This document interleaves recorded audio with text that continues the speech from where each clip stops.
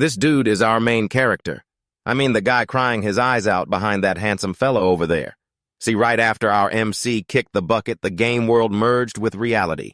Monsters and dungeons just started appearing out of nowhere, and only the gamers were able to awaken. Our main character's ability actually turned into a second personality, one based on a character he created back in high school.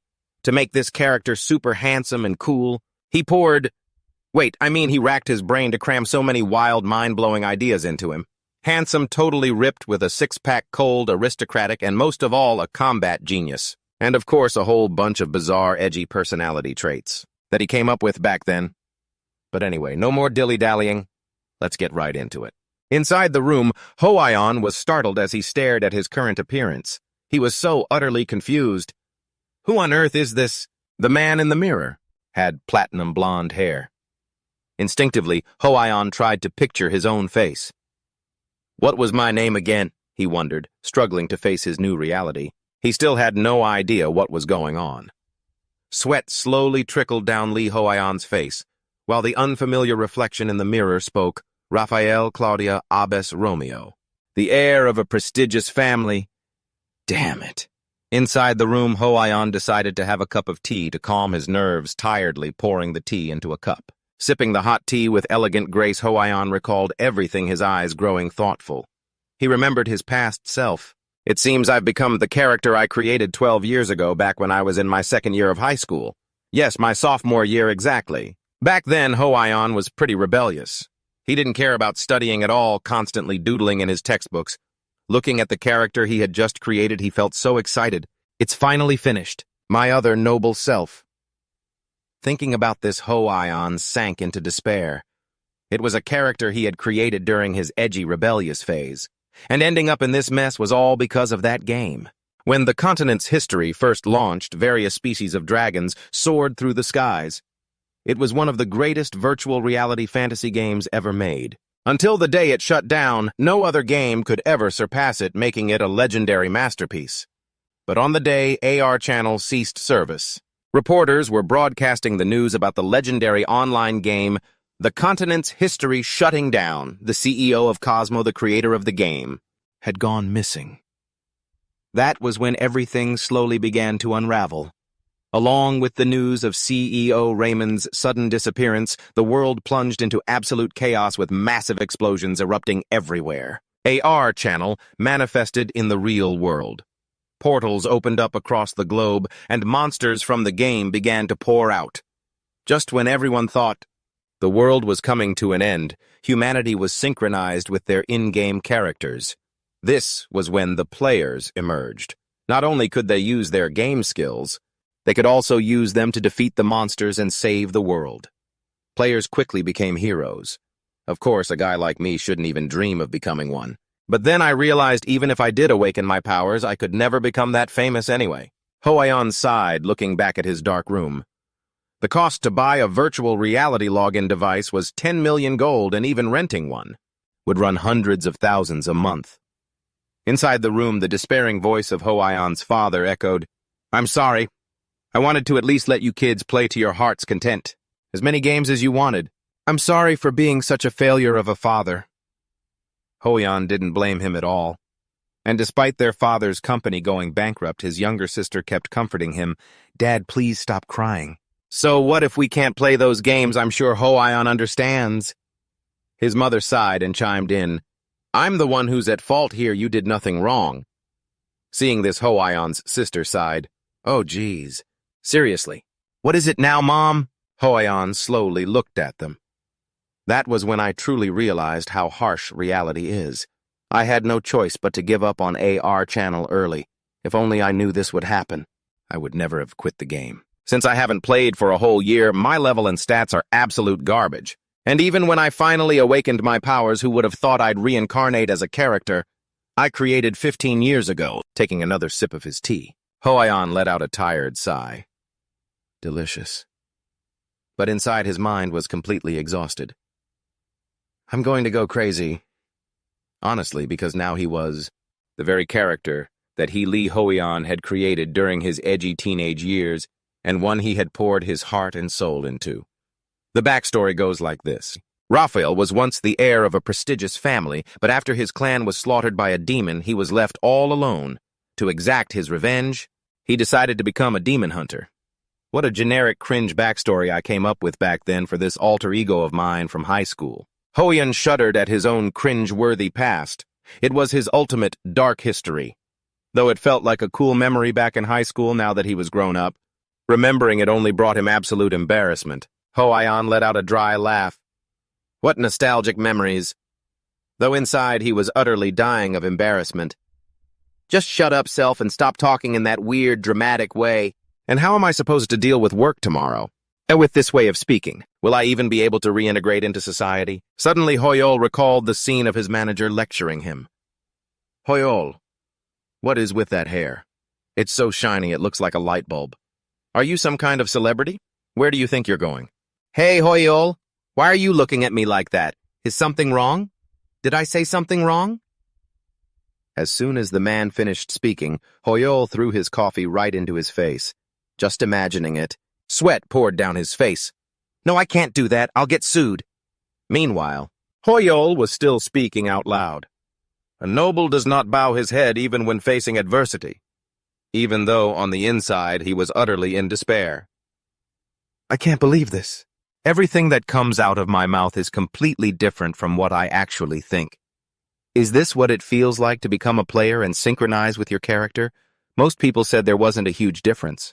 Then why am I like this? Anyway, in this state, there's no way I can work anywhere. It looks like I have no choice but to work as a player. But other than my memories from 15 years ago, I don't remember much about Arcana. After thinking for a while, Hoyol turned on his computer, his face growing dead serious. First, I need to do some research. I have no idea what it takes to actually be a player. The amount of money high-level players make from clearing rifts, it easily reaches hundreds of millions. However, that's just meaningless information to me. Because all of that money is earned by risking your life on the battlefield. Staying alive is always more important than money. At that moment, Hoyol spoke again. I Grandfell Cloudy Arpeus. Romeo have no material desires, for I have already tasted the absolute pinnacle of wealth, even though on the inside he was thinking, that's why I don't care about that stuff. Anyway, I need to look up what modern-day demon hunters do for work. Looking at the sparse search results on the screen, he noticed there were only 2 pages. What is this? Are there no active demon hunters at all? And if you exclude the 2 wiki pages, there are only a few news articles left. What he saw next made Granfell's eyes widen in disbelief as he noticed a new update on the news. But the text that flashed before his eyes. Arcana's Arkshan stronghold fell last night. All demon hunters have been murdered. According to the Healers Association at 3 a.m. on the 30th, it has been confirmed that 152 people were killed with no survivors. Hoyol found this news hard to believe. The Arkshan stronghold was destroyed. The only town to become a demon hunter and the Holy Land for all demon hunters. Those NPCs, there's no way. So it's not that no one plays this class, but because this class has been completely wiped out. A thought crossed his mind. To kill all the demon hunters. Of course, even 15 years ago, the demon hunter class was a total mess. It wasn't just because of its low stats and awkward build paths, but even its skills were weak. And because leveling up by hunting monsters was too difficult, they had to constantly do errand quests like this. Thank you for helping me every day. They had to rely entirely on quest experience to level up. The looks in their eyes turned frighteningly cold. However, when it came to fighting demons, no other class could compare, but because demons only appeared during demon hunter quests.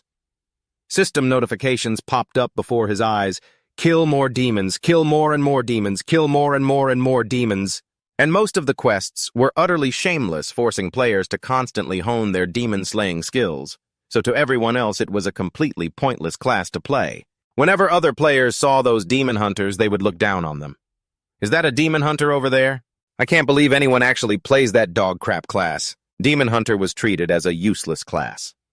But a useless class and an unlevelable class are 2 completely different things.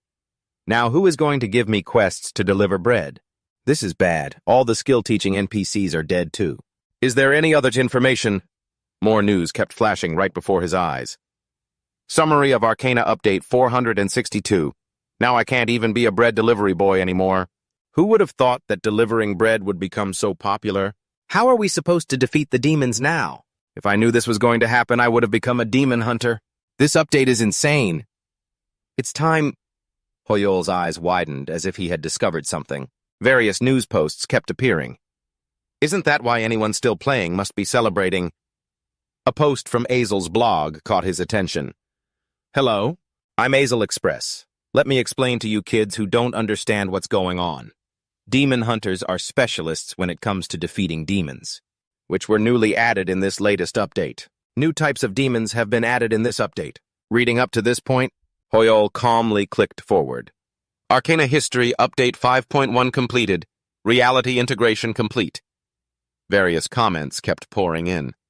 Who could possibly survive in the middle of all these monsters now? On top of that, there's the demon race. Player casualties have skyrocketed because of the demon's mental disruption and possession debuffs. Even level 200 players are struggling. This leaves Hoyon sitting there lost in thought. Have demons actually appeared in the real world now? So why haven't the demon hunters wiped them out? Could it be? Keeping his composure, he searches for information. His face grows serious as he ponders, what if he is the sole surviving demon hunter after the fall of Asan? If that's the case, should I step up and take responsibility? It's been 15 years since I walked away. There's no guarantee the demons I knew back then are the same as today's. 15 years is a long time, plenty of time for everything to change. If even high-level players are struggling, what could I possibly do? Suddenly, a voice from behind catches his attention. You're too weak. I, Yahello de Abbas Romeo, would never turn tail and run just because of some petty demons. That is my pride. No matter how much those demons mock or tempt me, they can never tarnish the pride of the Cafio family. Thinking up to this point, Hoyon makes his decision instantly. All right, let's do this. He sighs and slowly stands up. What pointless worrying. There's absolutely no reason to hesitate. He recalls the news reports and the innocent people who tragically lost their lives. Hoyon adjusts his cuffs. You lot should feel honored, because I'll personally drag you back to hell. Many years have passed since the Great Cataclysm. Though much was destroyed, humanity has rebuilt, and life has returned to the streets. People quickly adapted to the new world, but where there is light, darkness also lurks. The negative emotions stemming from this transition serve as the perfect fuel for demons. It seems some people have slowly begun to mutate. They stare at the players right before them. I'll choose these guys today. And just like that tragedy struck those unfortunate souls. Glancing at his phone screen, Cheon-min sighs and complains, The last person is finally here. A bit late, though. There's still 1 minute left before our scheduled time. Let's wait a bit longer, shall we? He is the armored Captain Nam Cheon-min. Turning around, he notices something. Hoyon approaches with a haughty look. Realizing Hoyon was already there, Cheon-min is taken aback. Oh, you're already here. Nam Cheon-min smiles and gestures forward. Everyone, this is our final member. You arrived just in the nick of time. I'm the party leader, Nam Cheon-min. Pleasure to meet you. Hoyon replies with a simple, likewise, though his mind is elsewhere. So that's a dimensional rift. This is how players see it. Ordinary people aren't affected by rifts. If I hadn't awakened, I would have been just like them. More importantly, the interface before him makes him freeze. Knee Tribe Underground Warehouse. Recommended level 35 to 40. Destruction progress 19.8%. Hoyon is a bit speechless. It requires levels 35 to 40. Not bad for level 55, but I'm more than ready. I checked the average level of the players joining this hunt. It's 200. That's a level I can't even fathom right now. I'll have to grind hard to level up. Fortunately, high-level players aren't the only ones who awakened. That's why I was able to find a party of my tier. A group of people appears before him. First is the black-haired guy, a hybrid close-range armored class named Han Sol. Next is Seol Jian, who plays as a steel mage. I look forward to working with you today. And finally, the close-range brawler Cho Ji-hoon. It's a pleasure to work with you, realizing time is running out. Cheon-min reminds everyone, judging by the destruction progress, the other parties have probably already gone inside. Let's prep for a bit and head in exactly 5 minutes from now. Everyone nods in agreement. Only Hoyon remains extremely vigilant. He notices the system notification. Destruction progress 19.8%. Thoughts race through his mind. Once the destruction progress hits 100%, the rift will collapse and the monsters will be unleashed into the real world. That's why Players are given free rein to raid these rifts, because only players can handle this ticking time bomb. Once the prep time is up, Cheon-min asks, "All right, shall we head in?" Everyone seems highly motivated. "Let's go. Let's do our best." "I'm pumped too. Let's nail this." Although Hoyon maintains a cold exterior, he is secretly thrilled. Everyone is so friendly. Maybe I should say something too. As the only son among 4 siblings, I've always had to watch my step to survive when they started bickering. Number 1, Lee Yoon-hee. Number 2, Lee Ji-yoon. Number 3, Lee Ye-rim. And the youngest, Lee Hoyon. Blending into a crowd is a piece of cake for me. Right after Hoyon confidently declares, "There's no need for you all to worry, because I'm here now." But his own words immediately plunge him into despair. Acting like some arrogant king. Isn't that a bit too cringe? Fortunately, they completely ignored him. Everyone knows what kind of monsters the Ni are, right? Of course. I've actually fought them a few times. As long as we keep our guard up, this mission will be a walk in the park. Observing the awkward situation, Hoyon reminds himself, "Note to self, don't say another word from now on." Suddenly, a system notification pops up. You have entered the Nai tribe underground warehouse, grain storage. The scenery here shifts into something truly ominous. With everything in complete ruins, Hoyon's squad slowly makes their way inside. After searching for a while, Ji-eun sighed and said, "I don't see any sign of them." Cheon-min, standing right next to her, suddenly spoke up. "Another party must have beaten us to it. But don't worry, we'll still get our share if we're on the right track." His words instantly boosted everyone's confidence. "Great, I trust you. All right, let's go hunt some monsters." Only Ho-yeon realized that something was off. While the others were still busy chatting, he spotted something 10 meters ahead. "Everyone prepare for battle." Confirmed, Cheon-min couldn't wait any longer and charged forward. "Let's go." Seeing this, the others quickly rushed after him. "Wait for me, senior." Looking at their formation, Ho-yeon thought to himself, 1 tank, 2 melee fighters, and 1 mage. This composition is pretty standard, but the tank is attacking the monsters instead of protecting his team. The off-tank is taking all the hits and the mage is the main damage dealer. Is this how people do it nowadays? Well, it's none of my business anyway. I'm supposed to be useless after all. Ji-eun called out, "My buff skill is almost ready." Ji-hoon hastily said, "Senior, please slow down a bit." This made Ho-yeon chuckle. These newbies couldn't even keep up with him. Suddenly, he looked at his system screen.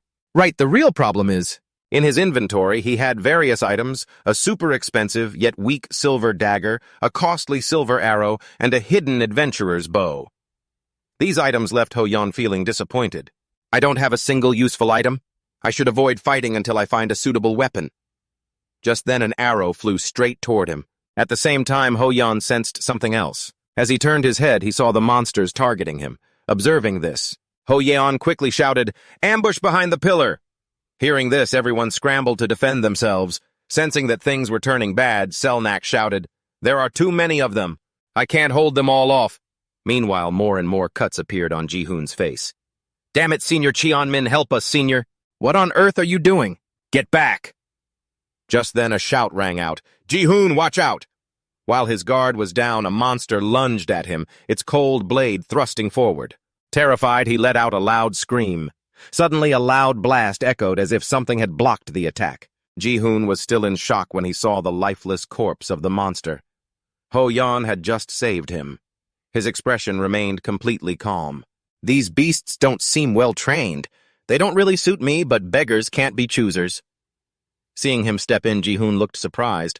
"Thanks, but what is up with the way he talks?" Ho-yeon thought helplessly. "It's not like I want to talk this way either." On the other side, Selnak was giving his all to fight off the monsters right in front of him. 2 of them got past behind you move. Ji-eun panicked as the monsters kept charging. Everything was happening too fast, leaving her completely lost on what to do next. "What should I do?" "I don't know what to do." Ho-yeon, standing right next to her, coldly raised his bow. "Calm down. I'll take care of any that get close. Cast your strongest spell, even if it takes a long time to cast." Seeing him step up to protect her, she quickly nodded. Understood. The monster was blasted backward by her attack.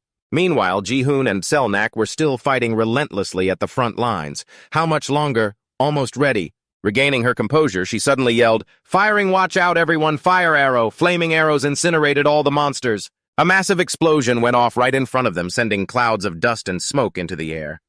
A bewildered Ji-hoon called out, "Is it over?" Suddenly remembering something, Ji-hoon turned to Ho-yeon. "Are you okay?"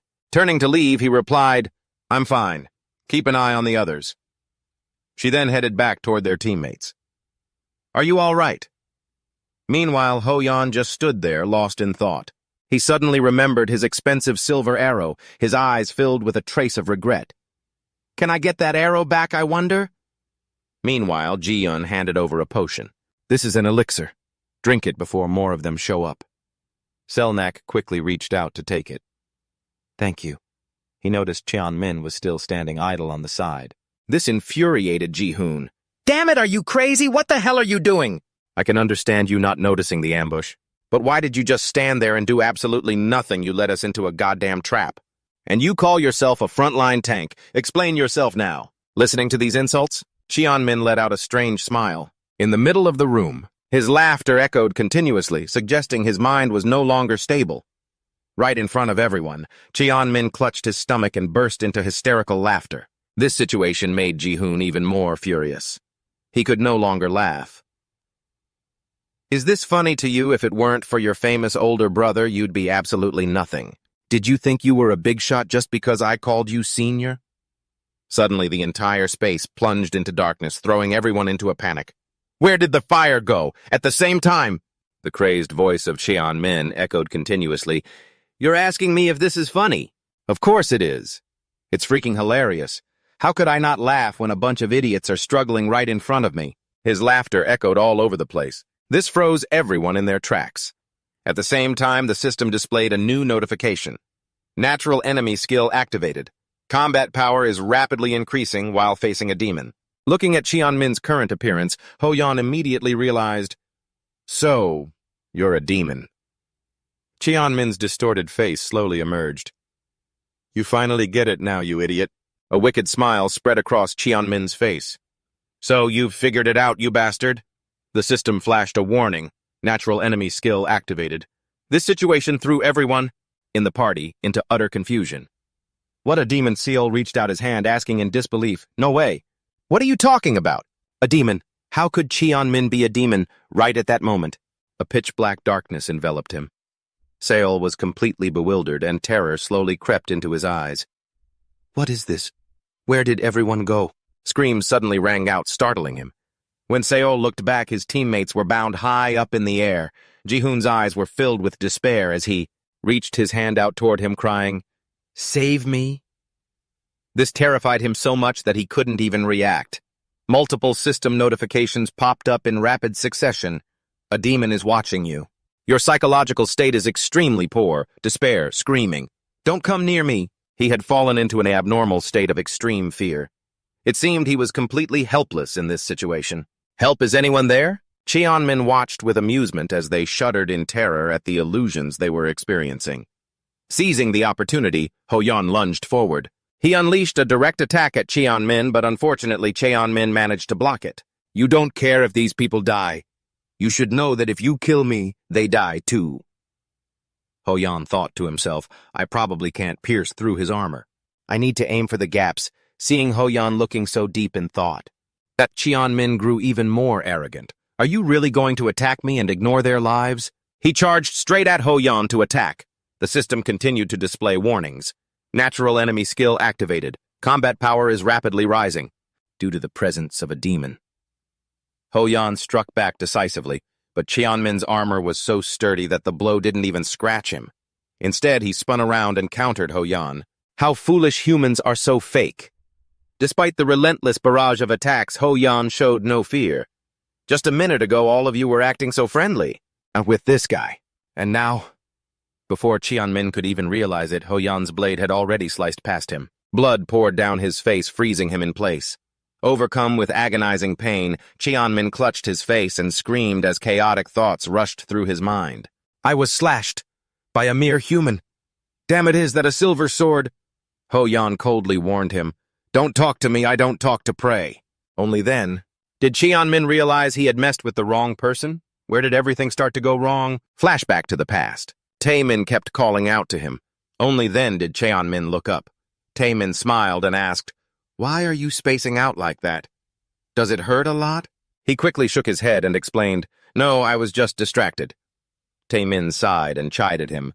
That's why I told you to stay away from dangerous dimensional rifts. Forget it, you should just give up on this. Just join my guild and work as an analyst. Hearing this, Cheon-min could only offer a strained smile. I just don't want to live like a loser. Everyone who met Cheon-min only sneered at him. What's your name again? Oh, you're Taemin's older brother, man. I heard Taemin just cleared a raid. An S-class boss, pass on my congratulations to him, will you? You need to work harder so you don't embarrass your little brother. Are you sure you're his older brother? How can the two of you even be related? What can you even do in a dimensional rift? You should listen to your brother, or you're gonna get yourself killed. Back then, Cheon-min thought in despair, I just wanted to be a brother my little brother could be proud of. Suddenly, a demon spoke up. I'll help you. Before he could even react, the demon possessed his body, adding, all you have to do is sit back and watch. A twisted smile formed on his face. A demon is watching you. Your psychological state is extremely poor. Cheon-min was still in a daze. What? What is happening? The system suddenly flashed a new warning. Abnormal status possessed. And just like that, Cheon-min's body quickly marched forward. Let's go. He still couldn't comprehend what was happening. What? No, wait. He felt completely helpless as he watched everyone get hurt. He couldn't do a thing. Don't look at him, he's a demon. Even though he fought against it, Cheon-min was completely under the demon's control, sinking into his own deep remorse. No. I put everyone in danger. Right after system alerts flashed, your mental state is too unstable. You cannot resist. Cheon-min had no idea what to do. As if he wasn't even there, time seemed to stand still as Ho-Yol completely finished off the demon. His body writhed in agonizing pain as he screamed, his shrieks echoing out. It hurts. It hurts so much, you crazy bastard. Don't you know that if you kill me, he dies too? Don't you care whether the host of this body lives or dies? You want to become a murderer, is that it? Ho-Yol just calmly stared at the demon. After a brief moment of thought, he suddenly spoke, I get it now. That is his pride. This threw the demon into utter confusion. What? In that instant, Ho-Yol lunged forward with his dagger. Without a single moment of hesitation, he struck. As the demon inside Cheon-min's body writhed in despair, Ho-Yol spoke once more. I have received your pride, Nam Cheon-min. Sometime later, Cheon-min slowly opened his eyes. Remembering everything that had happened, he panicked. A demon. But then he noticed his own condition, which left him completely bewildered. I was definitely possessed by a demon. His teammates rushed over to check on him. Cheon-min, are you okay? His hands trembled. I'm alive. But how I was stabbed. Seeing Cheon-min in such despair, Ho-Yol suddenly spoke up. I told you so. You don't need to worry because I'm right here. A smug look spread across his face. Human negative emotions are what feed demons. So stand proud and don't be afraid of them. Ho-Yol was a demon hunter whose attacks only affect demons. Cheon-min pondered his words. Pride. Ho-Yol still wore a smug grin. No matter how much time passes, I'll never forget that logic. Though he was slightly disappointed. Nothing dropped what a trash demon. Soon it was the next morning inside a massive building. An online post summarizing today's Rank 4 Rift Raid read, Today could have been a truly disastrous day. A member of my party got possessed by a demon. I honestly thought our whole party was going to bite the dust. But there was this insanely strong guy in our group and he just took the demon out. The party leader and I were crying our eyes out thanking him and apologizing over and over. The comments started popping up. What kind of fanfiction is this? At least make it sound believable. How could a demon even appear in a dimensional rift and at least give the guy a name? Why do you keep calling him just a party member? Reading this post left Taemin a bit speechless. Taking a relaxed sip from his teacup, he asked, And you want me to believe this Hyung? Cheon-min nodded firmly. Yes. Taemin took another sip of his tea. I'm the master of an assault guild, but recruiting someone based on a garbage post like this is a bit... Cheon-min suddenly cut him off. The party leader who got possessed was me. This man was Nam Taemin, level 368, the 11th ranked barbarian player. Those words left him utterly speechless. What? No way. Scene transition inside a high-rise building in the city.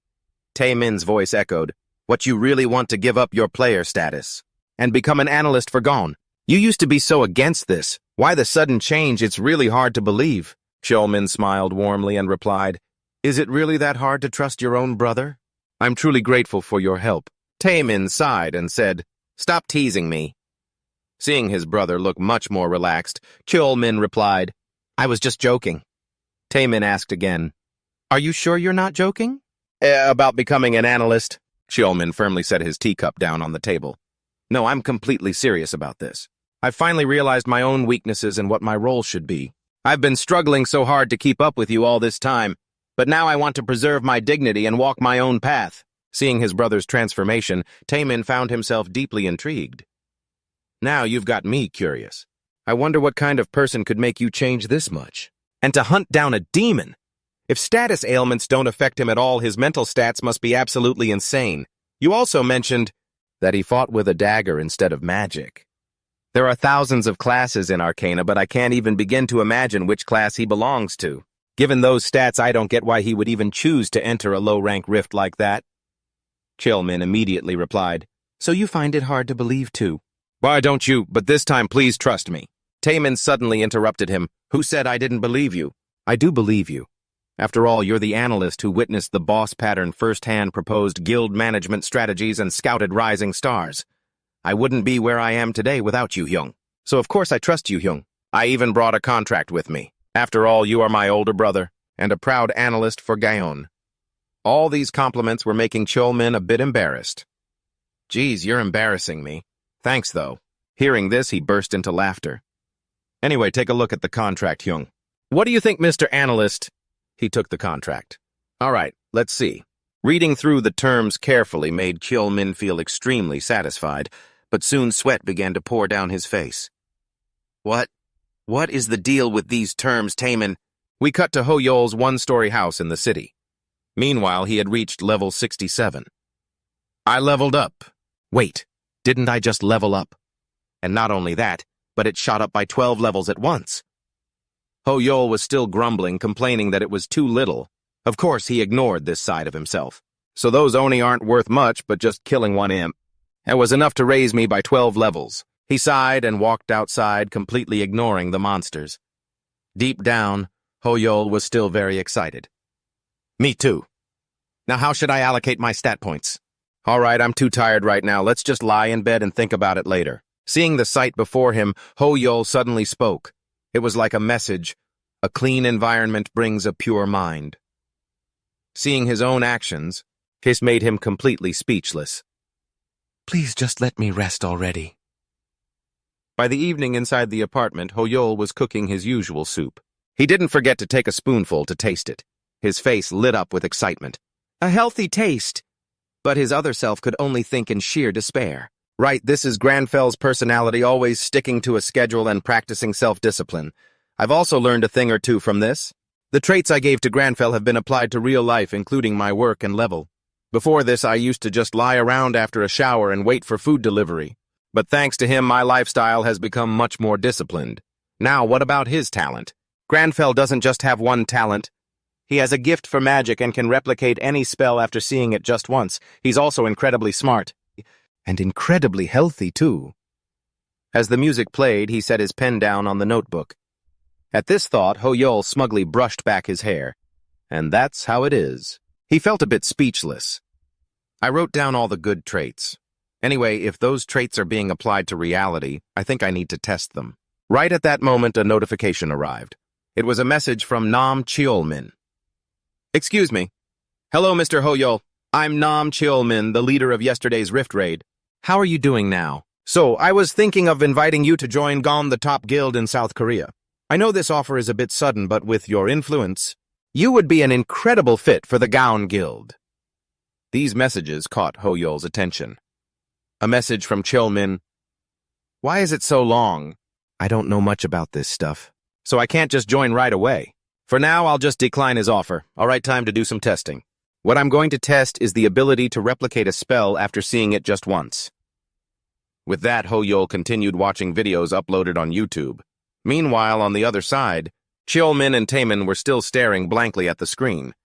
In response to that incredibly long message, Hoyol had replied with just one word, no. This reply left Cheolmin utterly bewildered. Wait, really? Could he have already been scouted by another guild? Seeing this, Taemin shouted angrily, another guild? Who would dare gun the #1 guild in South Korea offered to give him a house? Cover his car, all expenses, and a 95-5 profit split. Is there any other guild that could offer a better deal than that? He shook his head in confusion. I'm not sure. Ever since the Mage Tower appeared in Seoul, foreign guilds have been setting up branches here. Taemin still couldn't accept this. What? Who the hell is it? Who dares to step foot into my territory? After a brief silence, Cheolmin quickly spoke up. Even if it's not a foreign guild, it could be one of the top guilds in Seoul. As Taemin listened to this, Taemin couldn't hide his anger. I can't just let this slide. No other guild can offer a better deal than mine. This is a contract that even the executives of Gaon haven't seen yet. I absolutely cannot let this go. Tell me, Hyung, what does he look like? Hearing this, Cheolmin looked baffled. What, why? He was still grumpily putting his outfit back on. I plan to bring him back to the guild before those other guys snatch him away. Tell me everything you know about him. His face turned thoughtful. Good-looking. Hearing this, Taemin was speechless. What describing a mythical creature would make more sense than that? Cheon-min immediately recalled Lee Hoon's appearance. He was like a mythical creature, always wearing that completely blank, unchanging face. At that thought, he nodded and spoke up. Exactly! He looks just like a noble from a fantasy novel. Hearing that Taemin was startled and dazed. A truly noble and elegant appearance. Inside the tiny inn room, Lee Hoon was still glued to tutorial videos. His face turned thoughtful as he silently pondered, I get it. I can grasp the basic foundations of magic. I can definitely use them if I have enough mana. Even without the name Granfell, who would care about your past? Even if you're just a product of my cringy teenage years, you're still the greatest genius, Lee Hoon thought coldly. He turned around and tapped on the system screen. Anyway, I'm absolutely sure I can use these things now. Now is the time to allocate stat points. I don't know how much more talented Granfell will get, so I should prepare for every possibility. 2 points into stamina and agility. I'll put 7 points into mana since it's so low. And Lee Hoon recalled the text on the paper. As the last survivor of the Granfell family, Claudia Peos Romeo chose to walk the path of a demon hunter. To avenge his family. This made Lee Hoon reflect. Why did I suddenly remember that, even though it's just something I wrote, it really is a tragic life? At that thought, a cheerful smile appeared on Lee Hoon's face. He quickly increased his luck stat by 1, feeling deeply satisfied as he looked at his current stats.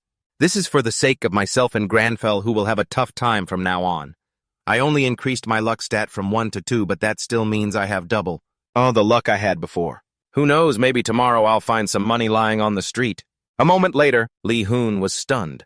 A system notification appeared, and it was so unbelievable that his face lit up with a smile even brighter than if he had found money on the street. A class quest notification popped up. Class quest, beginning of the counterattack. Seeing the notification right in front of him, Lee Hoon was startled. A class quest. Is it the kind of quest I'm thinking of? After Akina became reality quests, became incredibly rare. The reason was simple. There couldn't be many NPCs in the real world to hand out quests, so even normal quests were scarce. Yet I received a class quest. Though it looks a bit like a regular quest for a demon hunter class, from what I remember, it's not like a normal quest at all. Looking at the information right in front of him, Lee Hoon was instantly dazed. He thought in confusion, I knew it.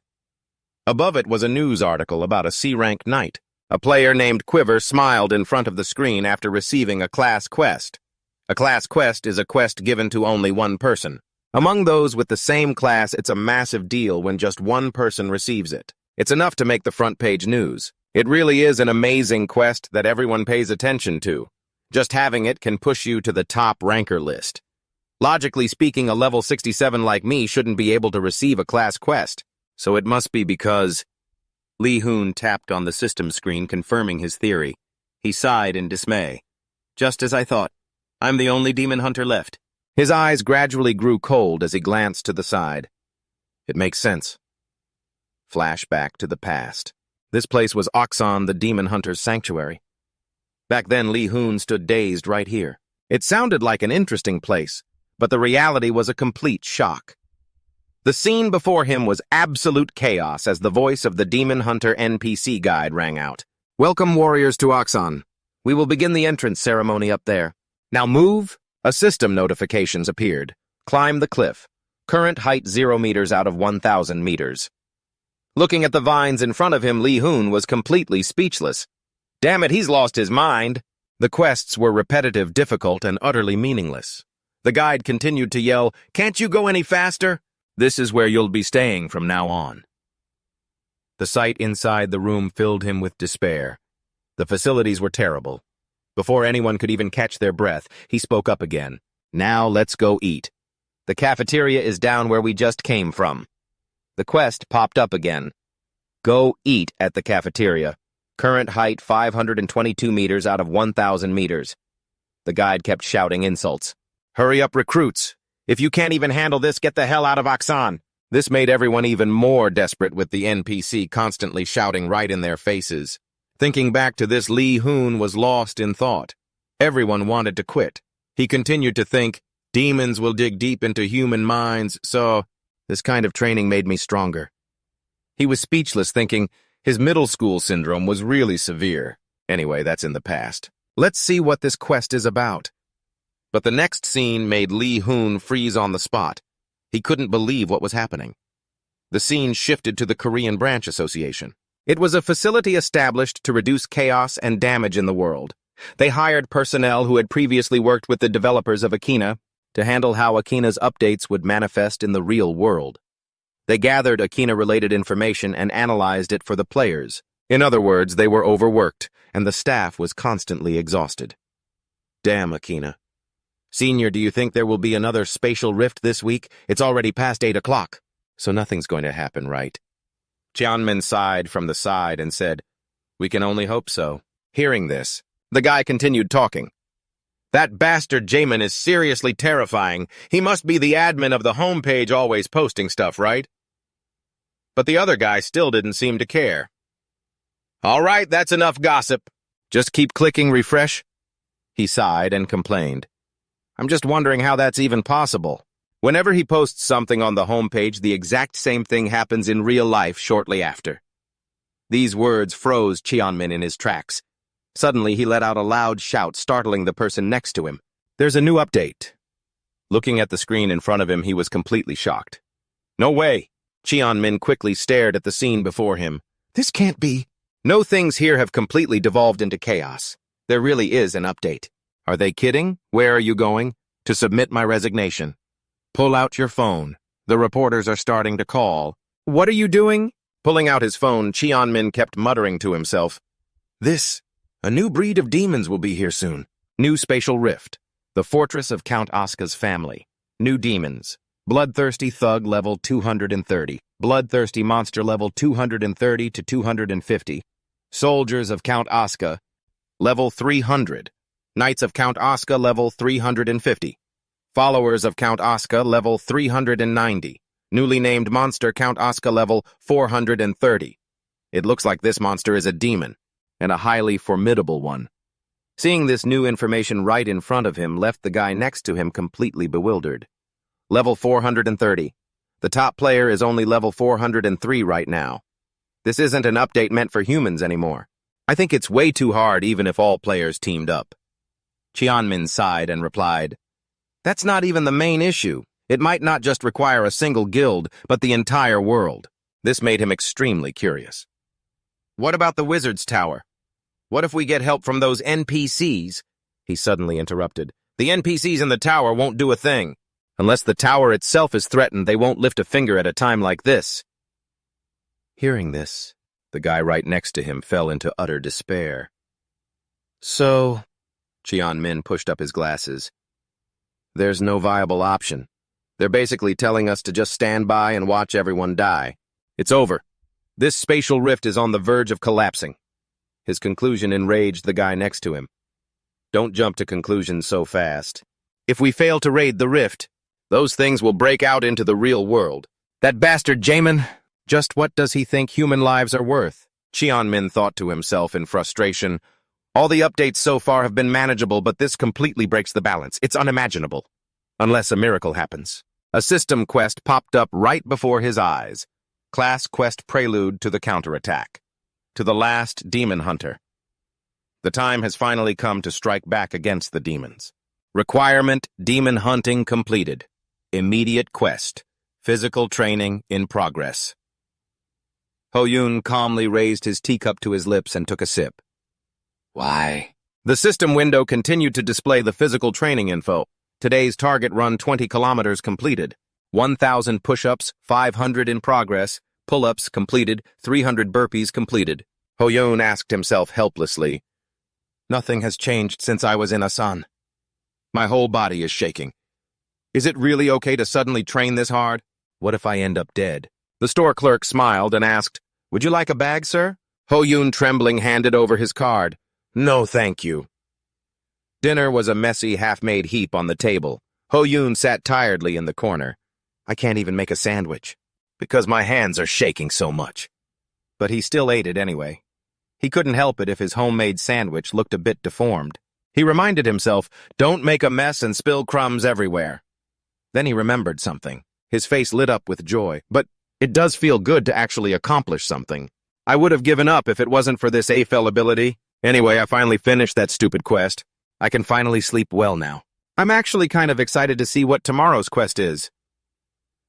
Time quickly skipped to the next morning. While everyone else was happily working, Ho-Yoon's entire body was shaking uncontrollably. He was probably still training. Damn you, system. Although he looked perfectly fine on the outside, he was suffering immensely, deep down angrily cursing Asan in his head. For today's goal, he had only finished 300 burpees. The more he thought about it, the angrier Ho-Yoon became. "These repeat quests are crazy, and it's already been a whole week. As soon as I finish, one another pops up." When he finally completed all of today's targets, another notification arrived. "You have completed today's target." This drove Ho-Yoon to absolute despair. Are you kidding me? Ho-Yoon's entire body was trembling as he sat frozen in place. And yet I went and did it again. I guess I should thank Afel's ability for helping me get through this every single day. But how many more times do I have to do this to get a reward? The reward better not just be good health and a fit body or some crap like that. The sudden change in the system notification caught his attention. The system continued to display, "You have met the requirements. You have received your rewards, stamina +2, intelligence +2. The more he thought about these things, what makes Hoyol even more desperate is that the stats he received are also permanent. Damn it, stat-boosting items are ridiculously expensive. It costs millions just to get 1 point. Normally, merchants can ask for anything in return, but I managed to gain 4 stat points without even leveling up. This is insane. On top of that, if this is a repeatable quest, it means I can keep getting them over and over. The rewards are just too good." Right beside him, his Granfell persona spoke up listlessly. "I would do this 10 times a day if there's a reward like that." Just thinking about this made him flinch. No, it wouldn't go that far. Just then, a news broadcast from the speaker caught his attention. Breaking news, the upcoming update this Tuesday has been drawing a lot of attention. Most guilds have already given up on raiding the new Dimensional Rift. This Tuesday, the new Dimensional Rift, the territory of the Count, has been updated. The new boss is known as Count Asura. Count Asura is said to be both a monster and a vampire. His level is 430, the highest we have ever seen. This proves that raiding the Dimensional Rift this time will be extremely difficult. Regarding this, the United Korea branch, deciding there was nothing left to say at this point, Hoyol reached out and turned it off. Level 430? Who could possibly kill something like that? Comments kept flooding the screen. What's up with this new update? Do they even know what balance is? How the hell are we supposed to fight that? Is Raymond kidding us? Do you guys really think this is balanced? Not even a little bit. We're doomed. Besides, the United Korea branch doesn't even care about us. What player could possibly defeat him? The reporters continued their live broadcast on the situation. With this update and this final SS rank boss, Count Asura, at level 430, I think this will be the toughest challenge in the history of the continent. Count Asura is said to be a vampire and a demon. The major guilds have refused to raid the Dimensional Rift, claiming the risk is too high. This news gave Hoyol a massive headache. Demons are the toughest opponents for players to face. They grow stronger the longer the fight lasts, and players have to deal with countless status effects when fighting them. That is why they say you must be at least 10 levels higher than them to win. So that bastard Count Asura is the last enemy I would ever want to face. If it weren't for this class quest, the system screen popped up with the class quest details. The counterattack begins to the last demon hunter. It is finally time to fight back against the demons. Initial condition: hunt a demon, completed. Current quest: hunt a vampire in progress. Just thinking about that terrifying creature made Hoyol despair. Damn Akshan. The only vampire that exists right now is Asura. So this quest is telling me to fight him. That's practically suicide. How am I supposed to defeat an invincible enemy like that? But those were only Lee Hoyol's emotions. His actual heartbeat was calmer than ever. Since this body didn't fully belong to him, why did he feel just like Granfell? As he thought about this, his Granfell persona suddenly opened his eyes. He let out a sigh and quickly stood up. These inferior creatures are wasting my precious time. I shall punish them severely for this insolence. Granfell's actions plunged Hoyol into utter despair. I knew it! He really wants to go kill them! Damn it, no! The scene shifted to Hoyol's familiar small apartment. He sat there in silence, lost in thought. Looking at the phone screen in his hand, the search results showed that Count Asura was currently in Russia. My first destination will have to be the Magic Tower. Why? Because there's a portal inside. That portal holds a massive teleportation spell that allows users to instantly travel anywhere in the world. This is why so many major guilds from all over the globe have branches in Korea. A helpless smile appeared on Hoyol's face as he stared at his phone screen. Should I just call a taxi? Suddenly, the voice of his Granfell persona rang out, snapping him out of his thoughts. It is time to depart. We have already wasted far too much time. Hoyol desperately rushed over to stop him. Wait, you can't go out looking like that. Realizing something was wrong, Hoyol gasped in surprise. Oh, right. Hoyol let out a sigh of relief. Yes, you should at least put on a simple jacket instead. But Granfell suddenly turned back. He stuffed a bunch of tea bags into his pocket, a look of absolute resolve in his eyes. One must never neglect the time to appreciate a good cup of tea. Hoyol tried to stop him in desperation. No, please, at least change into a regular jacket. The scene shifted to the massive magic tower in the city. Reporters were still gathered there, broadcasting live as chatter filled the air. Hurry up, put that in the back.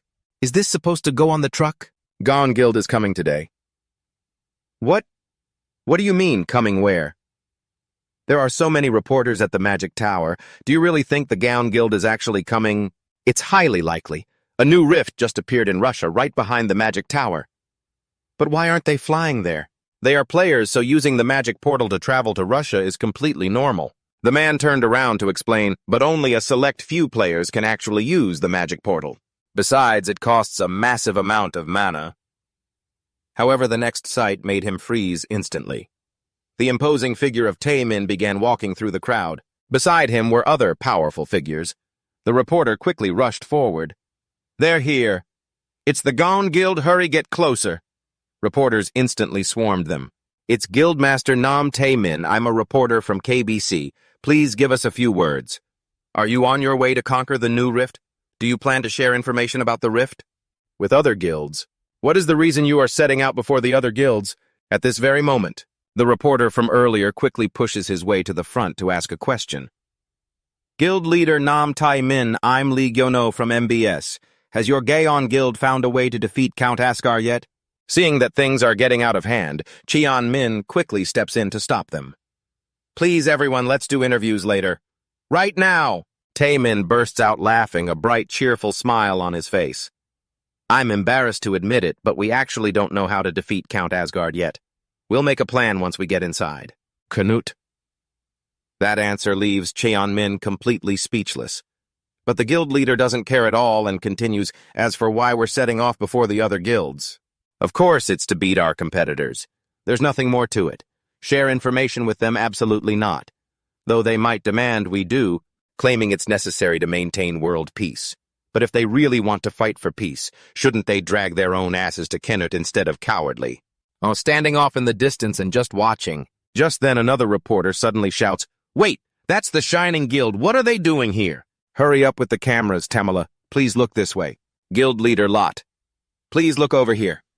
The man with that smug smile on his face is Lot, a level 399 player ranked second and the leader of the Shining Guild. Reporters swarm Lot. Guild leader Lot. "Excuse me, guild leader, there are too many people here. I think we'll have to walk. Please look this way." Hearing this, he nods. "Got it. Thanks." The tall man walking beside him looks surprised. "Isn't that the Gaon Guild over there?" His remarks are incredibly rude. Lot scoffs with a mocking smile. He must be getting desperate. Since all the major guilds are coming to Korea for the Mage Tower, the Gaon Guild is rapidly slipping down the rankings.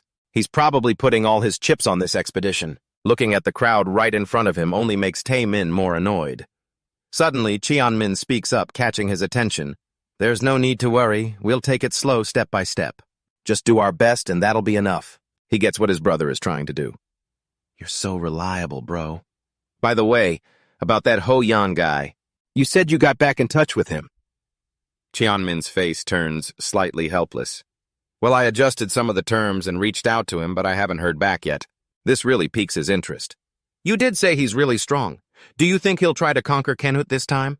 And maybe we'll run into him at the Mage Tower." Meanwhile, Ho-Yan is still squished on a crowded bus. Paying no attention to his surroundings, he keeps staring at his phone screen. A voice from the screen keeps playing. Now a level 300 player is demonstrating Hellfire. Ho-Yan silently thinks, "This is the 100th magic video I've watched. Now I completely understand it. There are 3 stages to magic practice: mana assessment, mana interference, and finally casting." He silently stares at his hands. Suddenly a flame erupts from his hand. Seeing Ho-Yan's hand catch fire out of nowhere, everyone on the bus panics. Even the driver looks back in worry and yells, "Hey kid, don't go using your skills on the bus, that's dangerous." Ho-Yan gets flustered and thinks, "Oh no. I don't even know how much control I have over this. I'm so sorry, I'm really sorry. Please forgive me." But his cold Raphael persona responds in his mind, "I can control this flame perfectly, but I will stop so the other passengers don't panic." Ho-Yan doesn't know what to say to that. "Can you stop trying to act cool, please? Anyway, I actually learned a skill just by watching a video. I was a bit worried about what skills I might get, but this is pretty useful." Just then a system notification pops up, catching Ho-Yan's attention. Various details are listed: Natural Enemy, Elemental Master, Silver, Rapid Fire Skill Master, Exorcism. After reading the information, Ho-Yan notices something odd. Wait, where is the magic skill? When I learned it, it usually appeared on the right side of the status window. What is this? Bug sometime later? Ho-Yan gazes thoughtfully at the space before him. This is the inside of the Mage Tower. The bustling atmosphere of this place makes Ho-Yan feel a bit out of place. So this is the Mage Tower? The inside looks so different from the outside world. His eyes grow pensive as he continues to stare at the vast space ahead. This is the portal. But what he sees next makes him freeze instantly. What is this? It's a bit vague, but I feel like I can cast magic on my own. This portal space. Actually, it seems even easier than the flame magic from before. While Ho-Yan is still processing this, a man behind him accidentally bumps into him. Gaon Guild. Over here. The analyst is working on the summary right now. Oh, I'm sorry. Did I just push him into the portal? I'm so sorry. Nearby Tae-min quickly snaps. Where the hell are you going? This is so annoying. Should I just roast him right here? The man quickly apologizes. I'm so sorry. Cheon-min is taken aback and feels bewildered. That guy looked just like Ho-Yan. While he is still lost in thought, Tae-min quickly turns around. Bro, show me the summary. Cheon-min nods. Sure. As you know, the new rift is in Russia, and it looks like this. The outer chamber of the rift is the outskirt of the domain, and there are hundreds of entrances leading into it. The inner ring is the Count's domain rift, with about 30 of them in total. The innermost ring, the castle rift, is where Count Asuka is located. But that's just a theory based on analyzing the shapes and types of these rifts. But if this rift ruptures, is there a high chance Count Asuka's castle will actually manifest in the real world? The scene shifts to another location. People are still gathered to report the news as reporters scramble to steal the spotlight. Yes, hello everyone, I am currently reporting live from Russia. There are tons of reporters and players here right now, and others are also starting their live streams. Ladies and gentlemen, this is Kidpool. I'm in Russia, standing right in front of the new rift, as you can see. There are so many bizarre things about this rift, and I'm practically about to freeze to death here. But no matter what, Kidpull, will always bring you the most exciting updates. Comments keep flooding the screen. Man that looks freezing cold. What kind of opportunities are over there? He continues to pan his camera around. So I'm going to explore this rift. As right behind me. Wait, watch your manners. I found this rift first. Just as Kidpull finishes his sentence, a cold voice rings out. I don't have the patience for this. With that, Hoi-Ion quickly walks away. Deep down, he's totally miserable. I'm sorry, but it's just too damn cold. Meanwhile, Hoi-Ion is already standing before a massive dimensional gate. A system notification pops up. Outer Territory. Recommended level 240 to 270. Destruction progress 9.7%. He silently thinks to himself, I finally made it here. The Outer Territory rift. I hope it's warmer inside. Meanwhile, on the other side, the shadows of monsters are swiftly cut down. Belle Lucy uses her incredible speed to dash through the area. As she glides past, a monster's severed head rolls onto the ground. A voice from behind makes her turn her head in surprise. Sis, wait for me. A group of people are desperately trying to keep up with Belle Lucy. I know you're over level 300, but don't go so fast. Keep rushing and you'll just die faster. It's so cold. They immediately start bickering with each other. Hey, don't talk like that. At least show some manners, will you? Whatever. Belle Lucy remains silent as she watches this unfold. She is Leonie Belle Lucy, level 348, a top 10 berserker and the leader of the Berserker Guild. Her expression turns extremely irritated. What the hell are you guys spewing? Cut the crap, it's disgusting. You're really pissing me off. Her defining trait is her sharp tongue and zero filter. System notifications keep popping up. You have entered the Outskirt Rift. Recommended level 240 to 270. Destruction progress 9.7%. Hoi-Ion slowly takes a step forward. A light breeze blows past, and he thinks in surprise, so this is the outskirt. It's even colder here. But Hoi-Ion stubbornly mutters, a perfect start for a hunt. This freezing weather only fuels my burning rage. A sound from behind makes him spin around in surprise. At the same time, a pack of blood wolves level 230 slowly approaches. Hoi-Ion calmly stares at the beasts. Level 230 monsters, and I'm only level 67.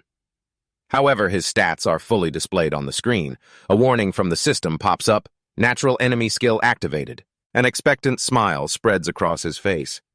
I can win this. Hoi-Ion suddenly speaks up. You mutts of the Count, looks like you've chosen the wrong master. With that, Hoi-Ion reaches out and summons a small dagger. He eagerly anticipates the fight against these beasts. I'll send you brainless beasts straight to hell. Taste the fear of being hunted. A system notification appears. Hunt a vampire. Let them know the hunt has begun. The scene shifts to another area as a group of people arrives. Only a complete mess is left behind. An angry Belle Lucy uses her strength to repeatedly strike down the beasts. There must be a ton of these mutated dogs, no kidding. Die, you miserable bastards. Just die already! Don't you dare snap at me! Why the hell are there so many of you? The situation leaves everyone completely bewildered. Hey, Captain, calm down a bit. Well, that's just how she is. Blood covers Belle Lucy's body, but she couldn't care less. All the mutated dogs lie dead at her feet. Seeing this, the guild members let out a heavy sigh. We've already killed dozens of them, but they just keep coming. There's only a few left now. Sensing something is off. Belle, Lucy suddenly speaks up. Something's weird. These monsters aren't panicking at all. It's like they don't even know what fear is. But the other guild members don't pay much attention to her words. What are you even talking about? Don't overthink it. It seems like you suspect something. No, that's not it. I just have a really bad feeling about this. Have you guys ever seen them whimper or nurse their wounds during a hunt before? Those words catch everyone off guard. But just as they start to process it, a sudden sound rings out, making them all spin around in surprise. Belle Lucy is completely baffled. She wonders about that howl coming from behind. Her teammates are absolutely terrified. That's no ordinary howl. It sounds as if the creatures themselves are frozen in fear. When we're hunting, they don't usually make a single sound. What on earth is going on? Not wanting to waste any time, Belle Lucy immediately charges forward. We'll find out when we get there. Follow me. Hearing this, everyone follows, just as they are about to say something else. Wait, let's go everyone this way. Hoi-Ion is still holding his bow high. Gazing silently at the scene before him, he can feel the mana pulsing at the tip of his arrow. This isn't a very good arrow, but I can observe the mana at the tip and manipulate it. And just like that, a flame erupts right before his eyes. With that thought in mind, he prepares to unleash it. He immediately shoots the arrow forward. The sight of the blazing arrow sends the wild boars into a state of sheer panic. Feeling like that isn't quite enough, Hoyaon raises another arrow. Meanwhile, on the other side, the others manage to catch up to her just in time. Belle Lucy, wait for us. But the sight before her eyes leaves her completely frozen. What on earth is this? She can't seem to believe her own eyes. Hoyaon is sitting there looking completely relaxed and at ease. He's calmly sipping a cup of tea in his hand. Staring in disbelief, the others whisper among themselves, "A fire arrow? Was that a fire arrow spell?" Belle Lucy quickly marches forward. Who the heck is this guy wearing a suit and dress shoes to raid a rift? And he's sitting there drinking tea by a campfire. The thought alone irritates her. Smiling, the blonde-haired guy suggests, maybe he's a streamer. Their voices buzz with speculation.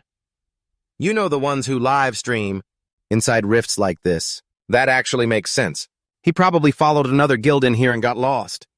Hearing this, Belle Lucy lets out a sigh of frustration. Hey, idiot, it's dangerous here. This isn't some place for civilians to hang out. Get out of here right now. Even with people suddenly showing up, Hoyaon remains completely unbothered. He treats them like they're invisible and goes back to sipping his tea. This drives Belle Lucy's blood pressure through the roof. Did he just completely ignore me? Unable to take it anymore, she snaps. Hey, when someone is talking to you, you're supposed to... But before she can finish, her teammates shout in panic, Wait, look over there, master, watch out! Startled by their warnings, Belle Lucy spins around. A horde of monsters has completely surrounded them. Enemies! The sight immediately sends everyone into a panic. They frantically scramble into defensive stances. Damn it, there are too many of them! Where the hell did they all come from?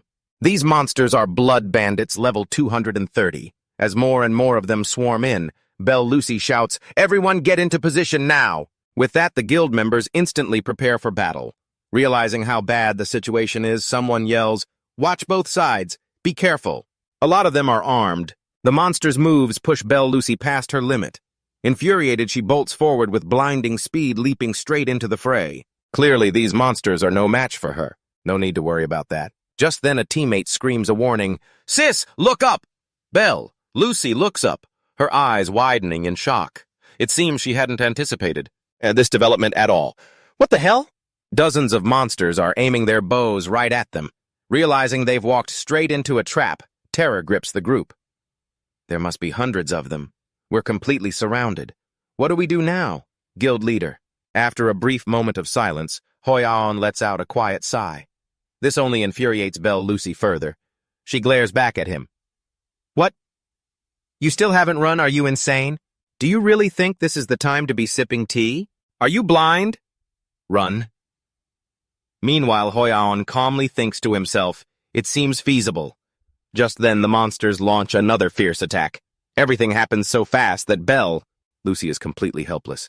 A rain of thousands of arrows pours down on them. Damn it!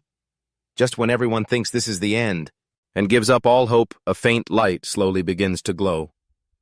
Hoyaon remains sitting calmly staring at the teacup in his hand as he observes the mana inside his thermos. Manipulating it is simple enough. The hard part is casting. To cast this skill at the level I want, I need a massive amount of mana. But at my current level, I can't fully control it yet. If my assumption is wrong, just attempting to cast this skill might knock me unconscious.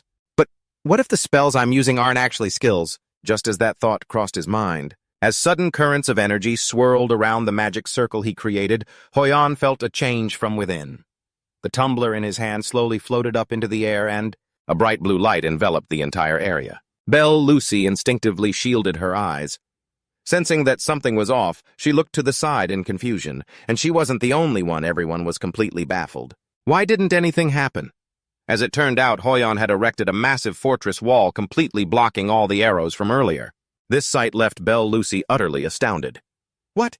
Is this alchemy? I've never heard of or seen anything like this. If there's a skill that can create a wall like that, then... While she was still speaking, Hoyaon suddenly announced, That's not a skill.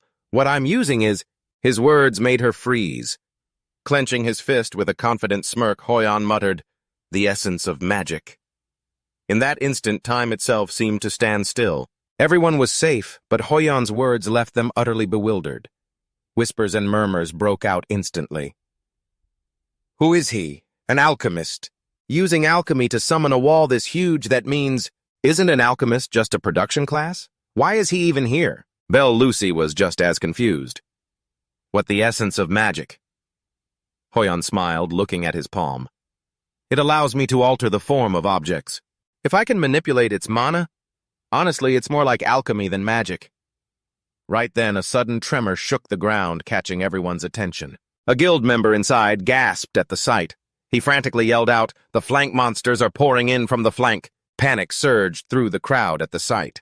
With the enemy closing in from the flank, Hoyon took notice and thought, well, looks like I should go back to drinking my tea.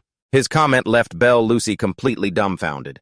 Meanwhile, her guildmates immediately charged forward, shouting, "Attack charge! Bring it down!" Seeing the situation, Belle Lucy immediately readied her weapon and entered her combat stance. "Alchemist, get back behind us, quick." But seeing that Hoyon wasn't moving at all, she looked closer and realized he had summoned a bow. "A bow," she gasped. At the same time, another guy holding his comrade was desperately crying out, "Someone help, please! Is there a healer? He's badly hurt!" Seeing the monster lunging at them from behind, the guy despaired, I can't dodge this." Suddenly, Hoyon's arrow struck, sending the monster flying backward. The guy was stunned, his face frozen in disbelief. With just one arrow, since when did we have such a powerful archer? Only then did Belle Lucy realize that the arrow came from Hoyon. She let out a long sigh, her face full of disbelief. He's an archer. Then what the hell was that wall earlier? Before she could even process it, Hoyon channeled mana into his next arrow and fired it directly at the monster. She froze in shock. A fire arrow! Witnessing this rapid sequence of events made her even more bewildered. And now magic too, archery, alchemy, and magic. Just who on earth is this guy? Perhaps her view of Hoyon had completely shifted. Sometime later, all the monsters in the area had been cleared out. Everyone was happily discussing their victory when a scout quickly stepped forward to report. "Guild leader, I've checked the perimeter. There are no more enemies in sight." Hearing this, Belle Lucy wiped her sweat with a sigh of relief. "Good, well done." She then cast a quiet glance at Hoyon's relaxed figure. That annoying jerk. Seriously, he's so frustrating, hanging out in this rift all by himself dressed like that. And he didn't even bother to answer any of my questions. He doesn't even look the slightest bit tired. In reality, though, Hoyon was just putting on a front. This only made Belle Lucy even more curious. Blushing slightly, she thought, but I have to admit, if it weren't for him, we'd probably all be dead by now. I wonder, is he a player? But I've never heard of a player like him. He's actually pretty handsome. Maybe I should thank him. No, wait, he totally ignored me earlier. Just as she was debating this, Hoyon turned his gaze toward her. His gaze immediately made Belle Lucy blush. She quickly looked away to avoid his eyes. What? Why is he looking at me? Damn it, did I stare at him for too long? It's not like I was looking at you because I like you or anything. Why does he keep staring? Does he want to have tea with me or something? Well, if he really wants to, I guess I could have a cup. Suddenly, Hoyon called out, "Hey, Belle Lucy!" She immediately whipped her head around with an expectant look. But Hoyon just gave her a cold stare and declared, "Even if you look at me like that, I don't have any tea to share with you." His words instantly made her freeze. Sometime later, drones were continuously broadcasting live footage of the area. They flew close to the mysterious dimensional anomalies. Showing absolutely no fear, a reporter smiled into the camera and delivered the latest news. "Yes, this is Arcana Daily News. I am broadcasting live from the rift in Russia. The entire world is closely watching this update as it features the highest-tier boss monster we've ever seen." Just then, a pink-haired woman stepped up with a smile to chat. "This rift is called the outskirts of the territory, right?" He nodded in confirmation. "Yes, that is correct. This is the first of the 3 rifts in the update. Apparently, there are hundreds of rifts in the outskirts, and they all need to be cleared before we can proceed to... Another rift, along with several others, has appeared on the outskirts of the territory. The Count's domain is expanding, but the Count's castle remains completely impenetrable. Impenetrable indeed. Shining Gion and the other guilds are currently inside the rift. Which guild will be the first to clear it? The first to do so will receive the title of clearing the outskirts of the territory. They will surely receive global recognition." The director sitting behind his computer screen is lost in thought when his subordinate rushes in with a smile. "Director, how about some coffee?" He turns around, surprised. "Ah, you're here. Get in quick before the snow gets in." Puzzled, the subordinate says, "It's so dark in here. Are you a bat or something?" He sighs and shakes his head. "Leave me alone, I like it this way. So how is the rift report looking?" "Do we have any video?" The subordinate quickly reports, "Everyone is currently around the central area. Shining is the fastest right now." Hearing this, the crowd keeps staring at the computer screen. "Really? Then pick a spot close to Shining, and get ready to interview them the moment they come out." The subordinate chuckles, stepping closer. "Understood, but it might take a lifetime to beat this." "Did Daejeon get anything on camera?" The scene before his eyes leaves him completely frozen. Meanwhile, the reporter continues reporting, continuing with, the subordinate quickly rushes outside. Seeing this, the reporter sighs. "Apologies, our assistant just passed in front of the lens. He must have been in a rush to use the restroom." Just then, the director bursts outside and screams, "It's cleared! The outskirts of the territory have been completed. Follow him." The blue rift means someone has already cleared it. This leaves the reporters completely bewildered. "Who is it, Gion?" The director quickly urges, "I don't know. There are too many trees and Daejeon can't see. Move, hurry." The constant shouting urges everyone to move even faster. On this side, the young employee is still running forward. Sensing that something is off, he stops with a start. He quickly calls his boss.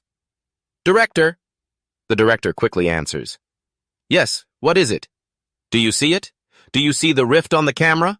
"No, which guild is it, Guy in Shining?" Watching Belle Lucy and her group walk out one after another, the employee says in utter disbelief. "No, it's Burger." Hearing this news startles the director. "The Burger Guild, the one ranked 32nd. Still surprised, the employee nods. "Yes, it's Burger. Leonie is here. I've sent the video." The director still finds it hard to believe.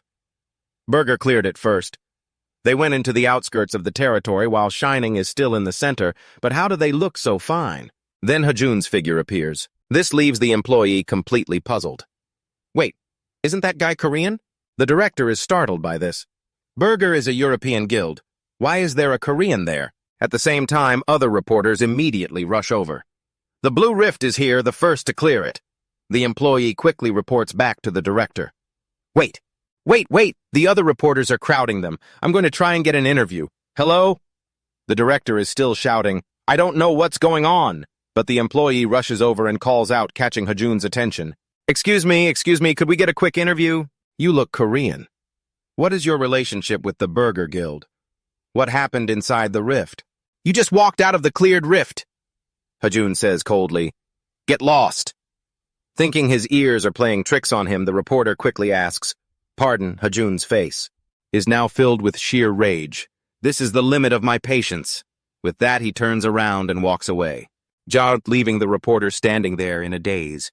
In truth, Hajun is just thinking helplessly to himself, "It's freezing out here." Meanwhile, the crowd of reporters continues to swarm forward.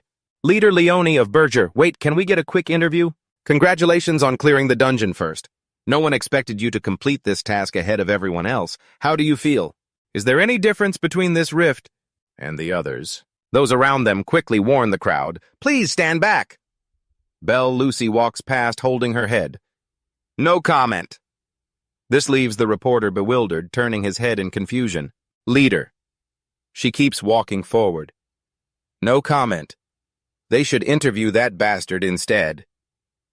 Her behavior leaves her teammates completely bewildered. "Leader, we completed it first. We should at least do an interview." But she doesn't care at all. "I have nothing to say." The more Belle Lucy thinks about it, the angrier she gets. "That annoying bastard, he threw all our plans out the window and cleared the dungeon all on his own. Where the hell is he anyway?" The blonde teammate turns around to report. "He came out first and told me he was heading home." This news makes Belle Lucy freeze instantly. Her voice rings out, making everyone on site freeze. What, he already left? Why? He was the one who defeated all of them.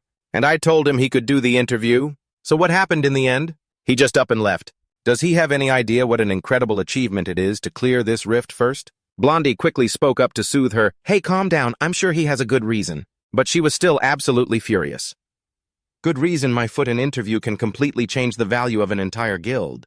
Everyone is keeping their eyes on this event, but even as she was losing her temper, a reporter suddenly turned around and shouted, "From the Blue Rift, the second guild to clear it is Gaon along with Taemin." As he slowly stepped out with his teammates, his gaze grew incredibly cold. "Guildmaster Taemin of the Gaon Guild, please let us get an interview." Seeing the crowd made him a bit surprised. The Berserker Guild. But the reporters quickly swarmed them. "We're from MBS. Congratulations on being the second guild to complete the raid." He was still left wondering, wait, we weren't the first to clear it. Meanwhile, upon seeing Taemin Bell, Lucy turned away in annoyance and walked off. Those words left everyone completely frozen. What did Lucy just say? Did you get that on recording? The scene shifts to the Gaon Guild's base camp. Inside the room, Taemin is eating ramen with Cheonmin, while a video of Belle Lucy plays on the screen. It seems Gaon isn't the only top-tier guild in Korea. Hearing this, he gasped, "Did she really say that?" Taemin grew even more furious. "See, I told you so." She looked down her nose at me when she said that. She cleared it first, and that was really all she had to say for her interview. They barely even beat us to the finish line. Cheonmin sighed and muttered, "Gaon isn't the only capable guild in Korea." Hearing this, she turned around in a rage and shouted, "I was actually starting to think highly of Berserker, but then she had to go and spew that utter garbage.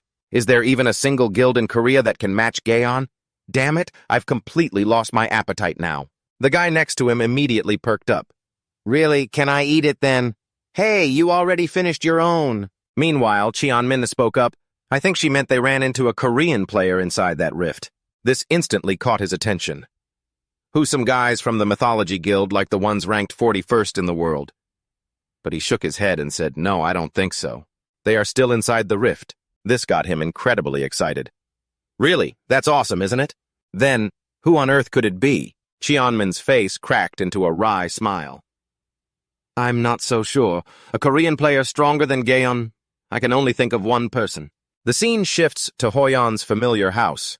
Inside the bathroom, he was enjoying a relaxing bath after an exhausting battle, feeling his very soul being cleansed. A warm bath is the absolute best. This is what true happiness is.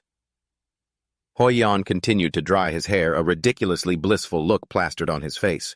"After a good bath, it feels like I've been completely reborn. Now I should get some sleep. Wait, what is this? It's not what I think it is, right? Please tell me it's not. Please tell me I'm wrong." But of course, Granfell's personality immediately took over, opening the door to start cleaning. "I was only gone for a short while, and yet the house is already covered in dust." Hoyeon thought in utter despair. "Please just rest for once, you absolute psychopath." A short while later, the massive pile of dishes was now neatly washed and stacked. Hoyeon stood to the side, completely drained. He even went ahead and cooked a flawless meal. "This is insane," Hoyeon thought as he took a sip of tea. He turned to check the system notifications. "Well, I don't even feel like sleeping anymore anyway." Notifications kept rolling in. "A sharp sword level 180. Is this really all the loot I got? Nothing here is actually useful to me right now. But at level 86, it looks like I've gained 19 levels. If I had cleared the highest difficulty rift, the rewards would have been way better than this. But on the flip side, it's far too dangerous." Hoyeon's eyes grew pensive. "Magic consumes less mana than skills, meaning I can cast more of it. Plus, spells are much better than any of the active skills I currently possess." As he was mulling it over, the Granfell persona behind him suddenly interjected, "But your mana recovery speed is terribly slow." Hearing this, Hoyeon had to nod in agreement. "Well, there's not much we can do about that, since we don't have any accessories or gear that boost mana regeneration. Besides, from the very beginning, the Demon Hunter class has always had barely any perks. There isn't a single skill related to mana regeneration. If it hadn't been for that group, things would have been a lot worse. Especially that aggressive girl. I should probably thank them if I ever find out who they are." While he was still lost in thought, Granfell spoke up again. "It is because of my own shortcomings."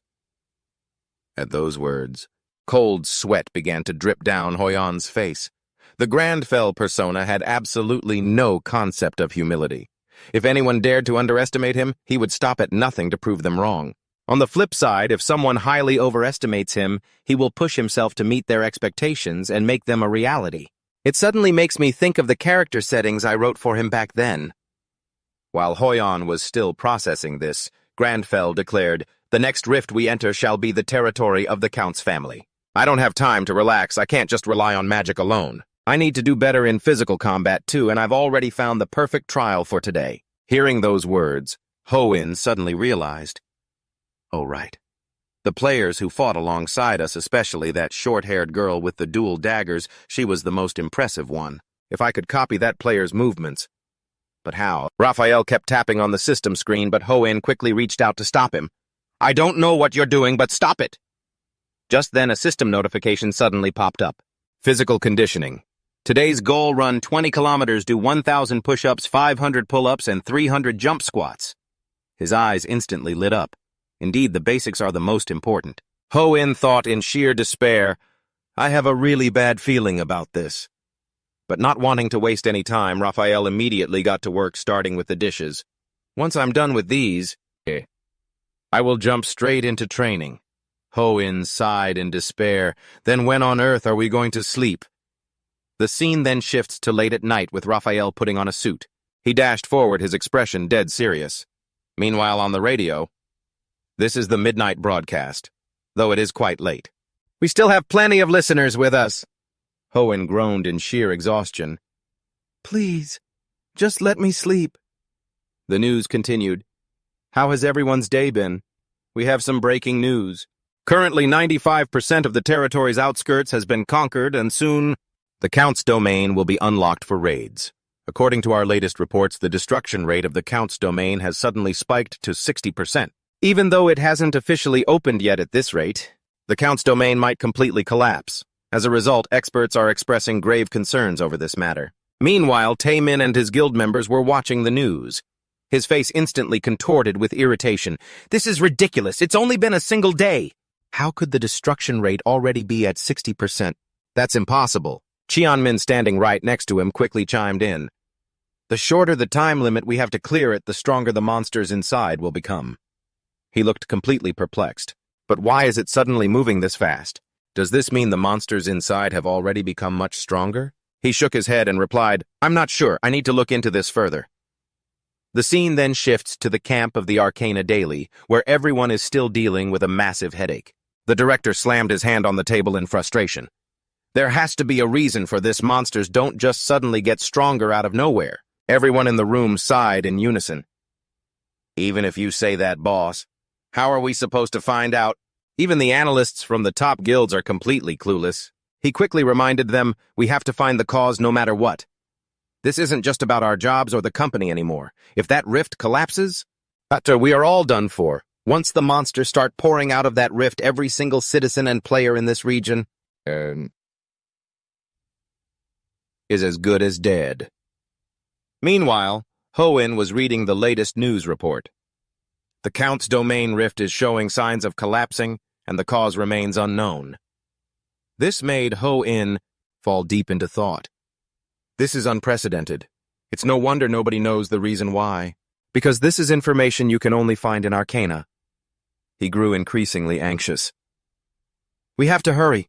Vampires are creatures that can share their authority through their blood. Count Asura shared his authority with the monsters in the outskirts of his domain. When they die, that power naturally returns to its rightful master. That Count has already distributed his power to the monsters inside his domain. That's why those monsters have grown so strong, and the destruction rate has spiked as well. This must be the reason." Thinking up to this point, Hoin fell deep into thought. Wait. If that's the case, if we raid the Count's domain...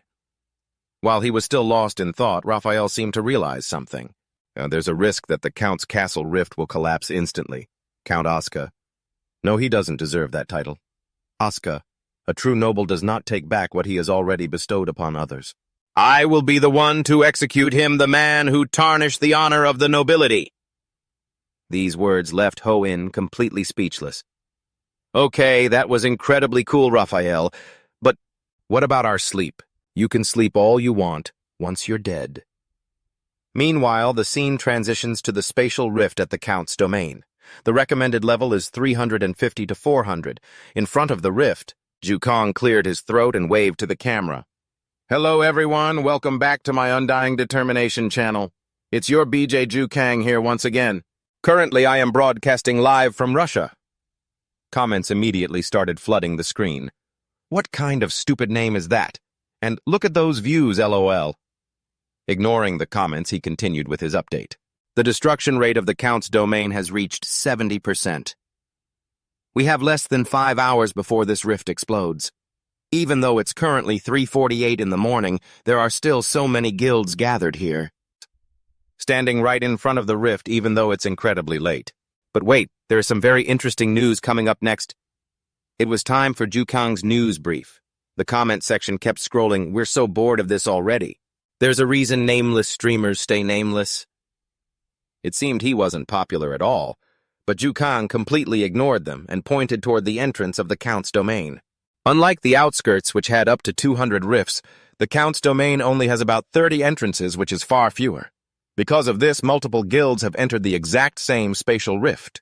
However, experience points and loot will be distributed based on contribution. Hearing this, the viewers grew even more annoyed. Stop lecturing us already. Did you draw that yourself? This guy is really putting in the effort.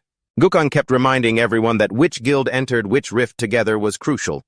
He said we might even witness a clash between the rank 1 and rank 2 guilds. The comments flooded in. Just as expected, why would the rank 1 and rank 2 guilds fight each other? Do you think they're stupid? Look behind you. Isn't that Nam Cholman that's gone? Hearing this, Jukang turned around to look. Where is he? Suddenly he reached his hand out. Hello, everyone! Seeing him, they immediately got the hint and bowed. Aha, there he is! Taemin turned around in surprise and asked, Hey, brother?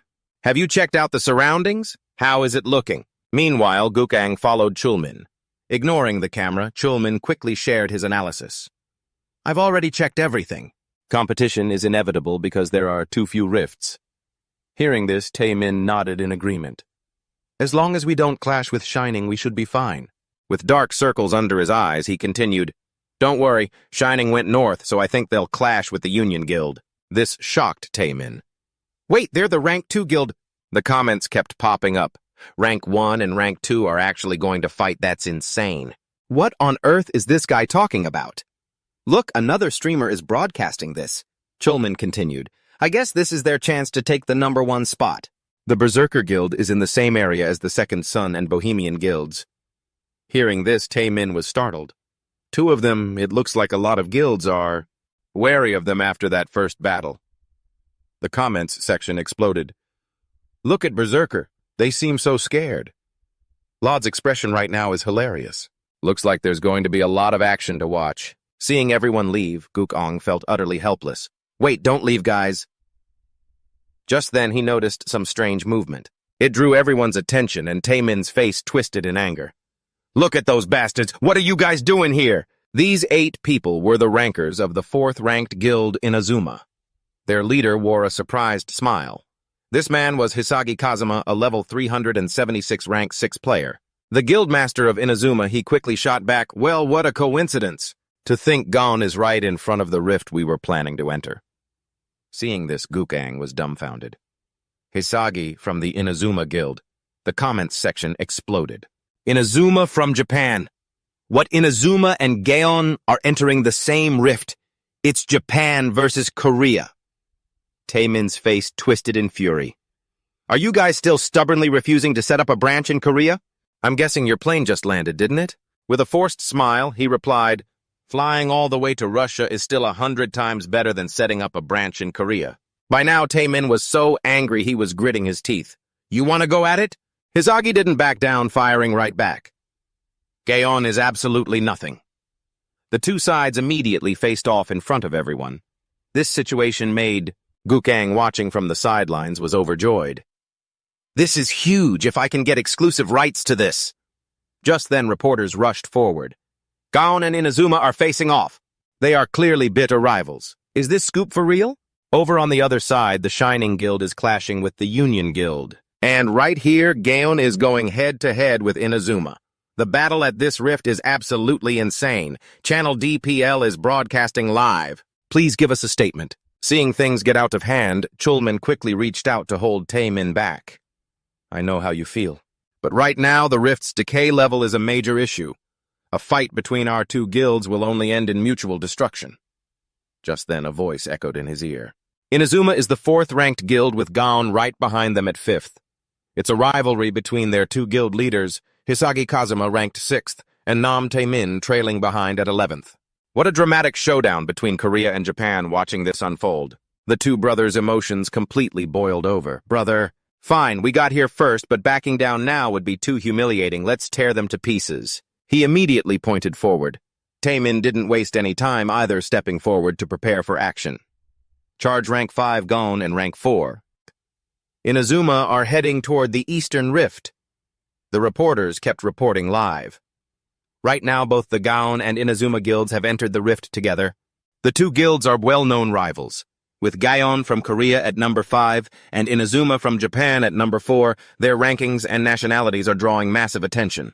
At the northernmost rift, the rank 1 and rank 2 guilds Shining and Union are facing off. At the southern rift, we have the 30th-ranked Berserker Guild, the 7th-ranked Second Sun, and the 3rd-ranked Bohemian Guild. On another note, the decay level has reached 80%. This filled people all over the world with anxiety and fear. Inside the vast landscape, Hoyol sat there comfortably sipping a cup of tea. Lee. Hoyol had entered the Count's estate rift. The scene before him made him fall deep into thought. What I realized after the last rift is, running out of mana is incredibly dangerous. I need to find a way to use it efficiently throughout this fight. The key lies in alchemy-based magic, which allows me to reshape anything to my will. To start, I'll take a few loose stones on the ground and turn them into a teacup and a table. But the more complex and detailed the object, the more mana it drains, making them pretty useless in actual combat. Pushing too hard is just a death sentence anyway. But thinking about it, I did realize one thing. Those dangerous monsters are still spawning all over the place. Count Asuka's level 300 soldiers. Hoyan coldly raises his hand toward them. Is this the limit of the power your count granted you? How pathetic. He wipes out the monsters in an instant. The scene shifts, filling them with absolute dread. Hoyan's face tightens with annoyance as he mutters, "Go back to dust." With a sharp motion, he clenches his fist. As everything reverts to its original state, the world before him shatters into pieces, costing him almost 0 mana. Regression magic, that's what I call it. Yet Hoyan can't help but feel a bit cringe inside. Did I really need to give it such a dramatic name? Meanwhile, the scene shifts elsewhere. Taemin is still locked in fierce combat. He and his guild are busy clearing out all the monsters in the area. The more he thinks about it, the more irritated he gets. Deep within the Count's territory, something feels off. Why are there so few of them? I've only killed 10 of them so far on my way here. This doesn't make any sense. His subordinate quickly steps up to report. Chief, I scouted the area, and Inazuma's team is doing the same. She slowly takes off her hat. I don't think they've even killed 10 since they entered. Hearing this, he looks surprised. Is it the same on their side, too? Just then, Hisagi's familiar voice chimes in. Ever since we entered, we've been heading in opposite directions, yet both our teams have only killed a handful. Does that make any sense to you? Nam Tae-min turns around in annoyance, only to find Hisagi completely ignoring his scowl, casually continuing. It's surprisingly peaceful here, isn't it? Seeing how things are, the subordinate quickly slips away. Are they tracking me? Irritated, he snaps. Why do you keep acting like we're friends? Hisagi steps closer with a smirk. Man, I really don't get why you hate me so much, Taemin. It honestly makes me want to kill you. He seems about to say more, but then, oh really? Suddenly a voice cuts in. Taemin's attention is immediately drawn. Is that you? Cheonmin quickly reports, I'm almost finished analyzing the dungeon. Where are you right now? I can't seem to send the video feed. Turning away, he replies, Right now I'm standing in some ruins. Looks like a plaza, I guess. This makes Cheonmin tense up. A plaza, the city plaza. Taemin nods without hesitation. Yeah, why? Panic washes over Cheonmin's face as he desperately urges, Get out of there right now, move. But just as the words leave his mouth, the ground beneath them shifts. The scene before them makes Taemin freeze instantly. A legion of Count Asuka's level 350 soldiers has finally shown up. As the enemy's charge, panic erupts through the ranks. These aren't ordinary soldiers. They're level 350 knights. Holy crap, the monsters just keep coming. Everyone's anxiety spikes. Not just regular soldiers, but level 350 knights were totally screwed. Realizing how bad the situation is, Taemin yells out a warning. We're surrounded. Everyone defensive positions. Prepare to engage. Beside him, Hisagi just lets out a dry chuckle as they look at the charging cavalry. His face pales slightly. Damn it. On open plains like this, a cavalry charge is several times more destructive. Even if we have tanks holding the front line, they'll still take fatal damage. What the hell do we do? Right at that moment, Hisagi steps up behind him. I'm not a big fan of this either, but you've got my back, right? As he speaks, the monsters lunge forward, triggering panicked screams. Chief, we've got enemies behind us too. Watching the relentless onslaught from all directions, despair sets in. No way. We're completely surrounded. Cheonmin's voice cracks through the static, warning him, Temin, are you even listening to me? The Heavens Union Guild, Satse, has already suffered heavy casualties from a cavalry ambush. Don't try to fight them head-on in the open fields. Retreat and lure them into a narrow alleyway. These words grab his attention. Retreat.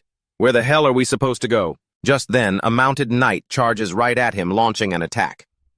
Suddenly, the scene shifts. A magic circle appears out of nowhere.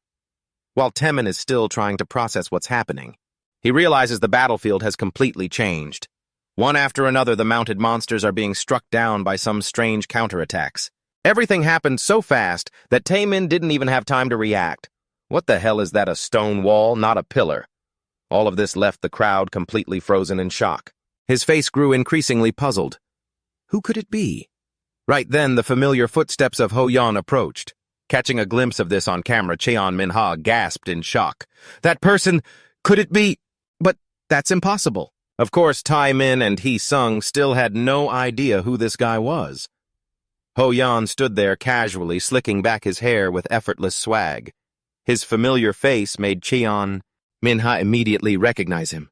Meanwhile, on the other side, Jogang was still happily live-streaming. Hello, everyone, it's Jugang the Shrimp here. I had to run to the bathroom, so I'm a bit late. Now I'll continue following the Gown Guild. Wait, are these footprints left by them? Even though they were made like 5 minutes ago. The chat was absolutely blowing up. Dude, I can literally smell poop through your stream. All the other streamers are already broadcasting the fight. I only stayed because I felt bad for you. There are already way too many streams showing the Gown Guild. Don't you think you should be a bit more creative? Why don't you go follow Hee-Sung's side? Tons of people are multitasking and watching multiple streams at once anyway. These comments left him completely dumbfounded. What, seriously? Wow, you guys sure know how to stream better than me. Fine, next time I'll track Inazuma instead. Suddenly, a massive earthquake shook the ground, leaving him utterly confused. The chat went wild. What the hell is that? Why don't you go check it out? My ears are literally about to explode from that noise. You can hear it on other streams too. Comments kept flashing before his eyes. Run, Jugang, go check it out. He hurriedly sprinted forward. All right, I'll go check it out right now.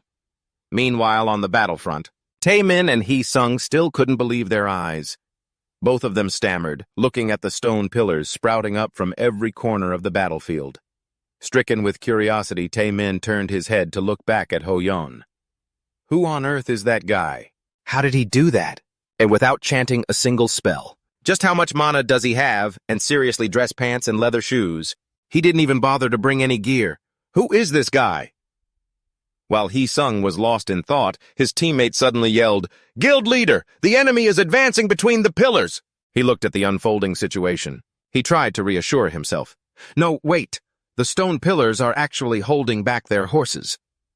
On the other side, Taemin sighed, face-palming. Ugh, I'll thank you later. At the same time, he activated his special skill Barbarian's Rage, which boosted his attack power and reduced incoming damage. He kept his eyes locked on the mounted monsters charging in as they swarmed the area. With those stone pillars in place, we actually stand a chance at winning this. Without a moment's hesitation, Taemin charged straight into the fray. His devastating strikes were incredibly powerful, wiping out the cavalry units in a matter of seconds. Hee-Sung wasn't about to just stand by either. He immediately grabbed his weapon. Now's our chance, wipe them all out. With that, both sides clashed, engaging in a fierce battle against the giant monsters. Even though Jugang was stunned, he still managed to capture the entire fight on video. Staring at Ho-Yan in disbelief, he stammered, What? What just happened? That support was insane. Is he actually a mage? As soon as he appeared, the chat went wild. Who is this guy? He summoned all of that without chanting. He looked so badass in that suit. Just then, Jugang noticed something else. At that moment, Ho Yan calmly raised his hand toward a cavalry monster, leaving everyone speechless. His expression remained utterly composed. Restoration magic. Seeing Ho Yan effortlessly deal with the cavalry monster left Jugang utterly shell-shocked. He's taking on that entire cavalry unit all by himself. Guys, are you seeing this? I honestly can't tell if what I'm seeing right now is even real, but the chat kept spamming replies. What the actual hell? So that noise from earlier was him. That skill is insane. Is that actually real? Holy crap, does anyone know what level this guy is? Ho Yan slowly walked toward the monsters. He pulled out a small knife which sent another shockwave through the chat. A dagger, wait, isn't he a mage? What the hell is going on now? In his hand was a silver dagger with a durability of 100 out of 100. He sighed, thinking to himself, I really don't want to waste its durability. His hesitation left the viewers even more baffled. Look at that glare. It's like he's actually enjoying this. He's literally playing with them. Meanwhile, Ho Yan completely ignored his surroundings, lost in thought. What would happen if I interfere with the mana of this dagger to transform it and then restore it back to its original state? Wouldn't its durability return to full as well? Just like when I turned that stone into a teacup. It only possessed the durability of a teacup. If I use reversal magic, it'll just turn back into a basic stone with no stats. If reversal magic really brings an object back to its original state, then the dagger in his hand instantly transformed into a silver awl. Although its durability was a weak 1 out of 1, it possessed the ability to deal fatal damage. The scene just now left everyone watching the live stream in shock. Did that newly transformed dagger just come alive or something? Seeing his plan succeed made Ho Yan thrilled. It was actually possible. Notifications kept popping up congratulating him on leveling up. He used his power again to cast reversal magic and the awl instantly turned back into a silver dagger. Ho Yan let out an excited laugh. Perfect. Its durability was fully restored. Now he wouldn't have to pay a single penny for repairs. The chat exploded with comments. A one-hit kill. What kind of crazy dagger is that? Are you sure that's even a real dagger? Watching from the side, Tae-min was left completely stunned. All around him, people were still chatting happily with each other. Great job, you did amazing. You guys fought incredibly well. Now let's grab all the loot we want. At the same time, Chulman also recognized him. Tae-min, that guy is. But Tae-min suddenly interrupted. I know, I heard everything you said earlier. Seeing him in real life makes me want him to join us even more. We absolutely can't let him join another guild, especially since the Inazuma guys saw everything too. The countdown starts now. We need to see what kind of offer we can make him. While Ho Yan was still sipping his tea, Park Hui-gang's voice rang out. Excuse me, hello, I'm... Park Hui-gang. Could I interview you for a moment? Looking at Ho Yan's cold face, the chat section went wild. Oh my God, look at his eyes. He doesn't look like someone who relies on divine power or mana. Go watch the next part. It's absolutely insane. If he was the one behind all those noises, then he must have been the one who wiped out the entire cavalry. Right then, the crowd spotted Ho Yan and cheered in excitement. There he is. You were absolutely amazing. Are you Korean or Japanese? Are you in a guild? If not, why don't you join our Inazuma guild? Did you really attack all by yourself? What's your name? Tae-min quickly stepped forward. Move aside, please. Hello there, I've heard a lot about you. I'm Nam Tae-min from the Gaon Guild. I actually sent you a message earlier to recruit you to our guild. Ho Yan coldly spoke up. This is highly disrespectful. His words made everyone freeze, unable to believe his attitude. Therefore, I will take no questions. Step aside. The entire scene was broadcasted live, causing the chat section to explode. Oh my God, look at him, he's so cool! Please at least tell us what your class is. As time went on, Ho Yan's face appeared all over social media. Mysterious player refuses interview due to lack of manners. Breaking news, Shining Guild is the first to clear the Count's estate. Rank 2 player Lot has finally reached level 400. Experts analyze that the second cataclysm played a major role. Meanwhile, the mysterious player refusing an interview due to a lack of manners remains the hot topic. Nam Tae-min of the Gaon Guild was also in the news. The scene shifts to the Shining Guild's base.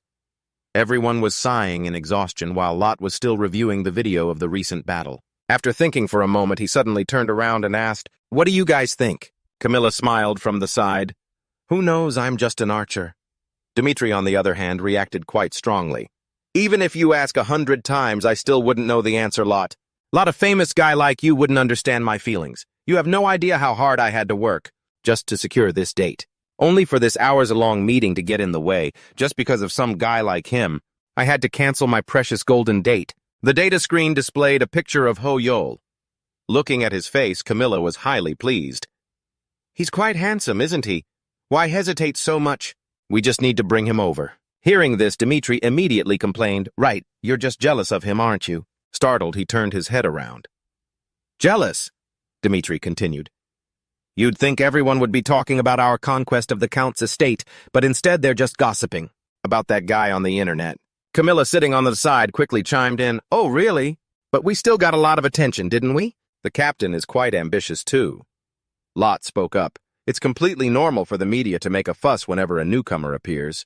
Their only goal is to boost viewership ratings anyway. The woman next to him nodded in agreement. Anyway, if there's nothing else to discuss, I'll be taking my leave, Dmitri said dejectedly. I even booked a whole hotel lounge. Just for our date. I can't wait any longer. I'm leaving. After stepping outside, everyone happily went their separate ways. Inside the room, only Hoyol sat there quietly. Seeing him so deep in thought, Jessie slowly walked over to him and asked, What's wrong? Looking at Hoyol's face, she couldn't help but be startled. It's amazing. It looks a bit like magic, but somehow different. She was Jessie Haynes, level 397. The rank 4 player, a high-ranking mage of the Shining Guild. Hearing her remark, he found it quite interesting. Do you know about magic as well? Her face turned thoughtful, making Hoyol ponder. No one noticed that Jessie had an intrigued, interested smile. Meanwhile, the scene shifts to the Bohemian Guild headquarters. Seeing Hoyol appear, everyone was extremely surprised. Leonie Bellucci's voice suddenly rang out. What did I tell you? I told you he is anything but ordinary. Everyone kept discussing this. But what did I even say, sis? Please calm down and wrap yourself in a blanket. You'll catch a cold if you keep this up. Are you blind? I've been taking screenshots this whole time. Inside the Inazuma Guild headquarters, a voice came through the phone. That silver-haired guy. We must recruit him to our side. Hearing this, Hisagi smiled and nodded, accepting the order. Meanwhile, a reporter holding a document folder spoke, Hello, viewers of Arcana. We have a lot of viewers joining us today. The Count's territory has been cleared. Following that, there is currently a dispute outside the Count's territory between the Shining Guild and Unite Under Heaven. However, with their overwhelming power, Shining Guild won the battle and secured first place. Now only the Count's fortress remains. The destruction rate is currently 72%, and players from all over the world are rushing here. The rift is on the verge of collapsing, so the situation here is extremely tense. If the fortress rift collapses, we might have to say goodbye to Russia. Good luck to everyone. The players here are already sitting and waiting. Continuing with today's player profile, look at this, he isn't even carrying a weapon. Wearing only a coat and a suit, he really isn't wearing any equipment or accessories. Perhaps he has mana-infused equipment that we don't know of, which is why it looks so strange on screen. Or maybe clearing the rift was so effortless for him because his strength is simply on another level. Is that the reason why he doesn't wear any equipment? Hearing this report left Hoyol a bit speechless. I just couldn't afford to buy any. The reporter continued, He wiped out the enemies with just a snap of his fingers. Is that even possible? We will ask our expert Park Nambong. The man named Nambong smiled and shared his thoughts. The situation was already turning favorable before he arrived. Everyone knew the main issue was the enemy's mobility, so he completely turned the tables. His quick decision-making practically saved Gon and Inazuma. Hoyol was once again speechless, thinking that was literally all I could do back then. He kept praising him nonstop, and then, when he just stood there and watched, it was because he was being extremely considerate of Gon and Inazuma. It was as if he was saying, now is your time to shine. How can someone be so incredibly confident? He is truly amazing. Hoyol didn't even know what to say to these people anymore. I was actually just out of mana. At least they didn't call me a fool. Anyway, I managed to obtain a rare item, the very first one since becoming a player. The system prompt appeared again to analyze it. Necklace soaked in cursed blood. Sealed effect. This effect has been sealed by a vampire's curse. To activate its effect, it must be purified first. After reading this, Hoyol smiled to himself. A cursed item, also known as a demonic item. Once the curse is lifted, a random effect will be released. In short, this is a gamble. It's the kind of item most players would just throw away. Rather than going through the trouble of lifting the curse, it's much better to just get another item. But there is a more effective way to use a cursed item. Hoyol quietly recalled the exorcism ritual, invite the demon into your mind. Using exorcism, one of the two exclusive skills of a demon hunter. By using this item as a sacrifice, the effect of the exorcism ritual allows one to attack the demon without harming the host's body. Those were just his thoughts. But by using a sacrificial offering, I can invite a demon to invade my mind. It's similar to the abnormal status effect of demonic possession, isn't it? Even though there's a risk of the demon taking control of me if I can fight it within my own mind, I'll have a massive advantage. Right then a phone call came in from Nam Cheol-min. This surprised Hoyol, and he couldn't help but feel puzzled. Why was he calling him? He couldn't help but imagine Nam Cheol-min yelling at him. How dare you insult the Guildmaster of Gaon like that? I'll sue you! This made Hoyol anxious. No, if I pick up the phone now, I might end up saying something completely out of line. I need to hurry up and just send a polite text instead, asking him politely to drop the lawsuit. At the same time, Cha On-min and Tae-min were completely stunned to see the incoming text message. It was just 3 short lines. What is going on? This situation left the two of them completely stunned. Just like last time, huh? Talk about déjà vu. At Gaon headquarters, Cha On-min sighed in frustration. We haven't even finished dealing with the rift yet. Right then, Tae-min turned around to look at the news about Hoyol on the TV. I only wish to apologize for my previous rudeness and compensate him. Noises keep coming from the screen.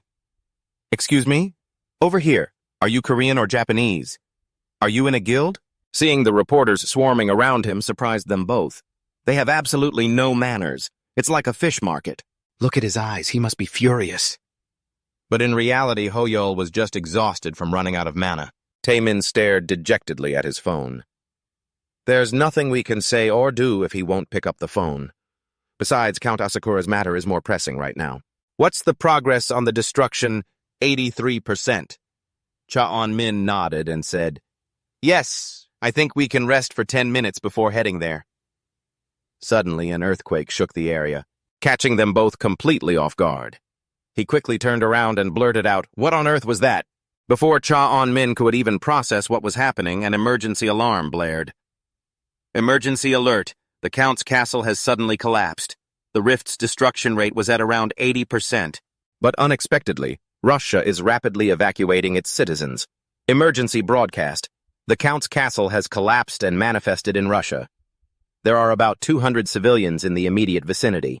The United States and Europe are urging Russia to close its borders. Players are... Tae-min also realized things were looking bad. It was the Count's castle, an incredibly eerie and misty scene unfolded before everyone's eyes. The terrifying sight sent chills down everyone's spine. Suddenly, the sound of familiar footsteps drew everyone's attention. Hoyol looked up, staring straight ahead, and spoke. So it has collapsed. Everyone nearby quickly recognized him. Wait, that person! Isn't that the guy from the news? Is he planning to go over there? By himself, he's lost his mind. By now, Hoyol was standing right in front of the massive stone statue. His gaze grew cold and irritated as he muttered under his breath, Damn statue. And just like that, Lee Hoyol entered the Count's castle. Hoyol couldn't hide his disgust, coldly criticizing, What an utterly hideous statue! To think a place like this is called a stronghold, though for those wretched vampires even a place like this is a luxury. Though deep down he was actually thinking, well, the Claudy family mansion is 10 times bigger than this, even if it's not actually my house.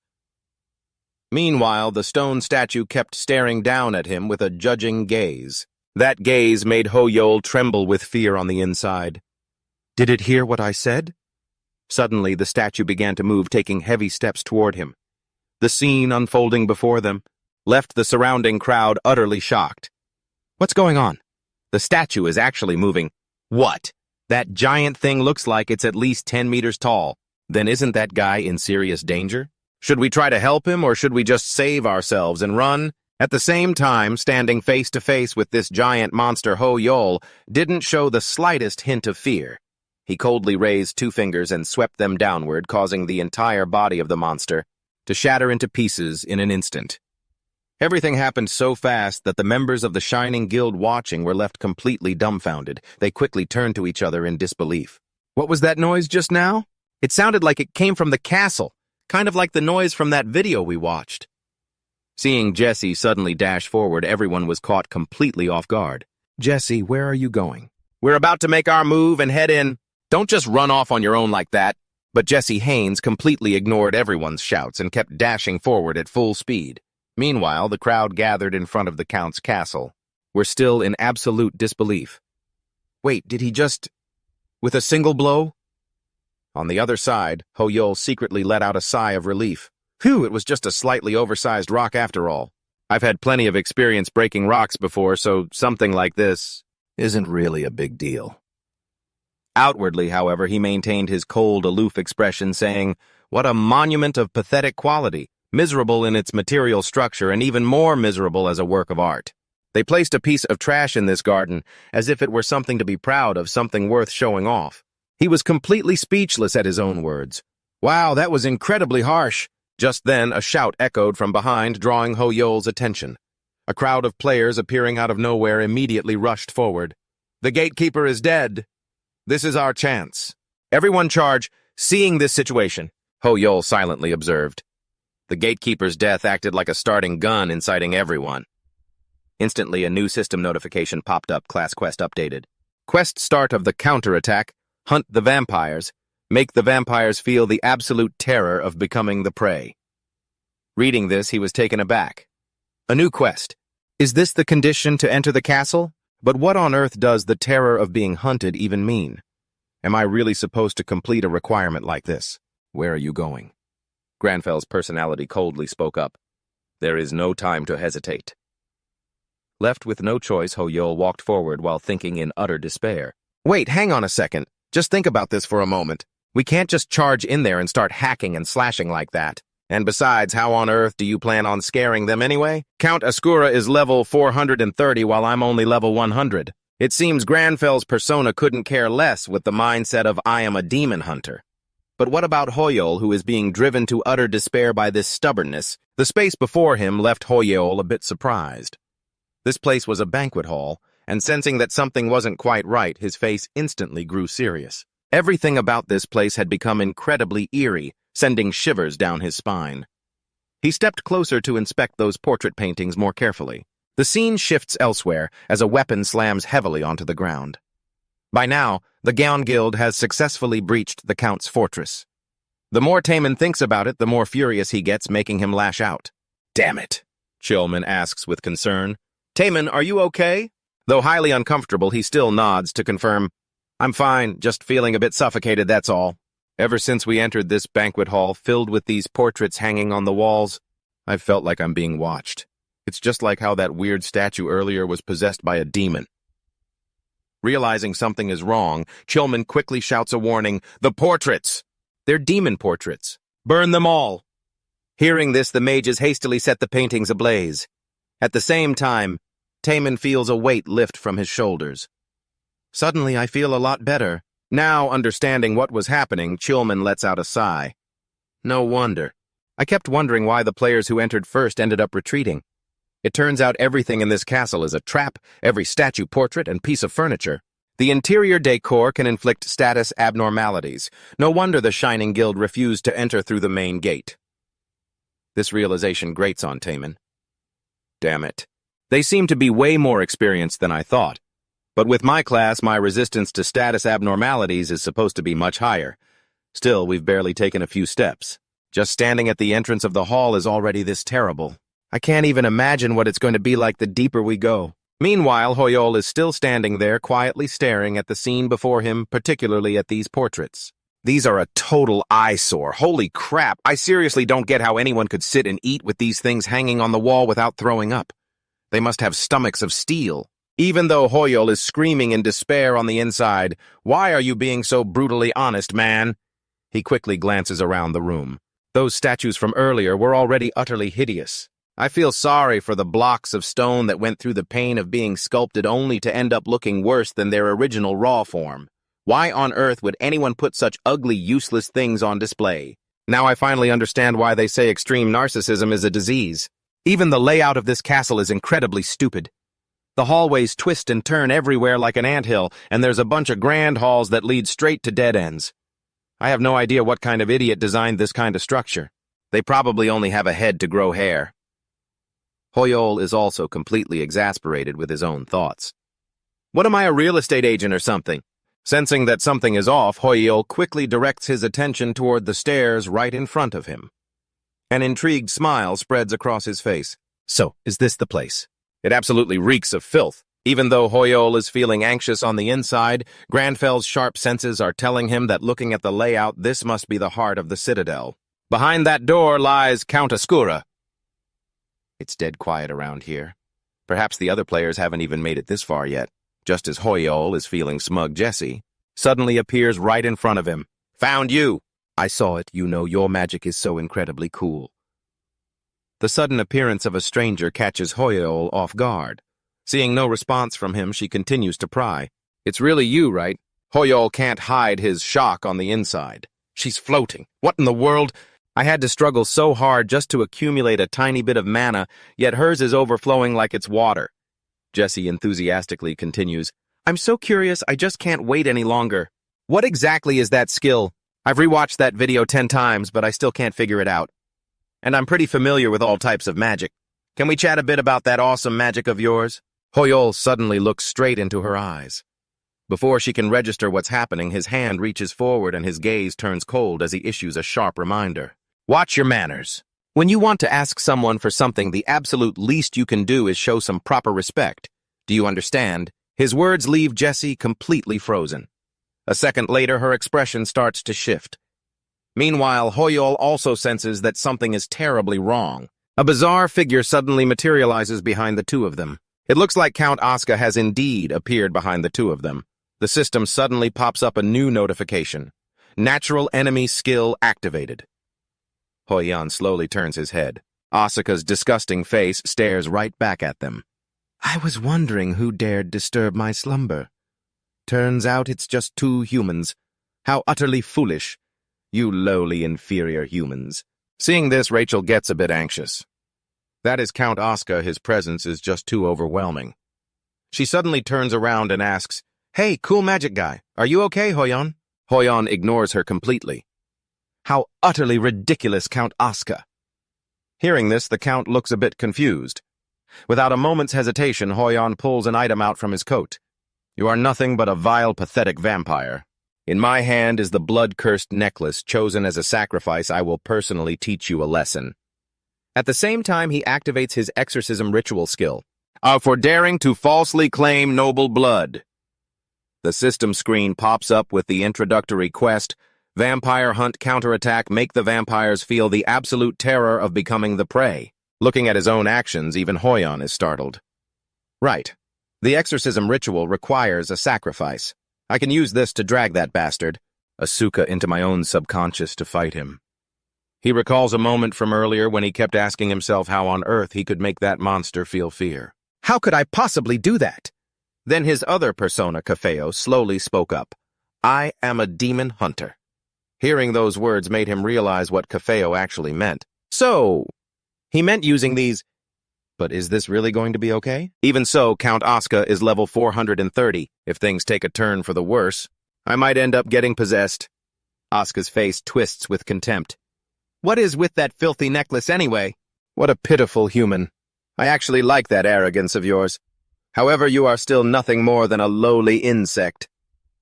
Seeing this unfold, Rachel frantically screams, Hoyan, Count Asuka is absorbing power from his subordinates. On the side, Hoyan thinks in despair, I know. This is really bad. He was already 300 levels above me to begin with. But now if he absorbs back all the power he distributed to his underlings, the gap between us will be astronomical. Suddenly, Asuka senses something is wrong as he realizes he has been transported to a completely unfamiliar space. His face slowly turns to confusion. Where is this? Hoyan calmly stands there holding the necklace in his hand. Realizing his intentions, Asuka turns his head and bursts into laughter. But his voice still held a hint of contempt. Well, this trick of yours is quite unique, I'll give you that. You lowly mortal, I can easily crush a stupid little trick like this. If I destroy you along with it. Continuous explosions rocked the area, throwing everything into absolute chaos. Looking at the burning wreckage, Asuka felt deeply satisfied. He smirked at his handiwork. I was actually looking forward to you keeping me entertained for a bit. But look at you. Your body has already turned to ash. I always knew you were just a lowly... Hoyaon suddenly spoke up. So that's how you see me, Asuka. It turned out that during those violent explosions, Hoyaon was completely unharmed. Seeing him safe and sound only infuriated Asuka further. How are you still alive? He didn't bother answering. Instead, he fired back. Look closely, Asuka. See who's the one about to die. Sensing things were going south, sweat poured down Asuka's face. The sight of his own body being beaten by Hoyaon flashed right in front of him. Just looking at this scene made Asuka speechless, unable to accept this reality. He clutched his head and screamed in utter despair.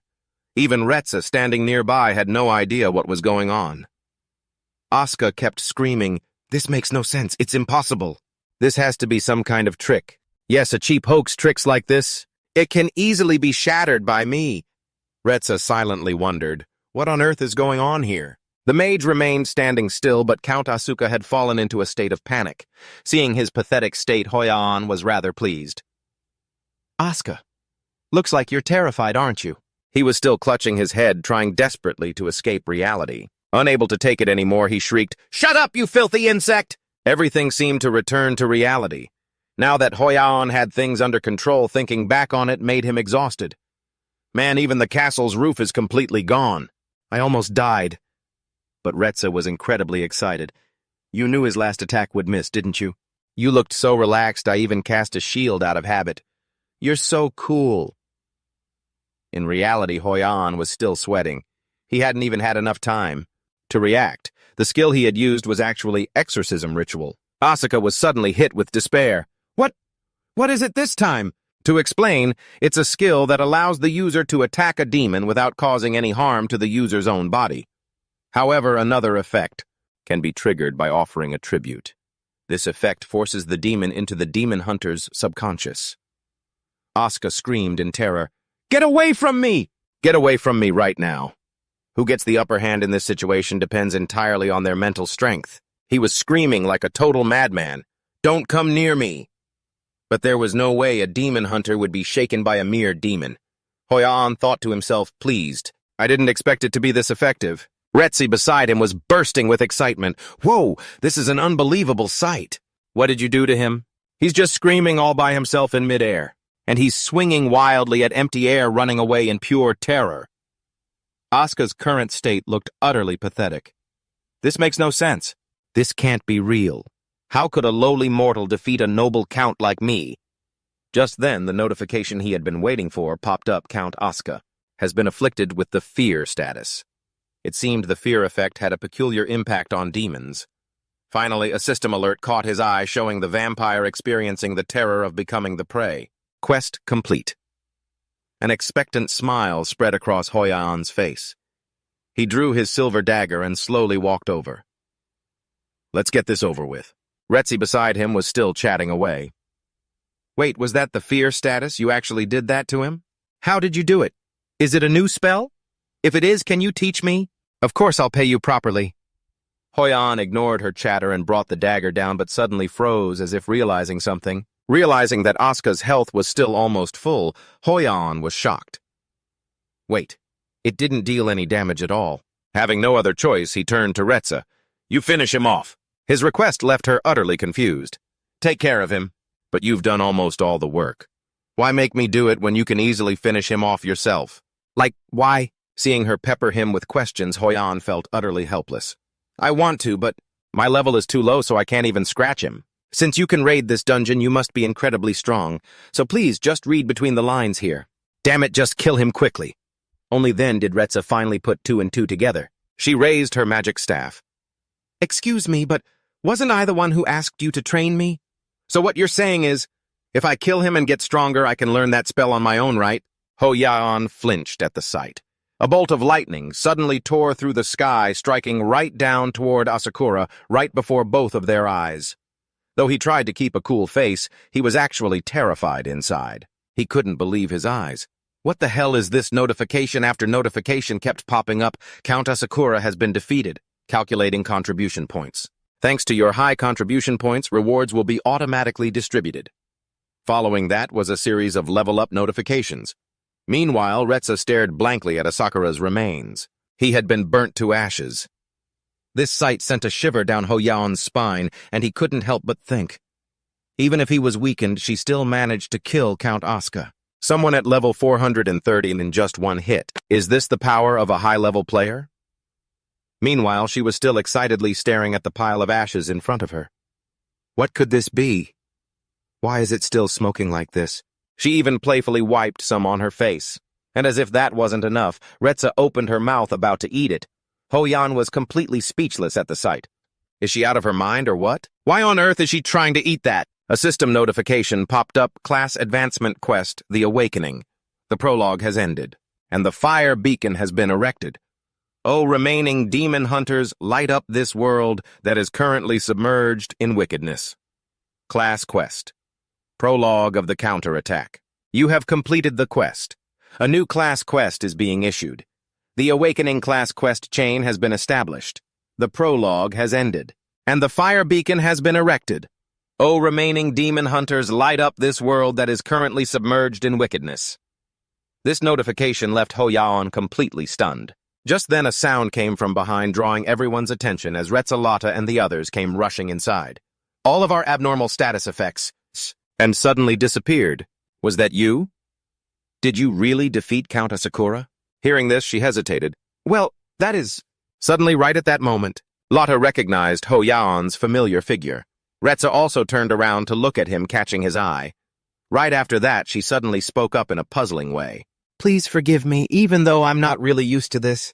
But I will do my absolute best. My name is ZC2SC. If it's not too impolite, may I ask for your name? This sudden display left everyone in the guild completely frozen in shock. Ho-Yaon also didn't know what to say in response to this. He couldn't help but recall what she had said earlier. She'd mentioned she wasn't a very polite person, but now she was actively trying to change and learn. I'll tell her my name, just as a small favor to her. Ho-Yaon finally spoke up slowly. I'm Lee Ho-Yaon. The scene transitions. The next morning, amidst rows of towering skyscrapers, a voice echoed from inside a house. A man quickly approached the main gate. The statue immediately came to life and attacked him, leaving nearby players with absolutely no time to react before the statue was shattered into pieces. Meanwhile, Yunhee was still on the phone. I'm doing fine, and Egg-Yang is doing great too. Just raising her is exhausting enough. The news continued to report on the situation. A short while later, reporters arrived at the residence of Count Asuka, though he had already turned into dust. Egg-Yang came running toward Eunhee, shouting, Mom! Seeing this, she smiled and asked, What's the news? A voice echoed from the TV inside the room. The players who cleared this dungeon are Retsa 2SC and... Meanwhile, Egg-Yang kept tugging at Yunhee's shirt. Mom, look right there. On the screen, look, Uncle Ho-Yaon is on TV. This made Eunhee curious. Egg-Yang, why would your uncle be on TV? Just then a familiar voice spoke, I am... This sight made Eunhee freeze instantly. At the same time, Ho-Yaon introduced himself to everyone on air, Lee Ho-Yaon. This made both of their eyes light up with utter disbelief. The scene cuts to Ho-Yaon's familiar one-story house. As usual, he was diligently holding his cleaning tools when his phone rang. It was his second older sister calling. It was bound to happen eventually. After defeating Asuka, his face had been plastered all over social media. News reports kept popping up everywhere. Who is the mysterious player Lee Ho-Yaon? He thought to himself in frustration. It's only a matter of time before my family finds out about this. Calls kept flooding in from his first and second older sisters, and then his other sister called. Thinking about his family, Ho-Yaon felt incredibly happy. I have 3 older sisters, and we've been really close since we were kids. Except for the fact that back then all 3 of his sisters used to pick on him. What's your problem? Why are you always tailing us, Yaon, get lost before we teach you a lesson. He thought in complete despair, I really don't want to pick up this phone. Who knows what kind of earful they're going to scream at me. Suddenly a voice shouted from outside, Hey, Lee Ho-Yaon! This startled him. The sound of loud banging on the door kept echoing from outside. I know you're in there. Open up right now. Why didn't you pick up when I called, huh? Open the door while I'm still being nice. Unconsciously. Ho-Yaon opened the door. There they were, his oldest, second, and third sisters waiting for him. As he stepped outside, he warned all three of them. "Hey, you guys are disturbing the neighbors. First, everyone calm down, girls." Seeing this, Eunhee smiled, picked up Agang, and said, "Look, it's your uncle." But the other two sisters found the events that followed completely baffling. Breaking news kept rolling in. The next segment was about an ordinary player who had suddenly burst onto the scene as a new superstar player, Lee Ho-yeol. He defeated Count Asura and coolly brushed off all questions and interview requests. He only said, "I am Lee Ho-yeol," and walked away. Not just Korea, but the entire world is now focused on this mysterious man. Nam Tae-min, the guild master of the Berserker Guild, walked over with a cup of coffee. "Here, yours has a lot of cocoa in it." Nam Cheol-min dejectedly took the coffee cup. "Tae-min, everyone is talking about Ho-yeol. Realistically speaking, do you think he'd actually join our guild? Even if we offered him a 10-0 profit split, we might not stand a chance." Tae-min looked at him in surprise and asked, "Why are you being so pessimistic? There's a high chance he'll still join us. We have his number, and we have a solid reason to contact him." This piqued Cheol-min's curiosity. "What reason?" Tae-min smiled and quickly laid out his plan. "Think about the items we obtained. From the battle in the Vampire Count's territory, we only got them because of Ho-yeol. So shouldn't we do the polite thing and share them with him?" Cheol-min was taken aback, realizing his point. "Oh, right. So how much should we give him?" Tae-min's face grew thoughtful as he set his cup down on the table. "That doesn't matter. I'm being completely serious. Even if we fail to recruit him into Gaon, I still want to make sure we leave a lasting impression. To do that, we need to give him all of those items. Call him right now, brother." Nam Cheol-min was about to say something more. "I told you not to break the furniture." In the period of time that followed, Nam Cheol-min kept trying to call Ho-yeol. Meanwhile, Agang was having a blast putting hair clips in his hair, gushing, "Uncle Ho-yeol, this suits you so well." He was trying to get a word in with his sisters, saying, "Guys," but before he could even finish his sentence, the third in command of the household, his eldest sister, interrupted him. "Your new hair color is so cool, Ho-yeol still didn't give up." "Sisters, please, the fourth in command." His second sister teased him mercilessly. "You look like a K-pop idol. It's hilarious and the fifth in command of the family." His third sister spoke up in an annoyed tone. What's with that tone of voice? Even Agang ranked 6th, while Ho-yeol was stuck at 7th. The wind is pretty cold today. What kind of tea would you sisters like?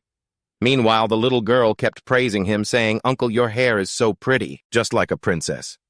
Hearing this, Ji-eun burst into laughter. "Sisters, I don't think he's just acting. He's totally in character." Even Eunhee was surprised. "Our Ho-yeol has really softened up, hasn't he?" Seeing this change in him, Jae-hee looked at him with pure disdain. "So you're a player now. Are you, like, synchronized with your character or something?" He was about to answer when Agang cut him off. "Uncle, let me watch Pororo Ho-yeol tried to speak up again." "Hold on, sweetie." But the little girl was stubborn. "Pororo, hurry up." The two sisters watching this chuckled. This really takes me back. Right? About 15 years ago, wasn't it? The kid who used to call himself Orpheus or whatever. He even begged us to let him dye his hair silver. Remember? Ho-yeol was practically in tears from embarrassment. "Please stop. Did you guys seriously come here just to make fun of me?" The sisters completely ignored him and kept going. And what else was there? Didn't he say he'd greet Mom and Dad like a noble scholar or something? Yeah, something like that. I'm just so proud of him. Hearing all this, Ho-yeol sank deeper into despair. "Please, just stop. You guys are absolute fiends." Jae-hee, who had been sitting quietly on the side, suddenly turned to him. "Hey, Lee Ho-yeol. You're not putting yourself in danger, are you? Do you have any idea how worried we were? I heard players get hurt all the time in those dungeons.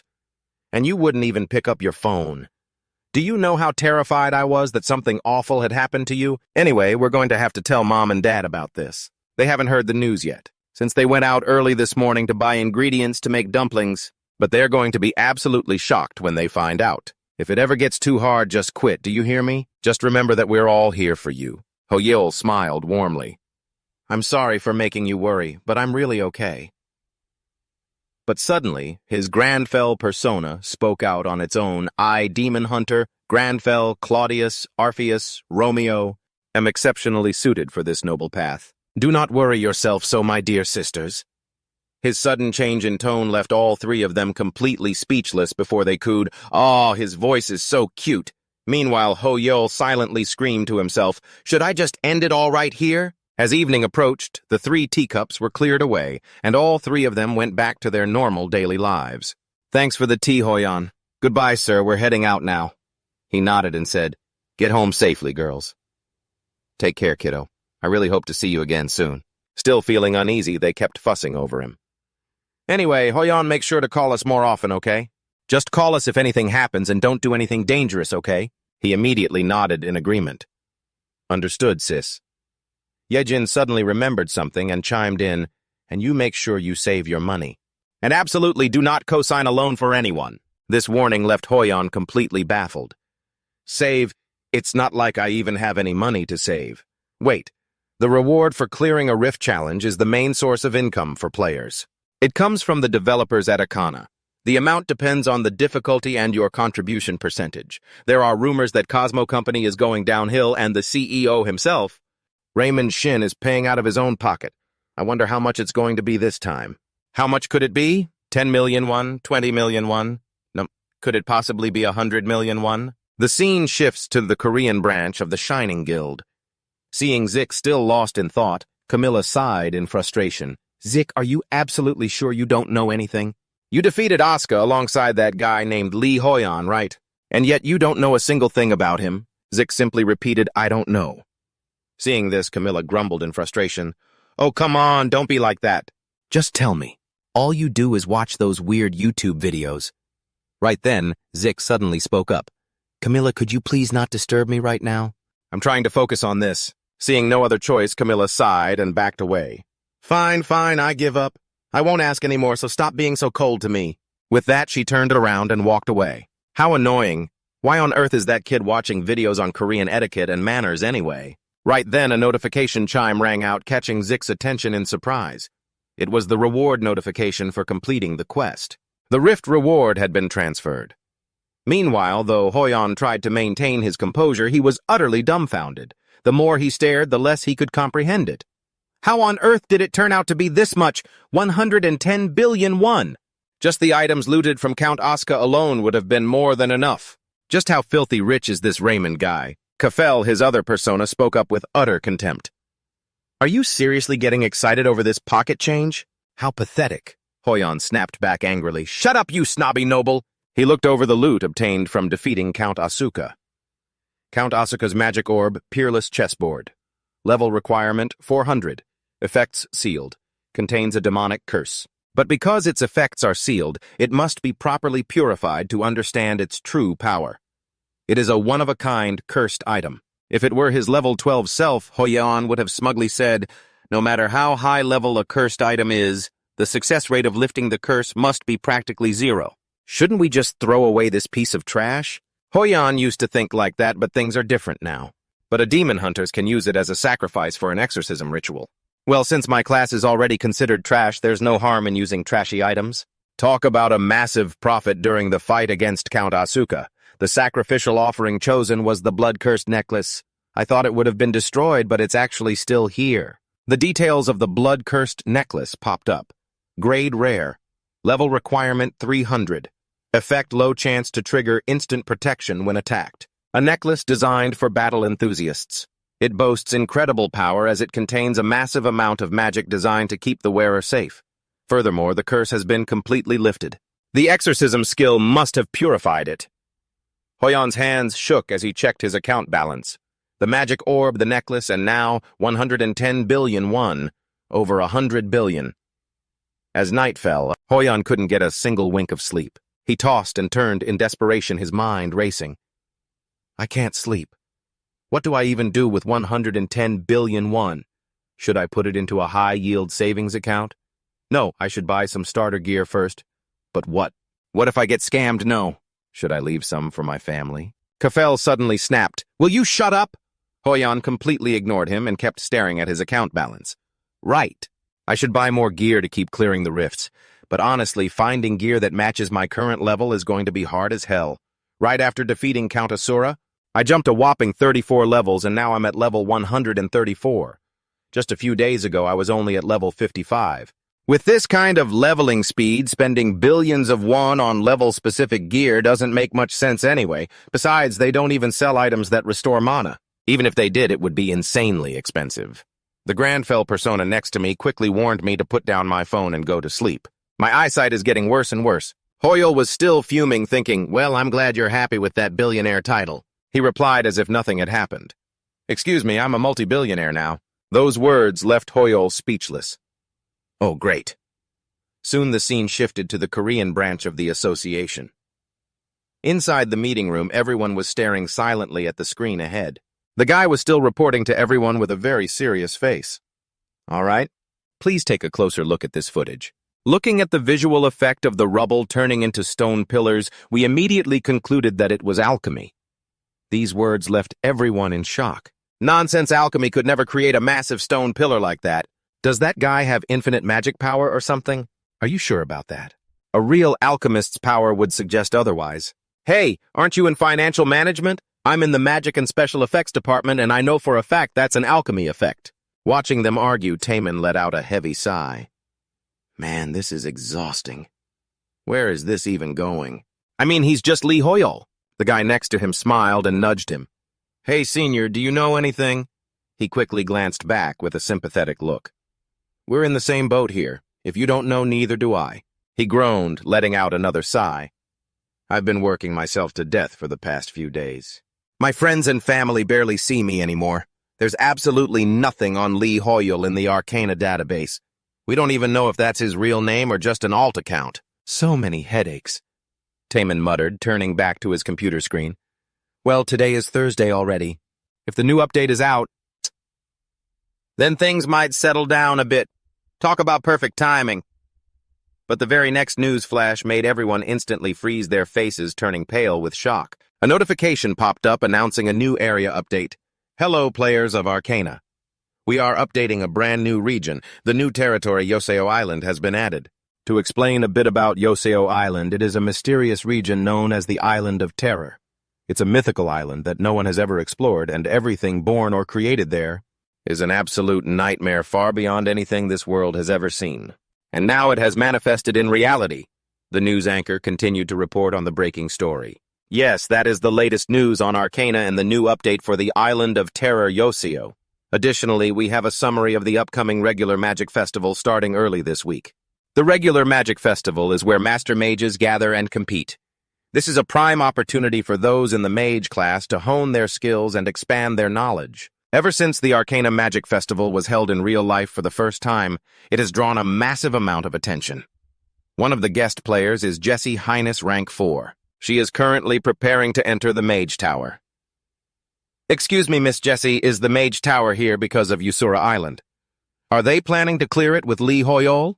I'm here to participate in the Magic Festival. No interviews, please. Seeing her familiar figure on screen, Hoyle gasped in surprise. That girl, she's ranked 4th in the world. You must show her the utmost respect, you hear me. She's incredibly strong. Grandfell's persona with his pride inflated 500 times asked, A magic festival? Hoyle suddenly cried out, Yes, that's what's important. You can't hesitate to go down there. To learn and refine one's knowledge of magic. Hoyle was taken aback by these words. That was the exact description of the Mage Tower back when Arcana was still just a game. The Grandfell persona suddenly interjected, no matter how grand this magic festival is. This is an opportunity I cannot miss. Hoyle was about to say something when the Grandfell persona suddenly put on his gloves. You take care of the rest. I shall depart once I finish washing these 8 plates.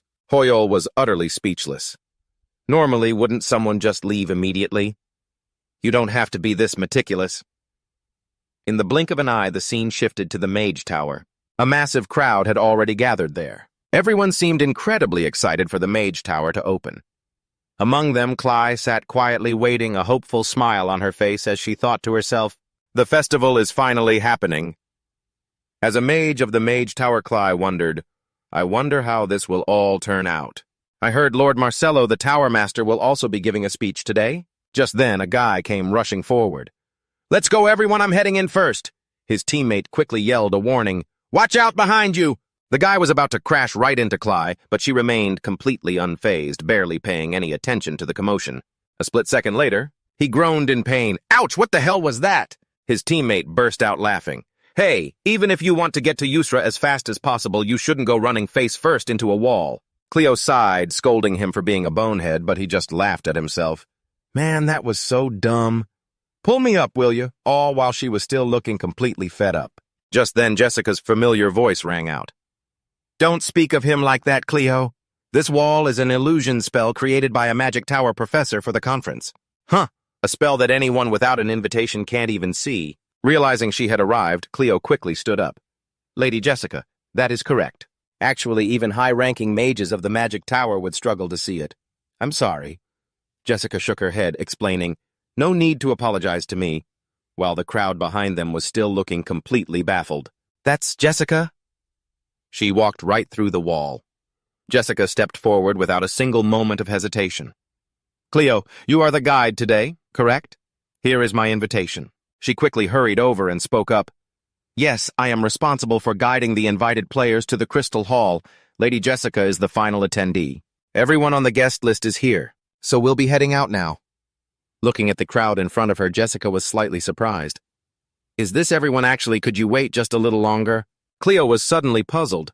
For some reason, Jessica's face had suddenly lit up with an expectant smile. I think for this conference, there is still one more person who hasn't arrived yet. And just as Jessica had predicted, Hoyle had appeared right there. In front of him stood a massive stone, making him marvel at the magic tower once again. It was always ridiculously packed here, absolutely overflowing. Hoyle tried to squeeze his way through the crowd. Excuse me, let me through, please. But just dealing with this was already exhausting him. It's usually crowded, but is it because everyone wants to get to Yusra that it's even more packed today? Just then a man quickly noticed Hoyol's presence. Wait, it's Lee Hoyol. Suddenly people started recognizing him left and right. Where is that really Lee Hoyol? The actual Lee Hoyol. Yeah, that's him. It really is Lee Hoyol. Seeing things get out of hand, he panicked. Damn it, I forgot I was all over the news. I'm way too famous now. The crowd rushed toward him. Are you heading to Yusra too? Take a picture with me, please. Wow, it really is the real Lee Hoyol. He was completely at a loss, desperately wondering what to do. Damn it. Mr. Hoyol, I've been your die-hard fan for 25 years. Just one photo. If you take a picture with me, I promise I won't bother you anymore, Hoyol thought in irritation. This brat. Get your hand off my bag this instant. Weren't you ever taught any manners? You should chew your food before swallowing. And think before you open your mouth. Hoyol coldly spat out, get lost. The sudden words startled even his own inner self. Whoa. Regardless of the situation, telling someone to get lost is a bit too harsh, don't you think? Wait, actually. If they get disappointed by Granfell's cold personality, I might get less attention in the future. The man slowly lowered his head, trembling. I can't believe it. I actually got to hear such precious words from you. A cold-hearted Lee Hoyol is just so cute. Truly, a noble, so amazing. Please, insult me some more. Me too, please. Hoyol suddenly felt like the entire world had lost its mind. None of his tactics were working at all. The rabid fans had completely surrounded him. Lee Hoyol, you're so cool. Hoyol had no idea what to do next. I can't stay stuck here like this. I have to get out of here. Sensing something unusual, his eyes widened in surprise as he looked over. There's something off about that wall over there. No, it looked exactly like any other wall. Seeing him walk away, everyone froze. Lee Hoyol. He kept running forward. But somehow I can feel a subtle difference. It was incredibly subtle. People kept shouting after him, Hoyol, where are you going? That's just a wall. Suddenly, seeing Hoyol rushing straight toward her made Cleo's face flush red. He took a sharp breath. I knew it. An illusion spell. A short while later, Hoyol and Cleo slowly made their way inside. Noticing his perfectly calm expression made her feel a bit nervous. Who is this guy anyway? All the invited guests should have arrived by now. No matter how many times I look at the attendee list, there isn't any newly added name.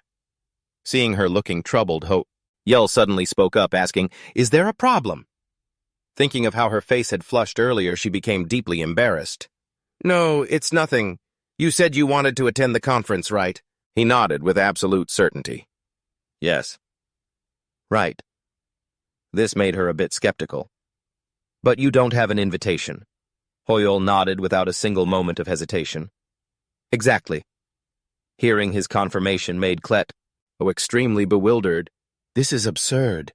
This illusion spell was cast by the professors of the Magic Tower themselves. Without an invitation, even the chief mage wouldn't be able to see it. It shouldn't be this easy. Then how on earth did he manage to get in here? Noticing her blushing face, Hoyol was utterly confused. What is wrong with her? He spoke up again, so if I'm not invited, I can't participate. Hearing his words, Cleo hurriedly shook her head, explaining, No, that's not it at all. According to the regulations, if someone discovers that magic formula, they are still allowed to attend the conference even without an invitation. But this is the first time someone has actually seen through the Mage Tower's veil, so it's a bit unfamiliar to me and frankly quite astonishing. I must ask, what class are you? Of course, I'm only asking from an artistic perspective. Indeed. Hoyol calmly replied, Yes, the creator of this magic formula is truly commendable. I was merely fortunate enough to pass through. Though inwardly he was thinking, to have actually stepped right through that wall.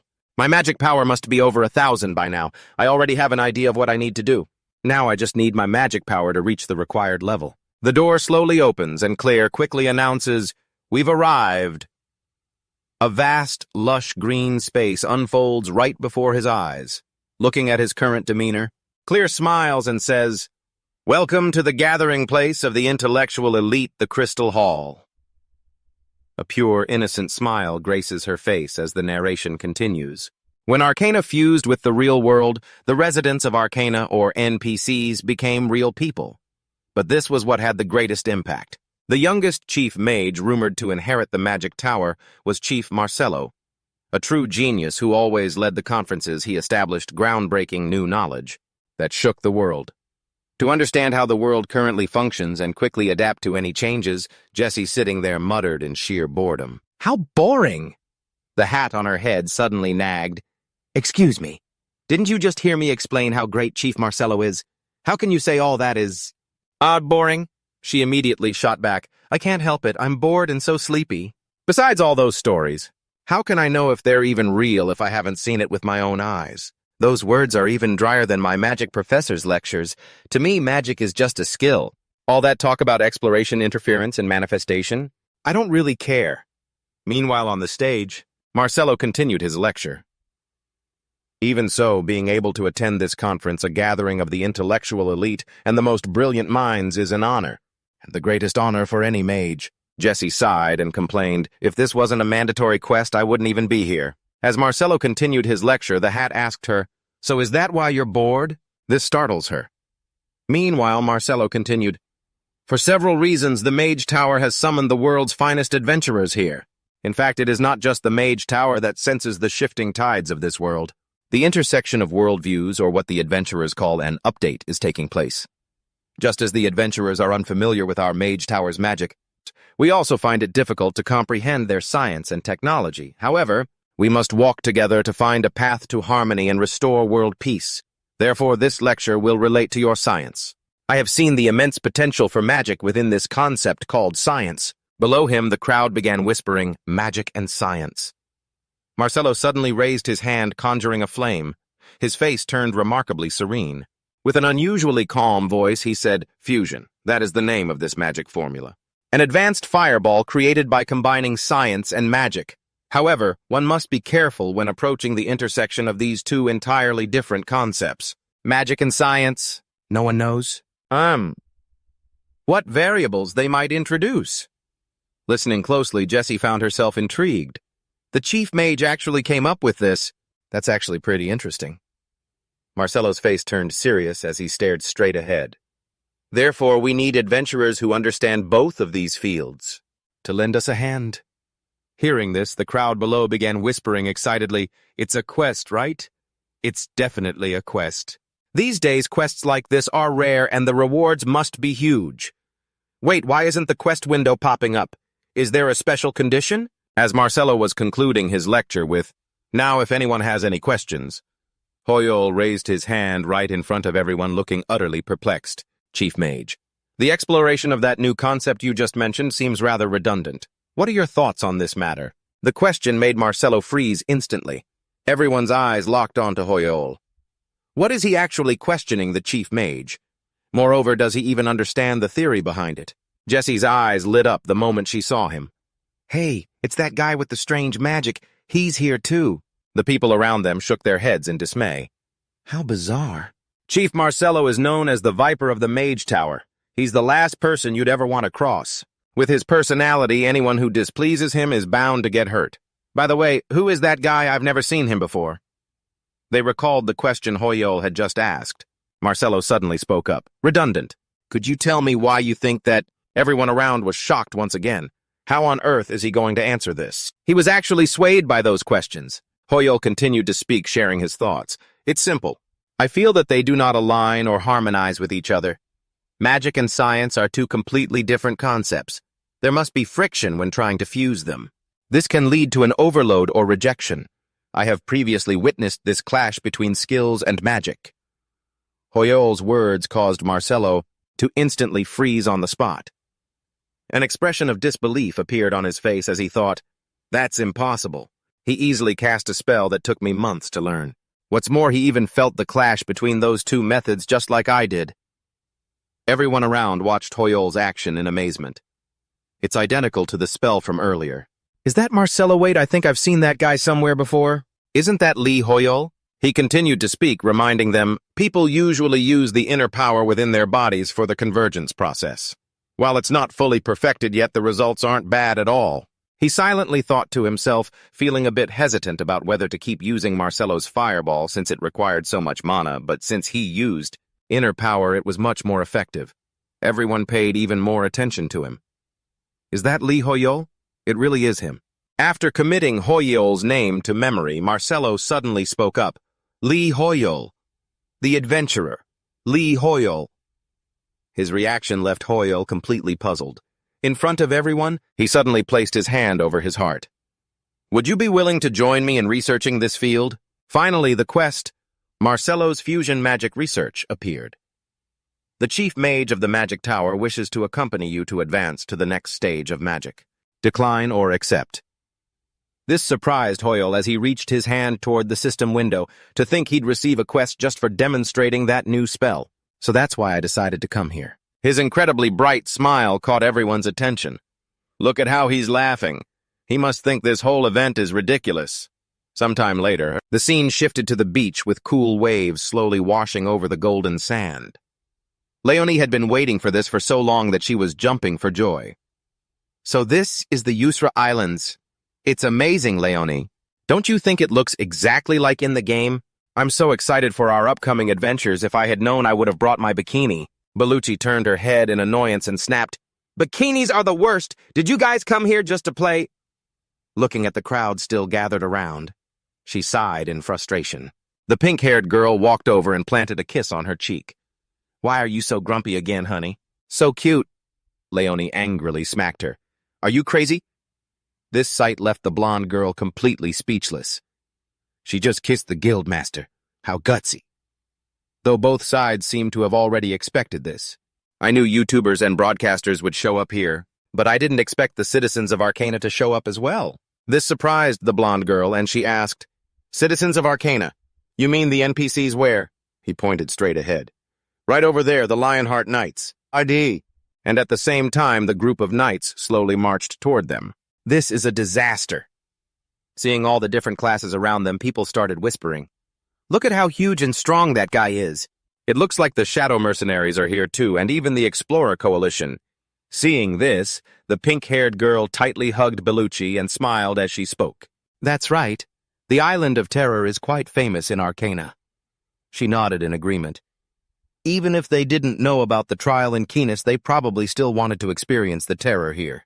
The terror of this place. This is such a headache, now we even have to compete with NPCs. Seeing her like that, she cheerfully chimed in. Hey now, sis, at least the Magic Tower members aren't here. Think positive. A ringtone went off, catching the pink-haired girl's attention. Who is it? Bellucci checked the incoming call and spoke up. It's the energetic girl from our team. Let's see what she has to say on the other end. An urgent voice echoed from the phone. The convention is over. Sis, it was absolutely amazing.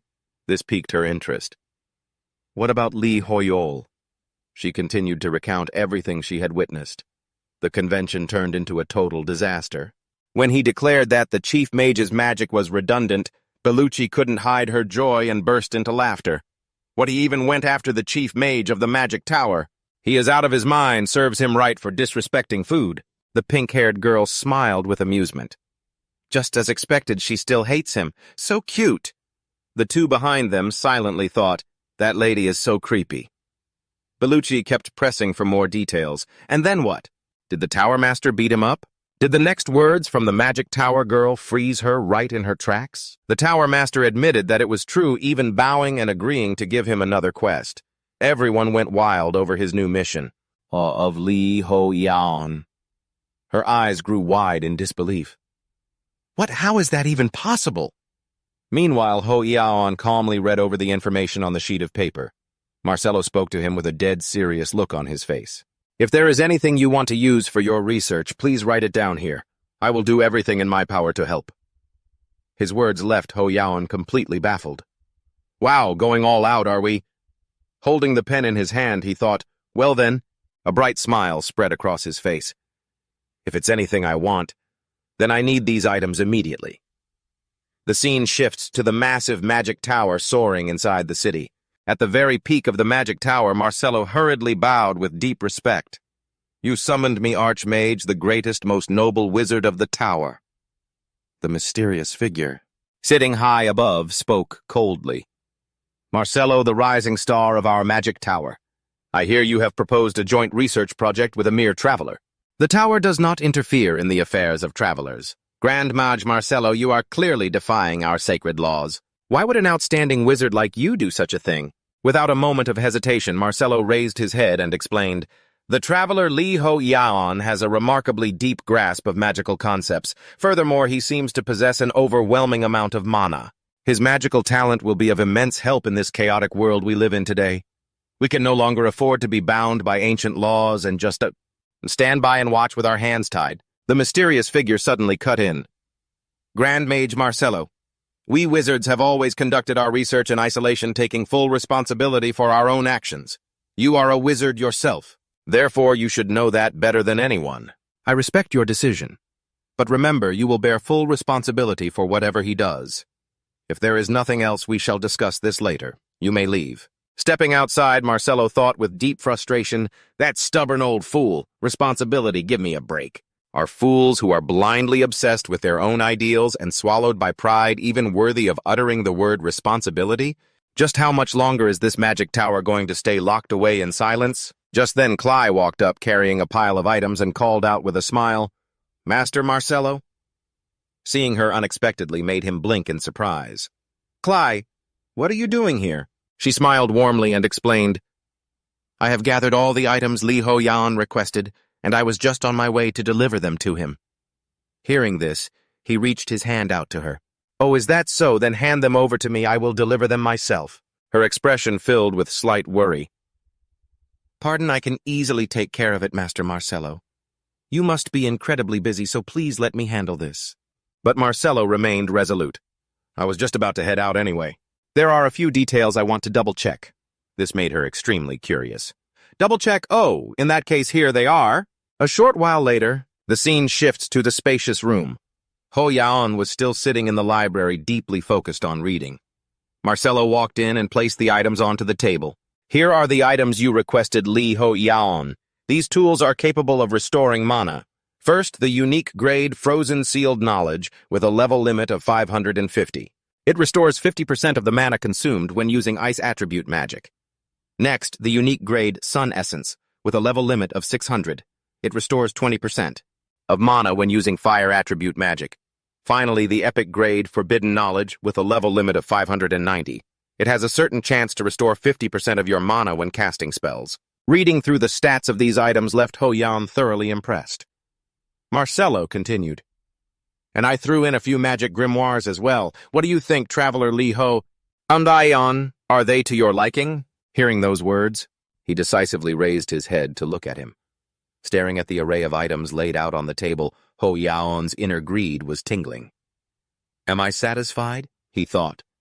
Then he spoke slowly. Grand Mage, the items you brought here are indeed a perfect match for my level. As he spoke, he even pulled out a unique grade necklace, Tears of the Sun God, which required level 620. Seeing this, Marcelo was taken aback and grew flustered. He let out a weary sigh. Just as expected. I apologize. I completely underestimated you. This reaction made Ho Yan incredibly annoyed. Are you serious, old man? Give me something I can actually use right now. Marcelo continued. When you requested an item that can restore mana, I honestly didn't expect to find something so perfectly suited for you. But it seems you already knew of this item's existence. Right after that, he placed an item on the table called the unique grade Six Kingdoms Emblem, with a level limit of 100 which restores 10% of the mana consumed when casting spells. The sight of this item made Ho Yan freeze instantly. Without hesitation, his mind raced. First of all, the level requirement is absolutely perfect.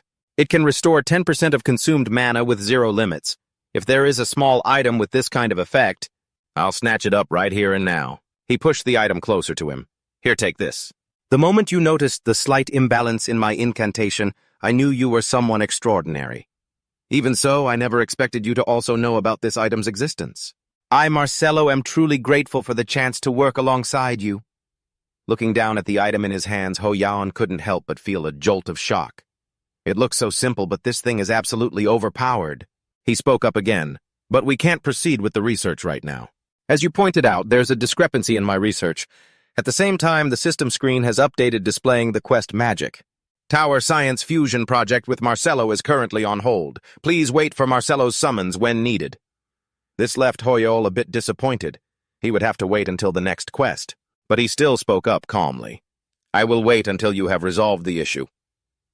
Finally, a bitter smile appeared on Marcelo's face. Thank you for your patience. He silently thought to himself, Adventurer Lee Hoyol is an outstanding talent. If we work together, we might actually be able to change the current mage tower. Hoyol, on the other hand, was smugly thinking, why pass up free stuff? Sir Marcelo is the absolute best. The scene then shifts to the resort island where Gugang is still sitting comfortably enjoying a glass of orange juice as comments flood the stream. Where is Lee Hoyol? Where is my Hoyol? Is this the first time Hoyol is streaming? Seeing that he smiled and replied, Hello, I'm actually waiting for Hoyol right in front of the gate to Asura Island. There are lots of players heading through the gate. I'm sure Hoyol will show up soon too. But other comments keep flooding in. Just watching a gate on stream is getting so boring. Hoyol has already arrived. Show us the other players too. Is Gugang asleep? Reading these comments made him completely flustered.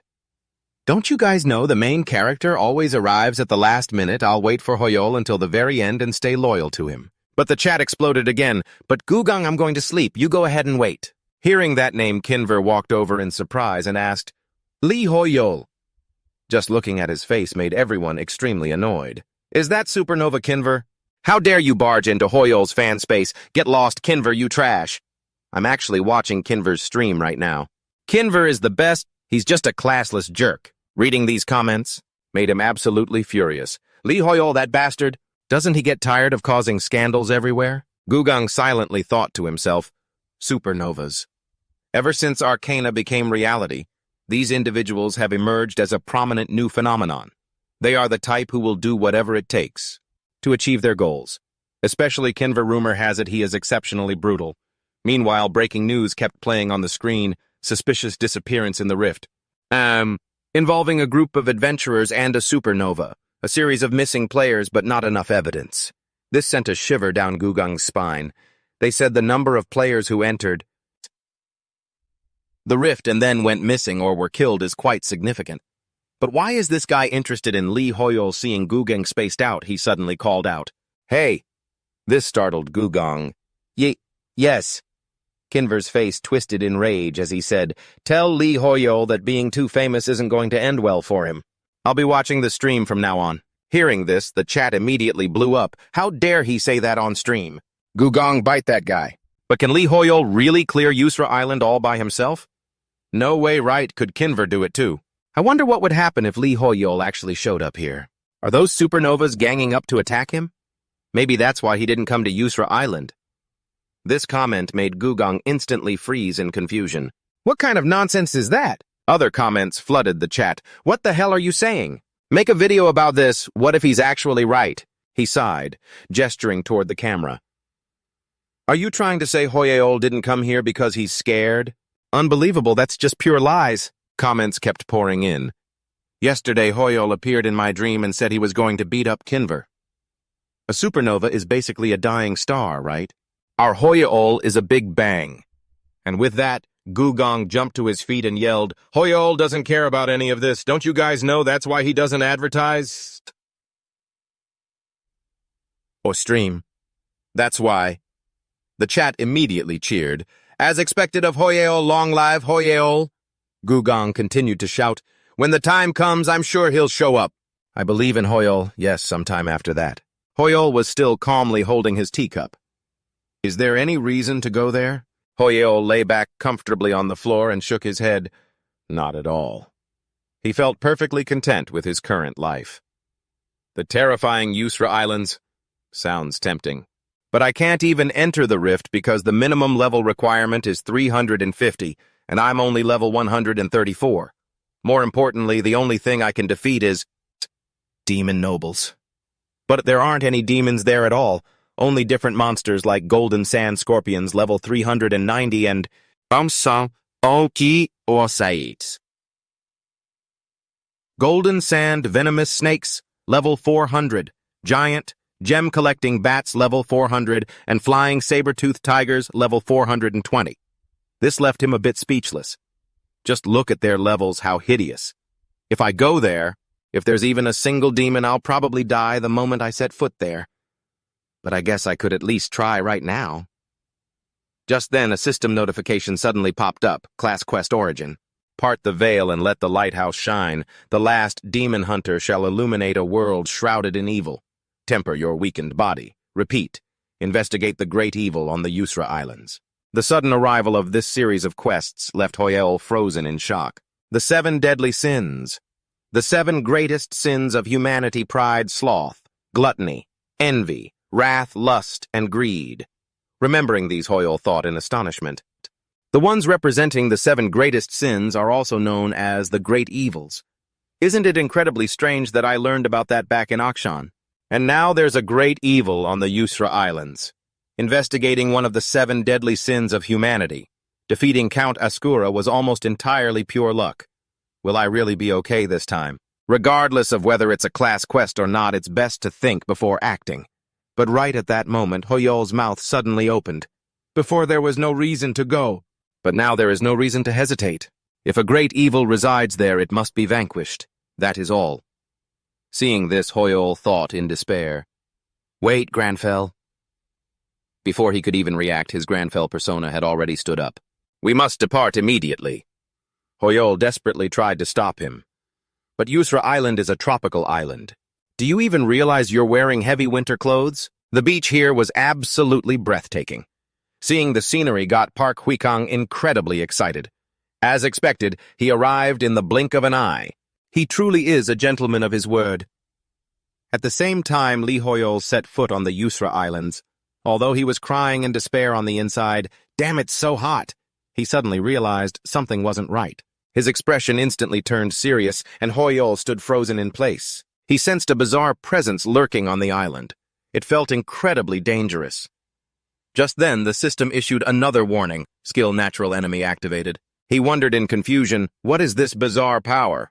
It's on a completely different level. No, compared to ordinary demons, I can feel a massive dark aura right beneath my feet. Could this island itself be a demon? If so, then my natural enemy skill will be constantly active, right? Granfell's persona let out a chilling smirk. How foolish of you to hide beneath my feet, demon. Seeing this, Hoyol smugly thought, nice, my mouth is practically watering. Sometime later, Huikang followed closely live streaming Hoyol. As you can see, our Hoyol has finally entered the jungle of Yusra Island. The chat immediately flooded with comments. Is he seriously wearing a suit today too? No matter how hot or cold it is, he always wears the exact same outfit. It's not just a concept. Rumor has it his white hair isn't dyed, it's actually real. In Huikang's eyes, Hoyol looked like a literal god. He is moving so cautiously. I wonder if there's a hidden dungeon or if he has a strategy to deal with the monsters on Yusra Island. Though Hoyol looked incredibly badass and composed on the outside, his inner thoughts were filled with anxiety. At first I was so pumped, but now I'm actually a bit terrified. So right now I'm just looking for an easy target to hunt. Maybe a level 390 gold sand scorpion seems like a reasonable choice. But then Hoyol sank into despair. I got completely fooled by the appearance of this island. It looks just like a resort, so I completely forgot about the high-level monsters. However, his Grandfell persona remained incredibly cold and detached. They are merely slightly stronger opponents. Watching his every move, Huikang became incredibly excited. That's it. Let me just say this first. I'm only filming Hoyol as long as it doesn't cause him any trouble. If he looks uncomfortable at all, I'll stop immediately. Hearing this, the viewers nodded in agreement. That's right. Just don't get caught. If Hoyol suddenly gets pissed, you know what will happen. But he kept reassuring them. Don't worry, I'm practically invisible. Sometimes when I trigger a trap in a dungeon, it doesn't even go off. Suddenly, Hoyol sensed something was off. Surprised, he turned around. A strange sound echoed, leaving him confused about what was happening. Beside him, Huikang was also dazed. What was that sound? Suddenly, a player was sent flying backward, his body covered in wounds, and screamed, "It's the pack leader, that damn beast! We've strayed too far! Sniper, what the hell are you doing? Shoot it, hurry!" The sniper nearby immediately yelled back, "It's too shiny, I can't aim! The glare is blinding me!" The player cried out in frustration, "Damn it! There's nothing I can do." At that moment, the level 420 Emerald Tiger made its appearance. This sight caused the chat to instantly explode. What is that? An Emerald Tiger suddenly appeared, a level 420 monster. That roar alone. Just watching through the screen is insane. The player scrambled back to maintain a safe distance. I told you we couldn't handle this in a group. Just then, they noticed Hoyol's presence, and the expressions on their faces gradually shifted. Wait, is that Lee Hoyol? No way. It really is Lee Hoyol. Why is he here? On his end, Lee Hoyol thought in despair, I'd really like to know too. I seriously thought I was just hunting a scorpion. But out of nowhere, it throws an Emerald Tiger at me, the highest tier monster on this entire island. It's only 10 levels below Count Asura. There's no way I can run away now. Suddenly, Lee Hoyol spoke up. The situation is not good. The dazzling sunlight reflecting off its glossy body was blurring his vision, and his expression grew increasingly serious. Reaching his hand forward, stone walls continuously erupted from the ground, blasting the Emerald Tiger backward. He then turned to order the two players. If we can bind it in place and stop it from moving, its trick will be useless. Those words left both players completely dumbfounded.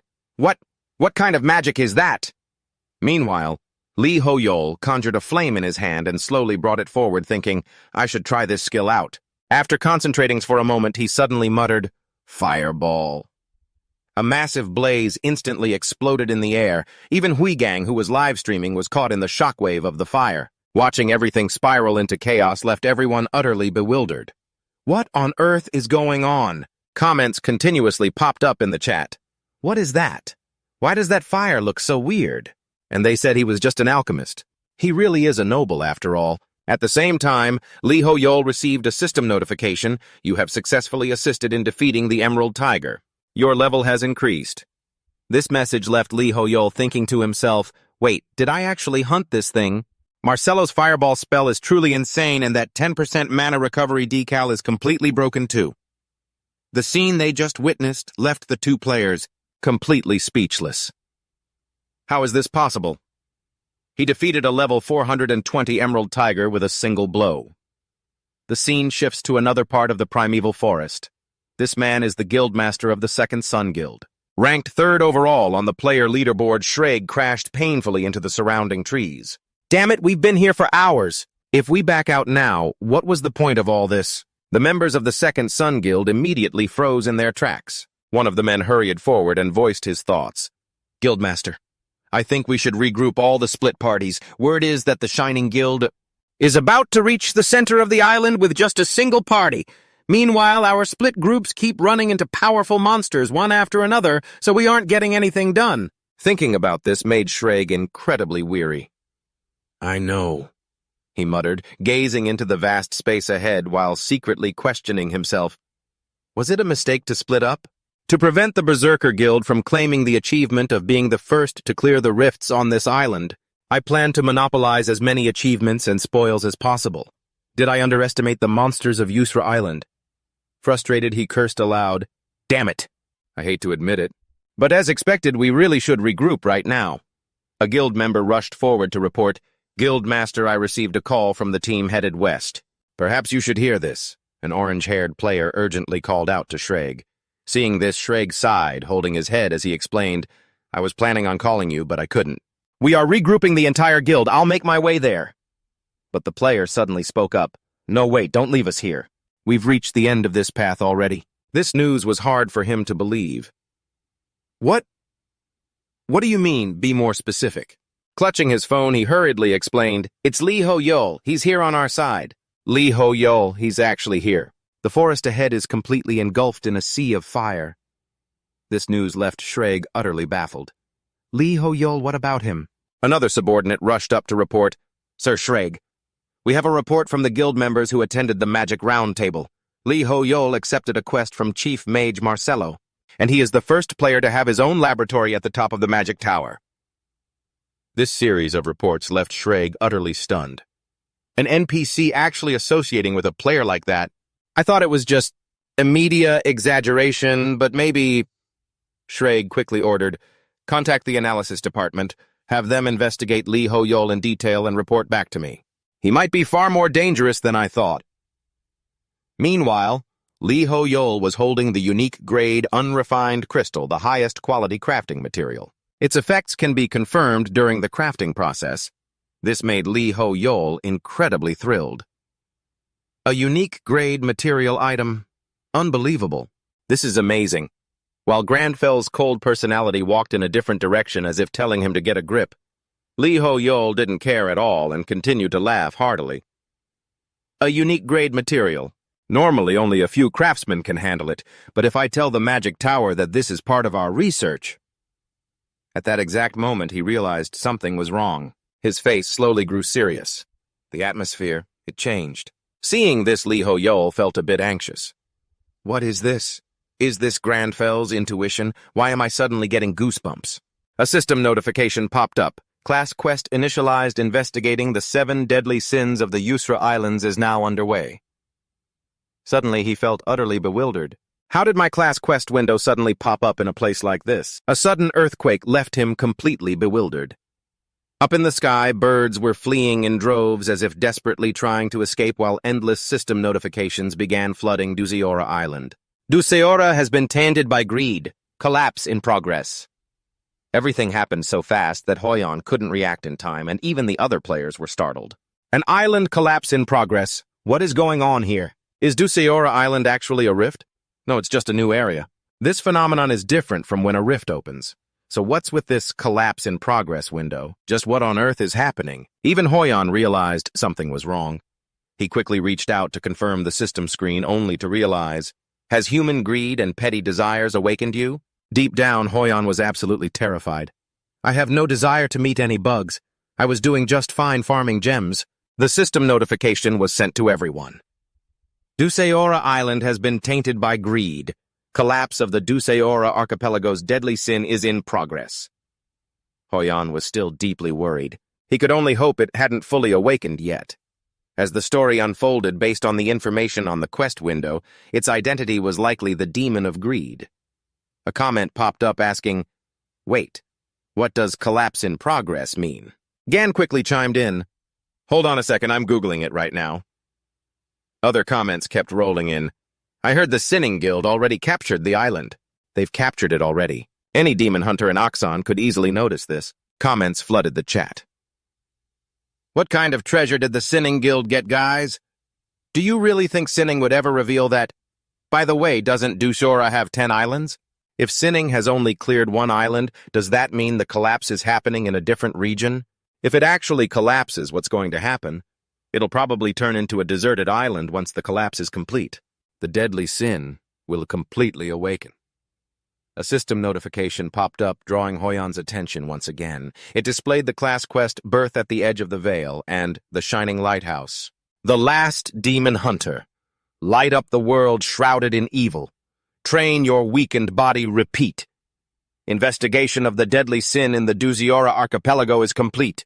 Prevent the resurrection of the deadly sin of greed in progress.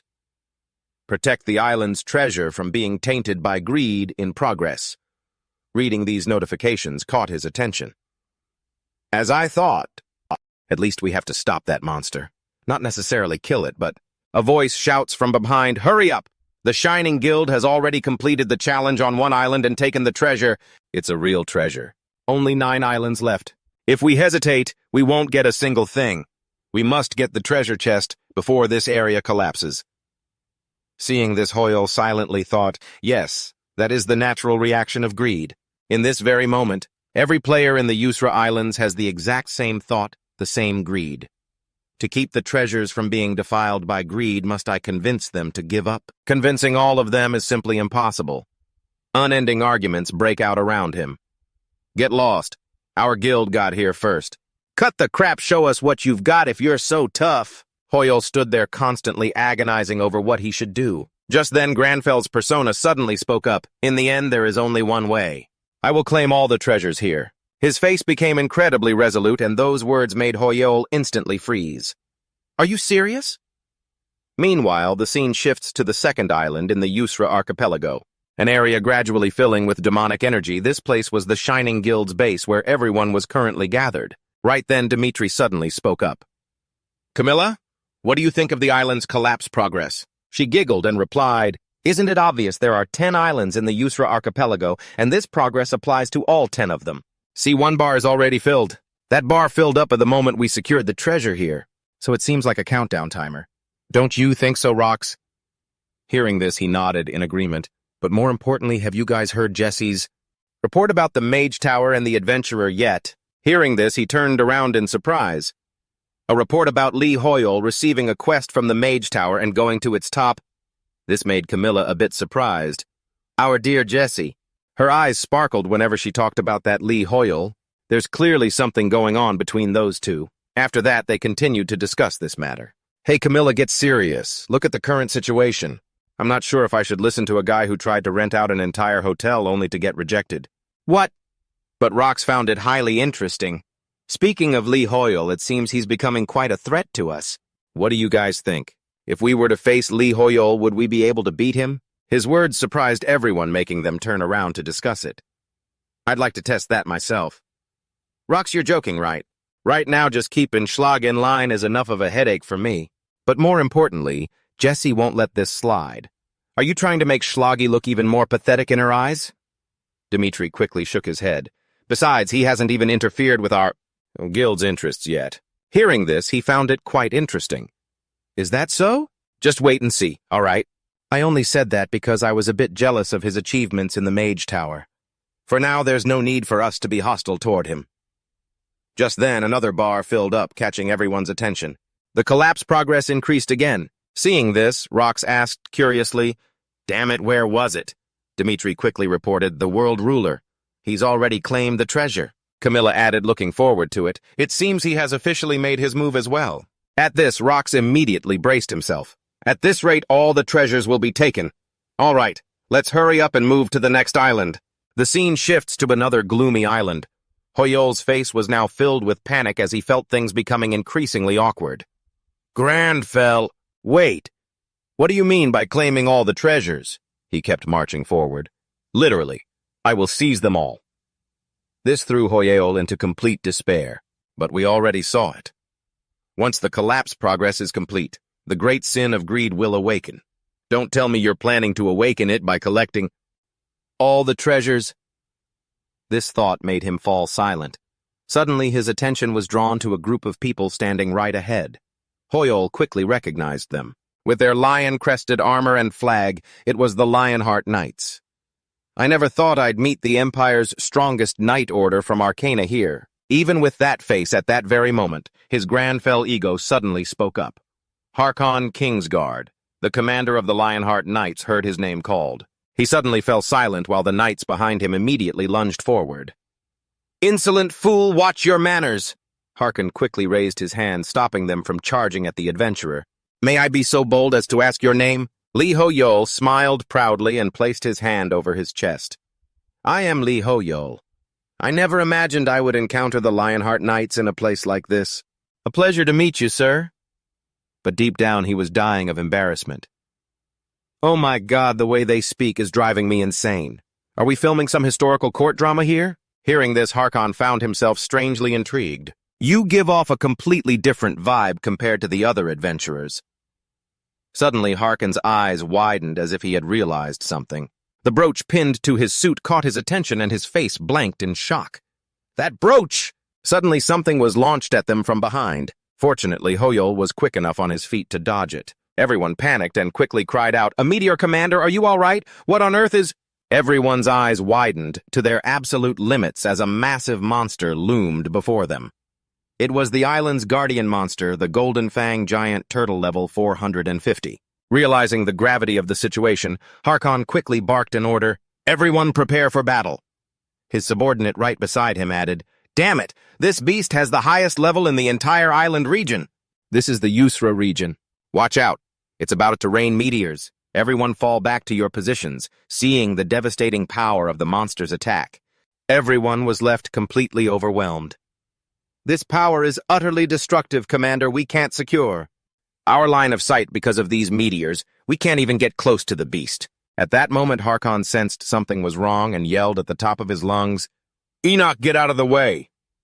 He lunged forward as fast as he could to protect him, but it was already too late. The giant beast slammed its massive foot onto the ground. It seemed the worst had truly happened, and Harkon couldn't believe his eyes. As Harkon gasped for breath, Hoyol in the nick of time used his earth magic to block the monster. His sudden action left everyone utterly dumbfounded. What on earth, that adventurer? Just raised an ice wall in an instant without chanting a single spell? Even Harkon was bewildered as he rushed over to support Enoch, asking, What kind of person are you?" Hoyol explained in a serious tone, "We are not in a position to have a leisurely chat, sir." Snapping out of his daze at the reminder, Harkon realized the danger was far from over. Hoyol's move had thoroughly enraged the monster, causing it to let out a deafening roar. The escalating situation put everyone on edge. "More meteors are coming! Form a defensive line! Shield bearers cover our heads!" Meanwhile, Hoyol's heart felt like it was about to burst out of his chest. Damn it! To max out the wall's strength, I had to burn through a ridiculous amount of mana. If it weren't for this brooch, I probably would have died from mana exhaustion by now. Now I need to conserve my magic power as much as possible. I have to find a way to team up with the Lionheart Knights and take down this beast right now. Harkon slowly stepped up behind him. "Adventurer with the brooch of the magic tower, I offer you my deepest gratitude for saving me and my knights. If you assist us in this battle, the Lionheart Knights swear upon our hearts that we will never forget this favor." This made Hoyol's eyes light up. "If you want to jump on board, we're ready to carry you." His eyes filled with joy. This is perfect. But his Granfell ego quickly replied, "Evil must be punished, if you require my assistance." "I am more than willing to accept." This high and mighty response left even himself speechless. Ugh, this damn persona of mine. Meanwhile, Huigang stood completely frozen in place by the scene before him. He was actually still live-streaming, capturing the entire sequence of events. This is absolutely insane. Did you guys see that? They literally swore a vow of the heart. Did you catch that, guys? The chat was blowing up. Whoa, the Lionheart Knight suddenly showed up. Huigang, your nostrils are terrifying. Move the camera away. Wait, what is this? Did they just make a vow of the heart? Nah, that's just a greeting used in the Imperial Court. What are they doing in front of Hoyol, bro? Get closer. Go see what they're saying. Huigang replied to his viewers with a hint of worry. Guys, it's hard to get any closer because of that giant guardian monster. If it's just watching the fight from afar, I can manage. So please understand. Okay? Not wanting to waste any more time, Harkon suddenly roared at the top of his lungs, "Soldiers with the hearts of lions, charge!" At his command, everyone rushed toward the giant beast. Hoyol silently observed the battlefield. Its weak spots are the head and the back of its neck. Force its head down. Aim for the legs. The continuous shouting startled Enoch slightly, prompting him to glance over at Ho-Cham. Yol, this adventurer. I'm so grateful he saved us from getting hurt by that monster, but I still don't understand why. Why did the commander have to use the Royal Heart Oath? It's a sacred pledge from the heart of the royal family. It makes absolutely no sense to make such a vow to just an ordinary traveler. Why would the commander do such a thing? Meanwhile, on the other side, the battle between this giant monster and everyone else is still raging on. Everyone is pouring all their strength into the attack. In the name of the Lionheart Knights, aim for its legs, bring it down. Hoyon. Seeing this scene, Hoyon was slightly startled. Is this really the strength of the Night Order? His eyes widened in disbelief. They were far weaker than he had imagined. It seemed their attacks did absolutely nothing to the giant turtle monster. What a bunch of tiny pests. The knights kept hacking away at its legs. Keep pushing, everyone. The more Hoyon watched this, the more speechless he became. It wasn't because they were weak, but because they were simply no match for that monster. This Night Order is now directly engaged in battle with the monster. But given their strength, if I don't join the attack, even if their hits do some damage, at this rate, when will we ever bring this monster down? Suddenly, a system notification popped up, catching Hoyon's attention. Dusera Island has been corrupted by greed. Collapse progress has reached 5 bars. This startled Hoyon. It was already halfway there. Others are finding treasure chests faster than I thought. At this rate, everyone will be arriving at this island soon. I have to find a way to create an opening for the knights to strike. Just then, the turtle monster went completely wild, letting out a frenzied roar. This made Hakan struggle to fight. Watch out! It's an earthquake! Lava is bursting from the ground! Screams echoed endlessly all around. If you fall, you're a goner, everyone be careful. But there was simply no room to move. At that moment, Hoyon also sensed something was off. He suddenly recalled the scene when he met Cly. Hoyon's eyes lit up as if he had just figured something out. At that critical moment, he suddenly shouted, "Sir Hakan!" Startled to hear his name, Hakan gasped, "Keep attacking!" His words left everyone utterly confused. Hoyon thrust his hand forward. "I will clear the path." This time, everyone felt a sudden surge of power as they fought the giant monster before them. Inox watched on, utterly dazed in disbelief. "What on earth is this, standing aside?" Dugan held up his phone to live stream, his jaw dropping in disbelief. Comments flooded the screen. Is that noble magic? Even Hakan himself could barely believe what was happening before his eyes. These are magic steps. Hoyon had paved the way for everyone. Only then did they snap out of their shock. I've seen this before. It's impossible. How could a regular traveler in this world be casting spells from the magic tower? Just who is this guy? Though he tried to act fine, Hoyon was on the verge of collapsing. My mana. Hakan Kingsguard, what the hell are you doing? Get moving. Stop just standing there and staring. Not wanting to waste a single second, Hakan immediately set foot on the magic steps. Charging forward, he shouted to everyone, "He cleared a path for us, don't let this opportunity slip away." He drew closer and closer to the beast. Everyone had surrounded the turtle monster. Quickly finish it off, raising his sword high. He struck down at the monster without a moment of hesitation. At the same time, another notification popped up. Hoyon was about to pass out from exhaustion. Reading the system messages, his face grew dead serious. The screen read, Knight Commander Hakan Kingsguard rewards you for your contribution to defeating the golden-toothed giant turtle. He was still utterly confused when a new notification popped up. Knight. Enox, Lauren has rewarded you for your contribution to defeating the golden-toothed giant turtle. Knight Jessica Border has rewarded you for your contribution to defeating the golden-toothed giant turtle. You have received the defeat rewards for the golden-toothed giant turtle. Automatically obtained 9 drops. Due to your major contribution to the defeat. Following that was a rapid succession of congratulations notifications as Hoyon leveled up, startling him. What on earth is happening? While he was still trying to make sense of it all, Hakan walked over to him. That medal of yours is one of the treasures that the Emperor bestowed upon the magic tower a long, long time ago. We owe you our very lives. Before Hoyon could even react, everyone knelt on the ground. With a deeply solemn face, Hakan said, The Lionheart Knights will continue to serve Hoyon. The Master of this medal. A system notification popped up. You have defeated the golden-toothed giant turtle with the highest contribution. A faint blue energy slowly coalesced in the air. Before anyone could realize what was happening, this reward materialized right in front of Hoyon. Only then did he snap out of his surprise. Could this be the island's treasure? What should I do? Should I take it? But if I take the treasure, the demon will wake up. Yet if I don't, someone else will snatch it away by any means. But if that's the case, What about the 7 deadly sins? While he was still hesitating, unsure of what to do, the system warning flashed once more. Dronzer Island has been corrupted by greed. Collapse progress has increased by 1 bar. Hoyon was struck with panic. Oh no. Let's think about claiming the treasure for a second. But Granfel's persona had already reached out to take the gift. This action made Hoyol instantly freeze. He clutched his head in sheer despair, totally at a loss of what to do. Hey, you lunatic! Think for a second, will you? This is giving me such a headache.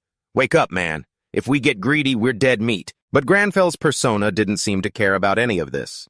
To Granfell Cloudy Arpheus Romeo, a true aristocrat wealth was nothing but fleeting vanity. A character born to inherit a massive fortune from a legendary family who had already tasted every sweet luxury that money could buy. Meanwhile, on Huikong's live stream, comments flooded the chat. What kind of magic is that? Isn't that the magics of a legendary archmage? He actually got the treasure. A vulgar feeling like greed simply didn't exist in a noble like him. He suddenly smiled and spoke, "There is a simple way to keep these treasures from being tainted by greed. You just need to rid yourself of that emotion." The system chimed in once more. "You have obtained the island's treasure." This unbelievable reality left Hoyol completely stunned. Seriously, that actually worked. The scene shifts to another location. Deep inside the forest, Kinber was using his binoculars to watch from afar.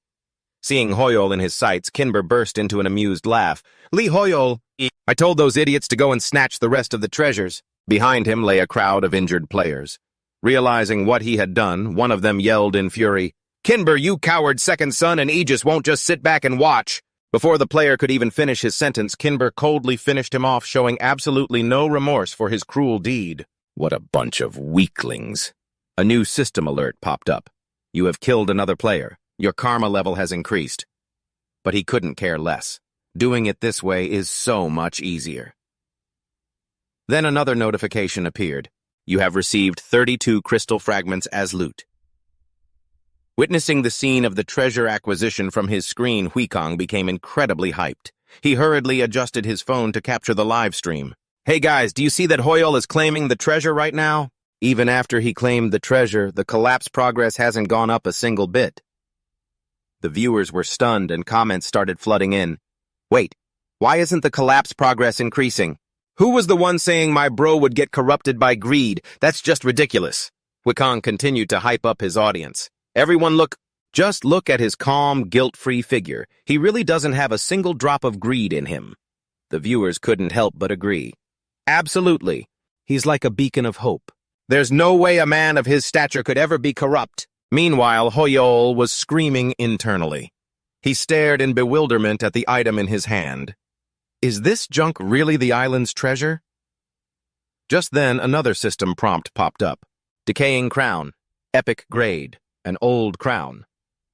The brief description left him thoroughly disappointed. Seriously, the description is this short. What an absolute joke. And my greed is completely gone too.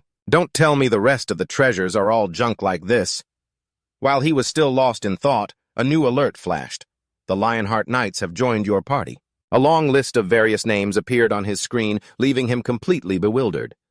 Hoyol thought to himself, "Wait, what is this? Why did we suddenly form a party?" Harkon smiled and spoke. "Didn't I already tell you, Sir Hoyol? We will follow you, Sir Hoyol. We, the Knights of Lionheart, will continue to support Lee Hoyol, the owner of the crest." Hearing these words, Hoyol could hardly believe his ears. Is that really what he meant? I thought he just meant they wouldn't attack us if we crossed paths in the future. Harkon smiled warmly and continued. "You are our savior, Sir Hoyol.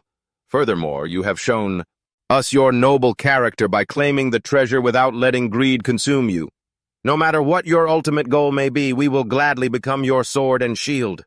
At least as long as we are here in the Asura archipelago." This sudden pledge of loyalty left Hoyol completely speechless. No way. This is unreal. Even in the Asura archipelago, the Empire's strongest knights are going to follow me. Not to mention our level gap is huge. Hunting monsters is going to be a breeze now. He immediately set his sights on the remaining monsters like the venomous snakes and the giant sand beasts. Collecting those crystals was going to be effortless. Without wasting any time, Hoyol quickly suggested, "Then we should make our way to the next island right away." The scene shifts to another island. The atmosphere there was suffocatingly eerie, and someone was already waiting silently in the shadows. As the group approached, his teammate's voice suddenly called out, "Hey, Kinber, I heard that Lee Hoyo guy already got the treasure." But why hasn't the collapse progress changed at all? It makes no sense. He definitely took the treasure. I also heard he's traveling with Harkon and his men. Are you sure you can handle those Lionheart Knights? But Kinber didn't seem the least bit concerned. Are you getting cold feet? His teammate quickly shot back. What scared hell no? I'm just being cautious. They aren't brainless like the Second Sun fools.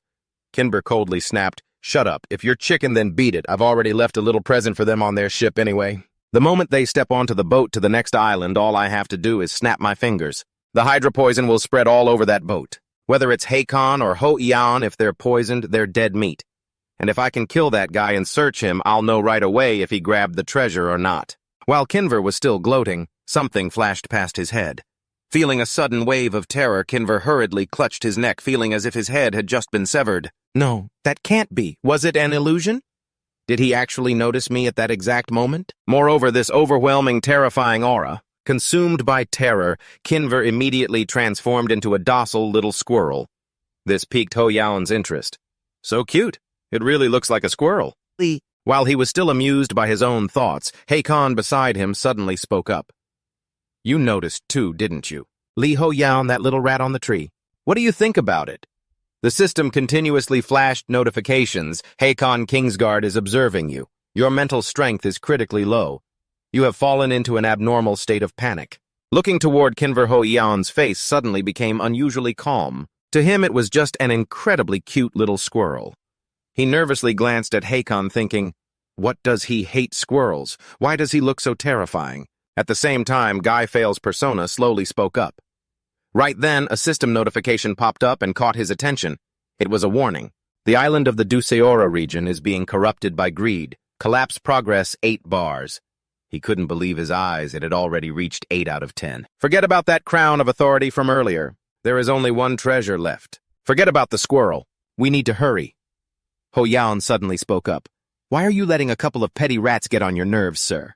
The good news is we stopped the great sin from awakening, so the collapse progress won't go up any further. Let's move quick! Seeing Ho-Yaon's completely indifferent face pleased Hakon even more. As you wish. Meanwhile, the scene shifts and a teammate's voice calls out, Kinver! Hey, do you hear me? His whole body was trembling with fear. Seeing that he still wasn't responding, his teammate called out again, Kinver Cat got your tongue all of a sudden. He was in no state of mind to care about anything else. His thoughts racing. I'm alive. He spared my life. That guy Ho-Yaon. Why did he show me mercy? Or was it because I'm just a nobody, not even worth his time? Whatever the reason, thank you for giving me a way out. Tears began to stream down Kinver's face. I'm leaving this place. His teammate looked at him in utter confusion. What the hell are you muttering about? Speak up. Ignoring his teammates entirely, he warned them, if you guys want to live, don't ever cross Ho-Yaon. His teammates kept shouting after him. Kinver, damn it, what the hell is wrong with him? Seeing him so furious left his teammates utterly baffled. What's wrong, Baek Hyunjun? He spat out in a rage. That bastard dared to hang up on me, damn it. Do you have any idea how much I invested in this operation? Kinver, that bastard said the only way was to use the hydra poison. I even had to go and get a loan from some loan sharks just to buy that damn poison. His teammate quickly stepped in to calm him down. Baek Hyunjun, please calm down. Driven absolutely mad by the situation, he snapped, Calm down my ass. It's easy for you to say, you bastard. You didn't have to spend a single dime of your own money, damn it. I can't take this anymore. Another teammate stepped in to stop him. Baek Hyunjun, stop it. Why are you acting so hot-headed? You're never like this. The more he dealt with these people, the crazier Hyunjun felt. Hot-headed, cut the crap. How the hell can you idiots stay so calm? Wait, don't tell me you guys teamed up with that bastard. How much did you guys get from him? His teammates were taken aback. What is wrong with you all of a sudden? What the hell are you talking about, you psycho? Calm down first, then we'll talk. He had completely lost his mind, screaming, What are they planning to do with my money? Meanwhile, the scene shifts. Ho-Yaon noticed something was off. Seeing this, Hakon asked with surprise and concern, Ho-Yaon, is something wrong? With suspicion creeping into his eyes, he replied, It's nothing, while silently wondering, What is this? It was a notification for the activation of the natural enemy skill, just like the one he received when he first set foot on the island. Warning messages kept flashing. The presence of the great sin is spreading. The natural enemy skill has been activated. Ho Yaon couldn't hide his surprise, but for some reason this time felt slightly different. It was as if the instincts of a demon hunter were warning him. It's close by. Ho Yoon's gaze instantly turned serious. On the other side, Hyunjun lunged to attack his own teammate, who could only watch in utter shock. In utter despair, he stammered, "Pete, Park Hyunjun! You bastard, I knew you loved money, but to go this far—" With eyes that no longer cared about anything around him, he muttered, "What the hell are you babbling about?" A system notification popped up. "You have killed another player. You guys are the ones who conspired against me in secret. Isn't that right?" All of his teammates were wiped out, and he received 62 pieces of the golden fruit as loot. Yet even as he saw them lying dead, Hyunjun still wouldn't let it go, muttering, "It's all your fault." Meanwhile, Gugang accidentally streamed the whole thing, causing the chat to explode. "Holy shit, they're killing each other. A supernova has appeared. Are we seriously allowed to broadcast this?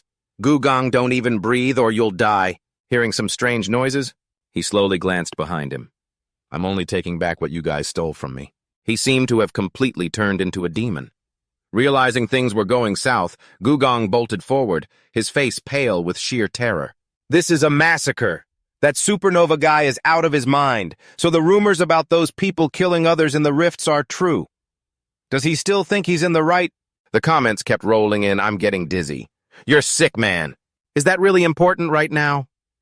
I was gone for a second. What's with the vibe here? Did Hyunjun just kill someone? But Gugang didn't have time to pay attention to any of this as his mind raced. "If I get caught, he'll definitely kill me. I need to get out of here as fast as possible." But his foot caught on a tree root, sending him flying forward, his face filled with dread. "Am I a goner?" Just then a man caught him in the nick of time. "Are you all right? Are monsters chasing you?" Gugang gasped in surprise. The Explorers Association. The chat lit up. "Look, those are explorers. They're NPCs. Awesome, just stick with them." "But wait, they don't have any combat abilities, right?" "True, but their influence is absolutely massive." With a bright, sunny smile, the man offered, "You look absolutely exhausted. Why don't you sit down and rest for a bit?" Gugang quietly pondered. Even if he killed his teammates for money, he wouldn't dare make an enemy out of the entire association. Not if he wants to keep playing Arcana. Gugang tried his best to calm down. "Yes, thank you so much." He comforted himself. "It's going to be okay. I survived." The scene shifted elsewhere, where drones were constantly monitoring the area. A reporter was still broadcasting, "This is Today Arcana. We are currently at the final island of the Jusura Archipelago. The Jusura Archipelago is divided into 10 islands with a hidden treasure waiting on each and every one of them. There are many ways to claim these treasures, such as hunting down the island's guardian monsters known as the Island Lords, solving hidden riddles across the area, and much more. For instance, the Shining Guild secured a treasure alongside the Explorers Association, while various other guilds and alliances have claimed their prizes in unique ways. And now we are at the very last island with the final treasure. Countless players and guilds have gathered here. Speaking of which, the Shining Guild has just arrived." Camilla smiled and spoke up. "Our guild leader is quite greedy, aren't they?" Lars calmly explained, "It's all for the guild's sake." The reporter continued, "They've already secured 2 treasures in the west, haven't they? Even from here I can feel the sheer majesty of the #1 guild. But the pride of South Korea is also here, correct? Word is that the Gaon Guild grabbed the treasure on the eastern island, right?" Cheonmin asked anxiously. "Are you all right, Taemin? Don't wander off too far. Just grab the good stuff and get back." He laughed and replied, "Don't worry, bro." It seemed more and more people were gathering. Right next to them was the Inazuma Guild. Rumor has it they came from the same island as the Gaon Guild. But Gon was the one who actually got the treasure. Hisagi's face twisted in annoyance. Seeing his rival's smug look, his teammate quickly comforted him. "We'll get our chance, Hisagi." Perhaps that's why the guild leader of Inazuma, Hisagi Kazuma, looked so disgruntled. The Zybor Berserkers and Sikensun had also shown up. Belle Lucy screamed in anger, "Let me down this instant! I'll kill those bastards!" The pink-haired girl quickly held him back. "No, you don't. We're letting them slide just this once, okay? Got that? Now put those swords down." Scragg sighed dismissively. "Still as hot-tempered as ever." This only fueled the reporter's excitement. Who will claim the island's treasure? Please stay tuned to Today Arcana. Wait, what is that? Suddenly his eyes locked onto something. And he wasn't the only one. Everyone stood there in a daze. There's no way they... Lars, look over there. I see them. The members of the Lionheart Guild slowly made their entrance. Watching the figures approach, the reporter could hardly believe his eyes. It's the Lionheart Knights. Oh my God, what an absolute plot twist. The strongest knights of the Empire have finally arrived. Even Schrage found it hard to believe. It was simply unbelievable. The reporters quickly showered him with endless praise. Rumor has it that the level of the captain of the Harkon Kingsguard is terrifyingly high, reaching level 600. They realized something wasn't right. Hey, tell me I'm not seeing things right. Even Bellucci was holding her head in confusion. Has he gone completely mad? Damn it, that's just cheating. The reporters continued to broadcast, and the one leading the knights was none other than... A familiar silhouette of Ho-Yol appeared right before everyone's eyes. Lee Ho-Yol. As soon as that name was uttered, all eyes turned to him. Standing at the center of attention, he seemed incredibly determined. Everyone could see the confidence in his eyes, as if he was absolutely certain he would seize the island's treasure. In reality, Ho-Yol was actually feeling completely exhausted inside. Man, I'm so tired. I thought I wouldn't get much attention, but I didn't expect them to glare at me like this. The reporters showered him with endless praise. Ho-Yol has appeared alongside the captain of the Kingsguard Harkon, who is level 600. He is standing proudly right in front of the major guilds. Suddenly, he felt completely exhausted. This is seriously terrifying. Meanwhile, the members of the Inazuma Guild also asked Hisagi in surprise, "That Korean guy, is he the one we met in the Count's territory? What the hell is that monster doing here?" Although extremely annoyed, he still warned them, "We need to be careful. We shouldn't show any hostility toward him right now." Marlia, watching the whole scene unfold from the side, also found it incredibly intriguing. Let me make one thing clear. No matter what happens, I am not picking a fight with Lee Ho-Yol. I only have one life, you know. Under everyone's gaze, he was actually screaming inside. Stop drawing attention to me. Don't these people have anything better to do? Stop looking at me. Realizing something was off, Harkon immediately turned around and shouted, Lord Ho-Yol! He too had noticed something was wrong just as cracks suddenly ripped through the ground. Along with it, boiling lava began to surge upward. Everything happened too quickly for Taemin to react. What is this? Lava is bursting from the ground. Watch out. Everyone fall back. Switch to fire-resistant gear and boost your fire resistance. Run if you want to live. Watching this entire scene unfold made Schrage incredibly frustrated, but there was nothing he could do. And finally, the giant lava carp, level 420, appeared right before everyone's eyes. It was the lord of the island. The rising waves of lava forced Bellucci to struggle to defend herself. Damn it, it's hot as hell. The black-haired youth warned everyone in panic. It's too hard to get close. The entire area is covered in lava. Schrage sighed and said, For now we can only watch and see. The scene quickly descended into absolute chaos. Report the damage. Anyone without proper fire-resistant gear, fallback tanks, and melee fighters. Switch all your gear to ranged weapons. Wait, this wall of lava is blocking all ranged attacks. Damn it, if no one can even get close, how are we supposed to defeat it? On the side. Cholman worriedly warned Taemin, don't overdo it. The reporters looking at the current situation were also startled and exclaimed, A carp! A giant lava carp has suddenly appeared. I can practically feel the terrifying heat right through Dizon's video. Blocked by the lake of lava, no one could easily get close to the monster. Harkon stepped forward with concern and asked, Lord Ho-Yol, are you all right? He nodded to reassure him, I'm fine. But Harkon's face remained incredibly solemn.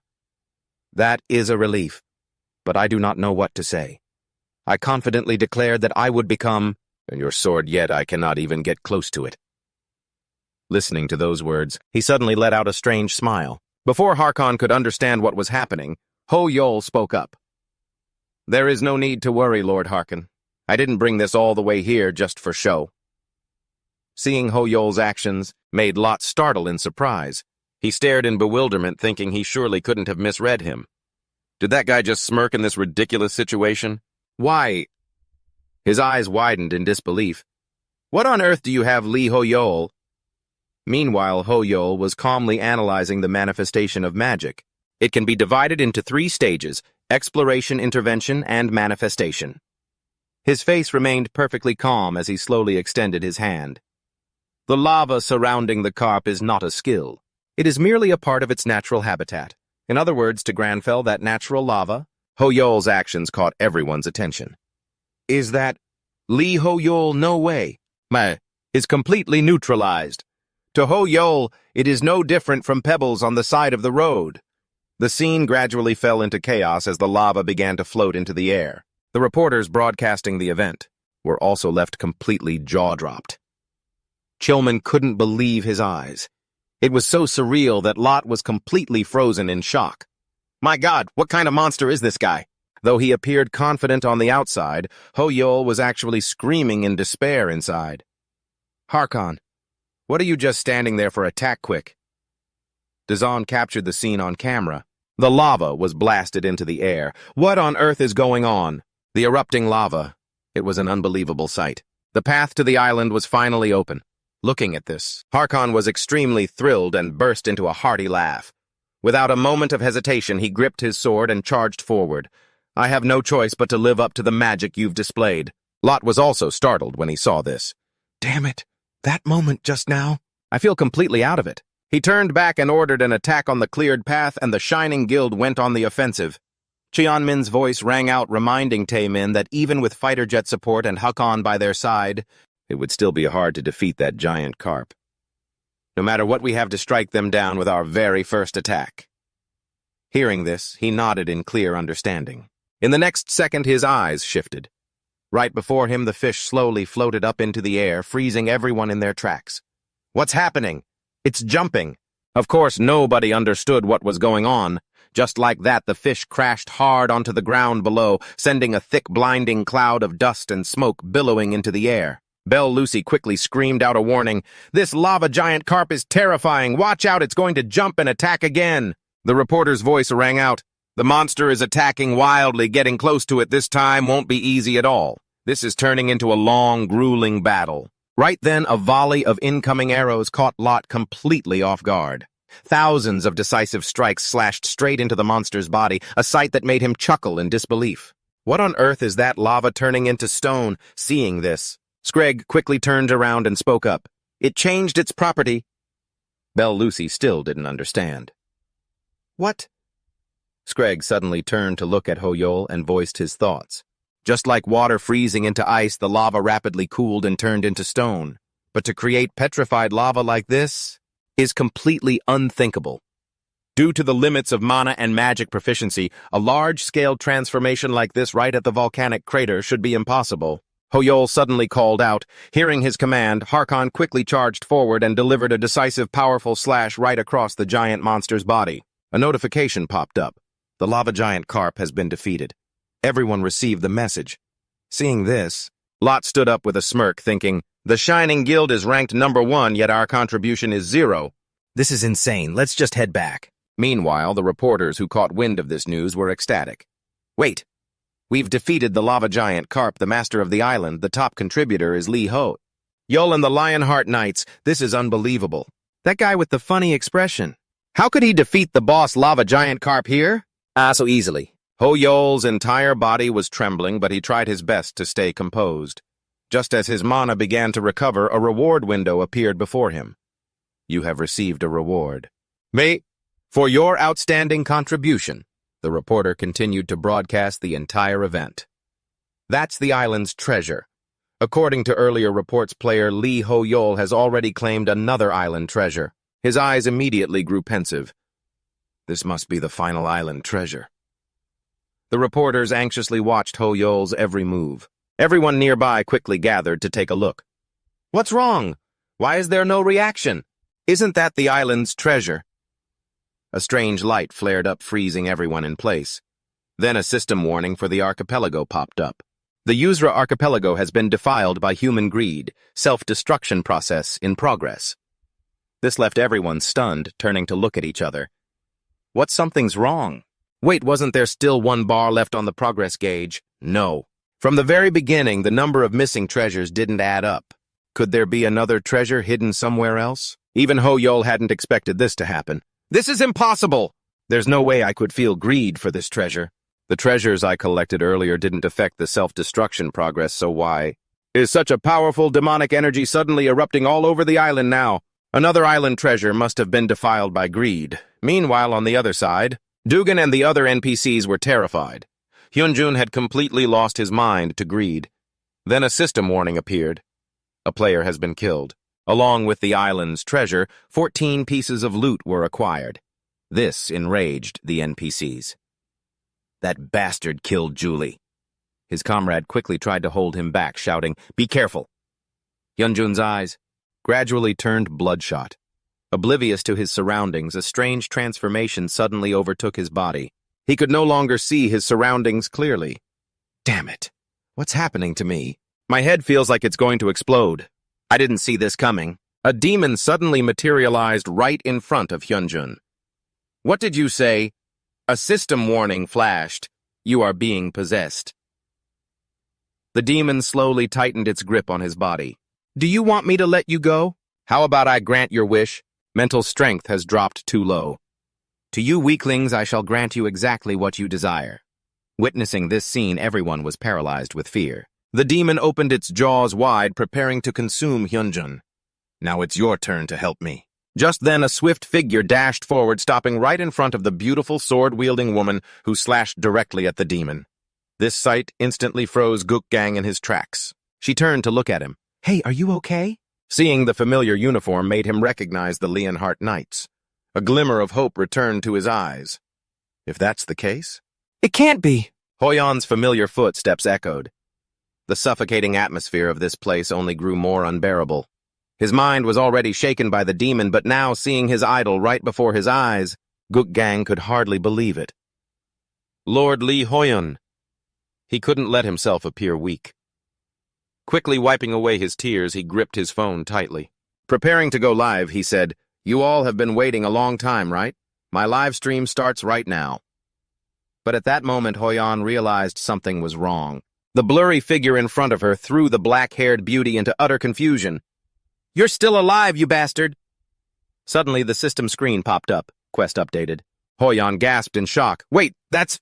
The demon's presence completely erupted in this place. The villain of the Dronzer archipelago? Hoyan was utterly confused. A villain?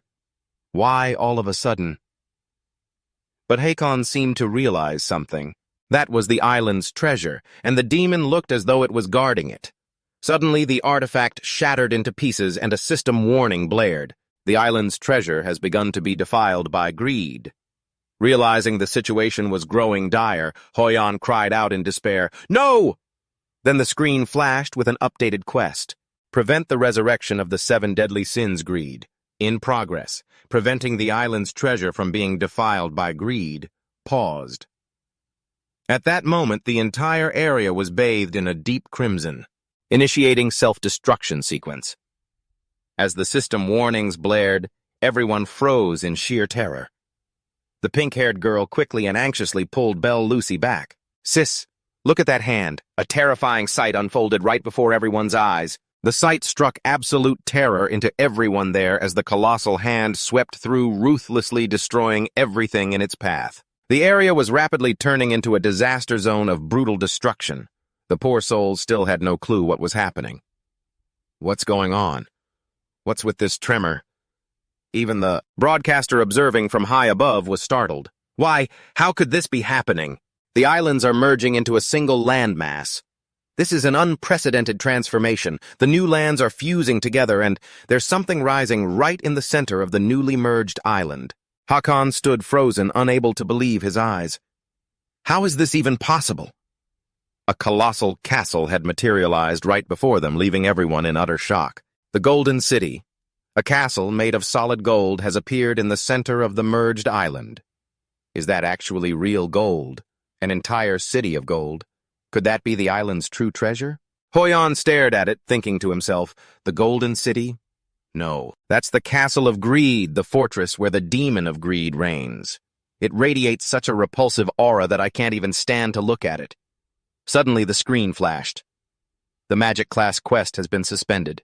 The system details displayed clearly on the screen. The curtain of darkness rises and the flames have begun to burn. The last demon hunter shall drag the evil out of the shadows. Investigate the dark secrets of the Dronzer archipelago completed. Prevent the resurrection of the 7 deadly sins in progress. Protecting the island's treasure from being defiled by greed. Paused. Hoyon stared at the screen, still struggling to make sense of the information. The quest failed. Suddenly, Hakon rushed forward to warn everyone. "Something is coming! Get ready to fight!" The black-haired beauty yelled in panic, signaling, "Watch out under your feet!" Zombies. Countless monsters were clawing their way up from beneath the earth.